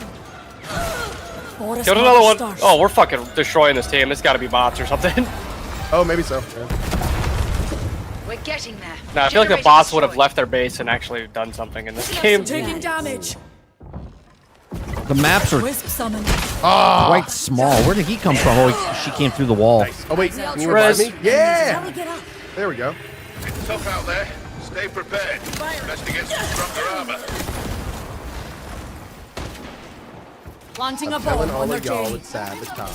She went invisible. Bomb planted. This is it. Defend it, and we're out. God, the shotgun is fucking broken. Is it legendary or just like the basic one? No, it's Well, yeah, fucking but it's probably blue. recommended because they want you to learn the. Wow, that's Learn the crazy. Yeah, he game. just one tapped my shield off with it. Damn it. Scanning for enemies. The problem, I think, stealth. Let me lower this a little bit more. Damn, I'm dead. I don't like that gun. Yeah, I really don't like that gun. I think the problem with it, just looking at it, it's this game is an onion. Oh, it's almost done. It's an onion, but you look at the onion, you're like, oh, what it is, but it's got layers to it, and you're not going to know those layers until you're like 30 minutes. Are you serious? Maybe hour and a half, 2 hours into the game. Excuse me, 2 hours in the game to understand the actual repetition of what you're doing. I like you know what I mean? Sniper. Sniper's nice as shit, but I kind of want to try that shotgun. Wait, we're out of lives? What the fuck? I No, didn't get he the respawn spawned right once. next to the objective, Sarge, because he got revived. Loadout. Oh, Tough out there. Stay prepared. Investigate some stronger armor. Oh, I'm getting revived? Thank you for coming to my aid. I've fallen. Okay, I want to revive. Out of attacker lives. What is that? That fucking jet from Bing? Or yeah, what's that game called? It's Valorant? Jet for sure. Oh shit, he's rising! Oh, you killed the whole team! This game's real? It is. Yeah. Where's your teammate? I don't know where to go. Is our teammate still dead back there on the ground? Wait. I think. Oh, that's what. Yeah, right there. Back to your left. To your left. To your left. Go. There you go. He was trying to. I guess, oh, you can't res him. I guess there's. What the fuck? Time's up. Can I respawn? Are you? Or oh. Good raid, team. Keep it going for the next What? Oh, that's okay. I'm back. Okay, raid. Man, that ended, so Eula's we did a lot fucking of damage, gigantic. If they, I see. if, So there's a time limit. Right, team. Okay. Next shield breaker won't form for a few. Yeah, we only Use get this like time one wisely. revive. That was fun. I really like that Okay. part. That's So once you so it's raid like them, you it only becomes have a five, limited I life guess. thing. Heads up, team. Oh, did we? I Let's thought we get revived How each do I other, change so my I load? thought we didn't use any. But like, 'cause I want to change my load. I figured there'd be at least 3 because we all went down at the same time at once, and then. Oh, we can go out. Okay, but. I think there was a way Yeah, to do that at the beginning. we gotta go get more gear. Yeah, let's just go get some loot. Yeah, I don't like this AR. This thing's kind of junk. Airdrop inbound. Airdrop. Oh, we gotta get that. See, now you're unlocking stuff. I don't know how you're getting the currency that you're getting to unlock weapons. Now, if I'm unlocking weapons, now I have purple for the second round. So do you start over every time you play a match? So each match you go in, you're unlocking the gear? Or do you have a total gear that you can unlock and start with? Okay. Riding out. They're still louder than me? Vanishing from eyes. Damn, dude. Rude. Airdrop landed, team. Check your maps. No, there's like no way to unbox. Like when I crouch, I have to fucking repress it. That's what the fuck. Enemies in there. Scanning for enemies. Oh, man. I've fallen. Wow, I wish I wasn't so ass. Jesus. I feel that, buddy. Oh, I've never wanted to say I know more. Well, I'm not going to try to get in because it's on a queue, so I'm just going to shut it off. This way. We'll watch him for a little bit. I don't like this gun, though. I want a continuous fire. Well, that was fun. I love not being able to do anything. I'm not liking this character at all. Yeah, I kind of want to switch my character too, actually, now that... How do I switch them? Oh, I can change my We go gun, back I one guess? Shield breaker is I don't. forming at the archives. Oh. Yeah. Back in, gang. Yeah. Let the sand. They're here again. I think they got it, right? I'm on my way. I'm on my way. On the other side. It's forming. They haven't picked it up yet. It's still. What is we're in the the wrong place. It's what to is the the left. 3500 up on top? Cracked open an airdrop. I'm like, I don't know the lack of gameplay options and stuff in this game is kind of annoying. Like, I cannot do like a no toggle crouch. I can't change head bob. My fucking character's head is bobbing all over the fucking place. Oh wait, I dropped. No, I didn't. Yeah, I can't fucking focus. I feel like this Yeah, game I is can't either. in early access, but it's shipped Holy as out because it's free to play. What are these things? So this crystal shit's kind of OP. You can get guns and shit from the guy that sells it. Looks like there's a vault over there.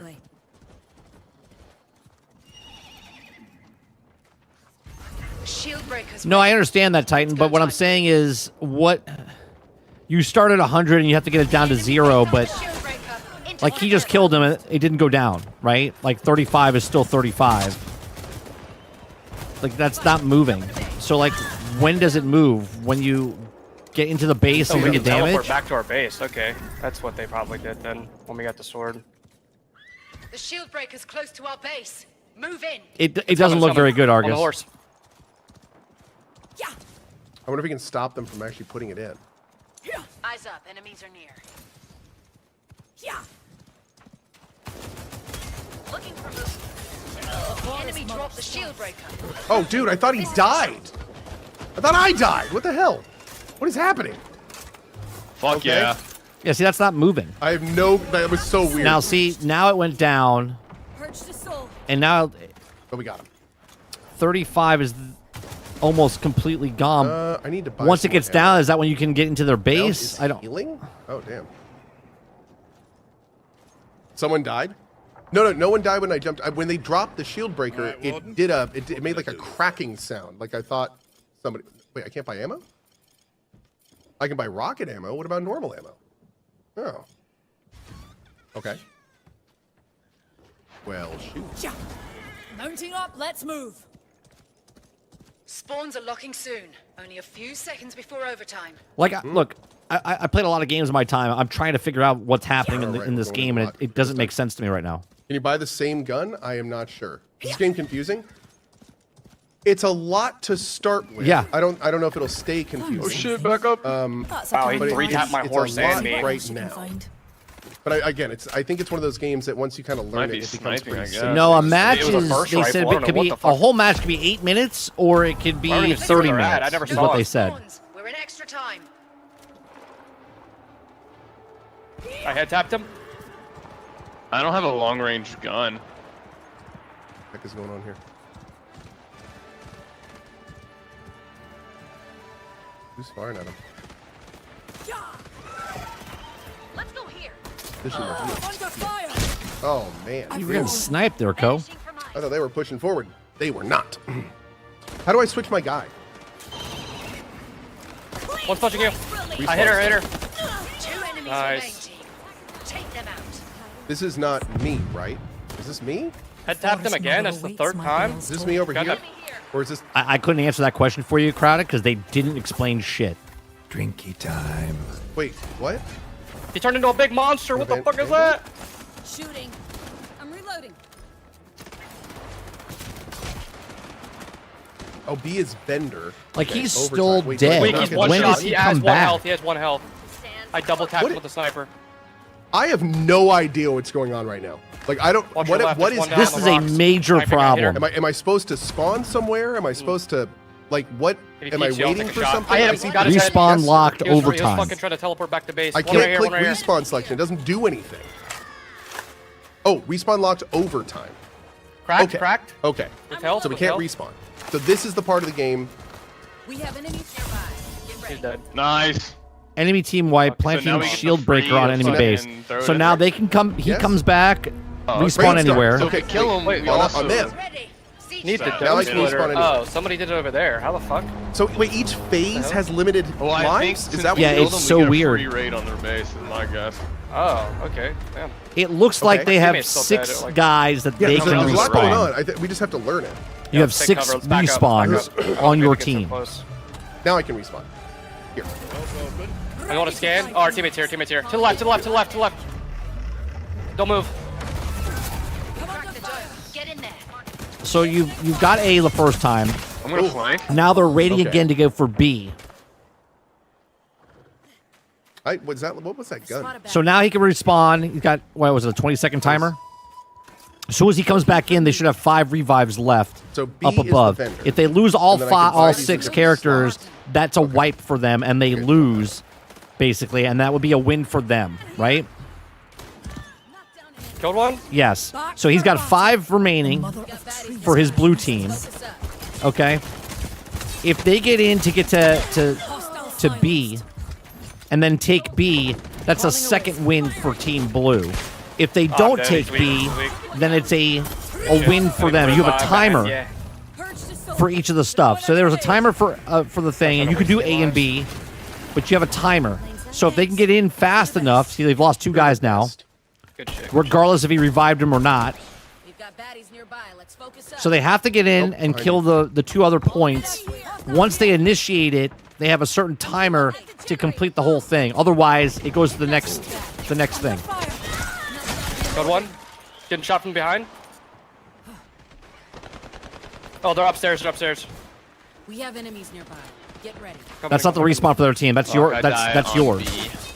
There's one guy in B. Oh, I can't use my. Oh, Lord. Marking baddies from above. It's My grenade is still down. And my melee wasn't firing off. For Oh some my reason. God! Can Can you I not melee whiff, when Dan? it's- Can I sprint, please? Yep, Jesus. he's down again. Other guy One just went shot, down. Man, that's crazy.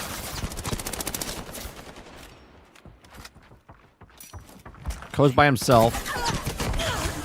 That's a team Oh, wipe. another one got me. Damn. So they Yeah, have the two DTK is left. pretty high Right, at so they the have two beginning. guys left. But I'm also bad. Two total deaths. So now they're. As soon as he comes back in Doesn't say 5 fire seconds, Only one respawn. two more guys could die. Nope, and I he just got wasted it. he just got killed or killed himself. So there's nobody left. Dude, I respawned and just got. You've got this. So now if they see the raid ends in 50 seconds, they have 50 seconds to get to actually wild B how to much do damage I something. did If to them not, and lost. it's going to reward the point to red Dude, team. did my rocket just not do damage to him? That's I crazy. saw it explode next to his face. So why did we lose Okay, HP how do on our I base? switch my Why guy? did we lose 30? I don't understand why we lost. I want to I don't switch know my either. guy. To be honest. Extra time before How the does next one storm. do? So now it's I need 1-1, to change guns. right? And now their thing went down from 100 to 70. I hit him with like 6 bursts, and that guy 2 bursts. Oh, Yeah, pretty sure with the the rocket's same just for gun. wall breaking? What the fuck's going on? Okay, press T. Oh, this guy's selling legendary Oh, stuff. press T when He's got I'm a in between legendary the rounds. shotgun, I'll try that. double Thank you. shot. Can't switch in the game and you can't go out to. Or Yeah, this is very. No. How much is it? I Again, only have like 3 it just came out, so 40. obviously you have Try and to get some. learn the One. mechanics. But I don't even want to learn the mechanics. I need to lower my mouse.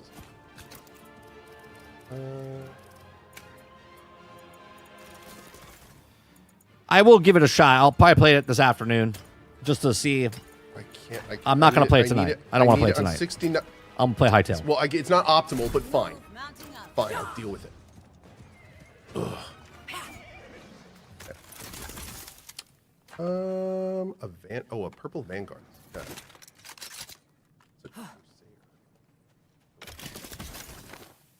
There we go. Amulet tactical cooldown. We'll get some of that too. Yeah, this is like, even when the action, and maybe it feels different when you're playing, but it feels very snooze fest, man. Airdrop.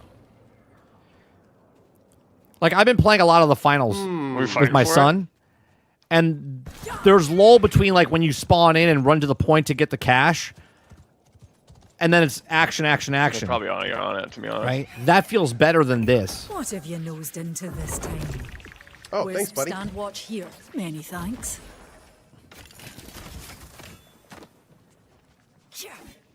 Can't break that. Where's this airdrop? Film splitter marks. Didn't they say there was PvE in this as well when they Wait, what first is showed this? it off? Dome Didn't they say splitter? that? Didn't they say this is Let's a open a small hole in PvE? an enemy dome Storm's forming. at an Let's pop additional this shield access breaker point? and it'll be over. Looking for movement. Okay. Got some baddies. Marked. I want that mark skill, man. Rise and fight, wee sprout. Picking up some baddies. Getting damage. Maybe I'll watch that tomorrow on stream, Crowded. Throwing a grenade. I'm reloading. Enemy taken down. I'm taking damage. Shield breaker forming in He wants 24 flank. seconds. So you got to hold off for a bit until the shield breaker forms. Once the shield breaker forms, then you have to push to try to get it.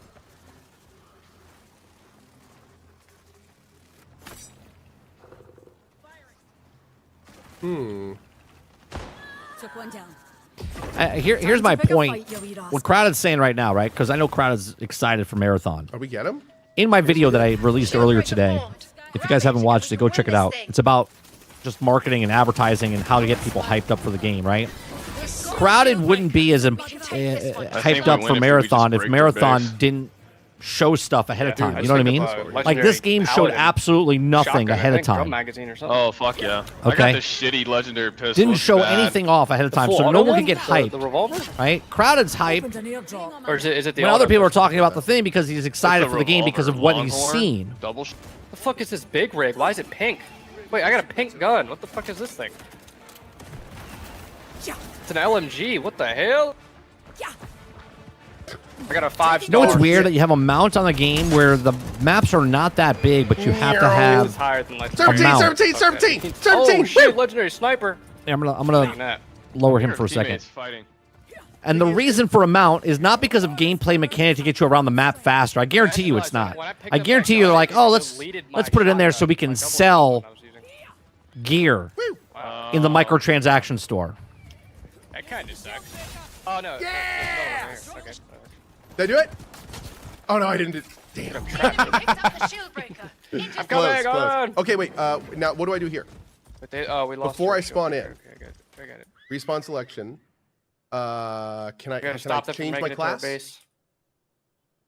Where do I do that? Yeah, of course the mount's cool. We've gone full rotation of horse respawn. armor. I don't want to respawn. Can I change my class? Oh, you can't change it in the round. Oh, damn. Okay. Well, Sorry about that, everyone. Mounting up, Okay, let's if you can move. stay alive. Stop the like shield Apex, you have to be breaker. outside of the round. 7 Just okay, seconds. Okay, I didn't quite get that. Thank you. There's no more respawns. Yeah, I don't like this hero. We're far away from you. Overtime started. You got overtime. they're Red pushing you. tickers moving down. You're completely out of position here. Now you got it. Now you have to run back. You have 1 minute to get it across to their side. That bitch got shit on. Yardan. She's one. Easy. Nice. Too fucking Okay. easy. This shotgun's insane. Location secured. Well done. I didn't realize the legendary sniper turns it into a fucking. Like, I want to wait to DMR. see what Just happens kept- after the match. Doors, please. 70 to Very 0. passionate. He is. I like it too. Is that like Carnage or something? Is that what that guy's name's supposed to be? Maybe, I guess. What's up, stream? What's up, chat? They just realized that Ko is the streamer. It was fun. That's funny. That was great. What's that guy supposed to be like? Carnage? That was great. Okay, so hey, tech gurus, help me out here. I have a mixer that this mic goes into on my gaming machine, or on my streaming machine. My gaming machine used to line out from my mixer into its mic, but my new mixer doesn't have a line out. So is there any like quick, easy, creative ways I can gotta download the software. audio input on one computer as the audio input on another without a cable? Yep. Is there like a can I download that?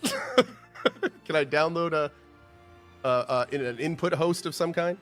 Not really. Okay. Nah, I don't think that's gonna work. I'm trying to think if there's some way I can get because I'd love to talk to people. But I don't think I'm gonna be able to. Hold on, give me 1 second before. Actually, we'll queue up again. Let me change my guy. Banana something. What I think you of can that? do it. It was kind of hard to tell because of how confused I was and how everyone in that round is confused. I can say that it was very clear. It was very interesting playing with. I'm really glad that we played with two pubs that were using their mics and literally saying their opinions, because that was 100% natural first round. 100% for the general public, and the general public, all three of us were confused. Yep. Didn't really know what was going on. Were frequently kind of like, what do we do now? Where do we go? So I'll say that tells me that the game probably could use some work there. Yes. So I'm so glad we had those guys as my teammates. Like that was a great first round to have, because it was like that was a totally natural three strangers meeting and trying out a game all for the first time. So yeah, my opinion so far is I didn't really do anything that felt too new. No. I could shooter. see some real fun here potentially if everyone knew what they were doing and working together. Okay, so But you're I getting will say currency this, by dude. I will playing a say match. They won. They got 20. This is a sweaty game. This is gonna be a pretty hardcore game. You're gonna need to understand how all of the round structures work. Yes. You're gonna have to be playing on a team that's coordinating. Yes. You're gonna have to know your roles. Like I can already see there being like, okay, there's a capture role, there's a defender role, there's an attacker role. Like this is gonna be a lot for a lot of people. So it goes from. And the crazy thing is there's your player base. 3, if one person screws up, like that's such a. I honestly think that. Don't worry, they'll put 5v5 and 6v6 6 months in. 3v3. I think this game could have been more fun as like almost a tribe situation, right? Like two like sizable teams going at it. I think that honestly, I think that'd be more fun. Because now I got to say at 3v3, there's definitely this presence of I'm going to have to do well for my team to succeed. You know what I mean? And that's not really that's not a feeling that a lot of casuals like. That's because especially in a game like this where you're going to need to know what you're doing to succeed. Yeah, it's going to be interesting, man. It's going to be interesting. It's not going to be interesting. They're going to change it. But I want to play more of this. I definitely want to. So what happens in between? Like really get it. I also want to try a different hero. So I want to see what happens in between. Everything I'm just saying, by the way, I definitely see some potential here for people that want to get like. Oh, look at those cosmetics! Look at that last one, the locked one. This could have some you guys see that? Look at the last one. Of course, shitty basic but I will say character. That I feel like these days, games really do need to have a microtransaction to hell to make it look badass. That is a feature that really kind of plugs into the general population, and I will say that I feel this game is. Make the really problem right here. Make the problem. Not pointing at code. Look at the first one. Sell the solution. The fourth one down. Really good time in it, but like I'm really wondering how casuals are gonna get into this game, dude. They're not. That's gonna be a hurdle. I feel. Yeah. Let's try the red main guy. Let's try the Pounce dude because he had some cool abilities. I liked him. Now how do I do this? Am I him now? No, I think I'm still this guy. How do I be? Okay, this is my collection of people. So how do I actually become him? Oh no, that's equip. Yeah, equip. Challenges. I know that's not me. Oh, I think I pick when I go in. I pick when I go in, right? Oh God, do I? Why is it this complicated to pick your character? Shit.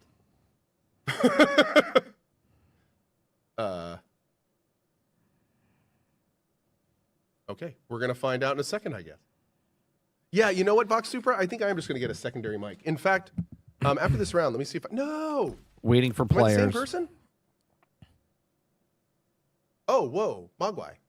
I use audio relay to pass mic between my two computers. Wait, is that a program called audio relay? Or are you saying you use a physical audio relay? Yeah. Oh, here we go. You can send audio from one PC to another with voice meter. Awesome. Yeah, that's it what I takes said. a couple minutes to set up, though. If Thank you. mods can let him know for future streams. I will check that out for future. That'd be great. That's All right. I think I've seen enough. We'll be back tonight, 8 p.m. Eastern. I'll give you guys my thoughts and stuff, either in a video upload, maybe in a couple days, or we'll give you in tomorrow morning in the Daily Grind, as we see more people talk about it, other videos come out, people really like dive into this game. For what I saw, it looks very confusing.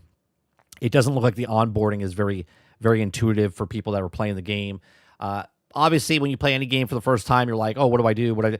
But this seems way more complicated and convoluted than it needs to be. Basically, the game is not done.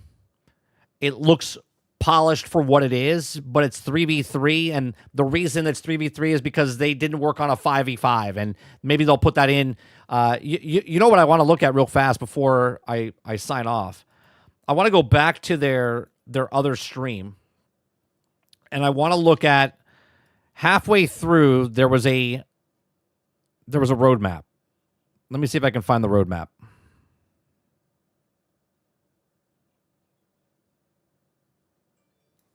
Game that people want to come back to. So the way our post-launch plan is broken up is what we call episodes. So each episode will be roughly 2 months, broken into 2 halves. We'll have a part 1 and a part 2. With launch, we'll... Okay. So they have a new warden, new base, new map, new raid tool, ranked mode, and new mount. Episode 3, new warden, new base, new weapon, new loot item, new mod, and new Illuments. Okay. Warden episode 3. So a Warden in each one. So they have 8, 9, 10, 11, 12, 13, 14. So 14 for the entire year. You got, I don't know how many maps, 4, 5, 6, 7. You have 7 maps by the time the game is out for almost a year. Whatever you have an additional 1, 2, 3 weapons. There's a surprise here, whatever the fuck that means. New mounts. That's what it is. That's a new mount. No other new mount. Another new mount in episode 5. New base. Like, this game, in my opinion, is not done. It's not done. I don't care if it's free to play or you paid $80. This game is not done, and this game will be done by this time next year. Unfortunately, I don't think this game exists this time next year. I don't. I think this game is done within 6 months. I think by the time I hit summertime, they're going to have to make a major change. Something's going to have to happen. It doesn't even say they're going to be adding like a 5v5 on any of these things. It just looks like 3v3. Now, maybe the surprise here in episode 6, which is October, November, is a 5v5 mode. I don't know. Seems very lackluster. Unfortunately, I don't think this game is going to make it, but we'll see. I would love to be wrong. All right, chat. We'll be back tonight, 8 p.m. Eastern, over on 30 and Still Gaming. Okay. We'll be playing some Hightail tonight, going on adventures and stuff like that. I honestly don't give two shits about this game. I am going to try it. I am going to play it off stream. But until then, I'll see you guys in the next one. Have a good one. Peace.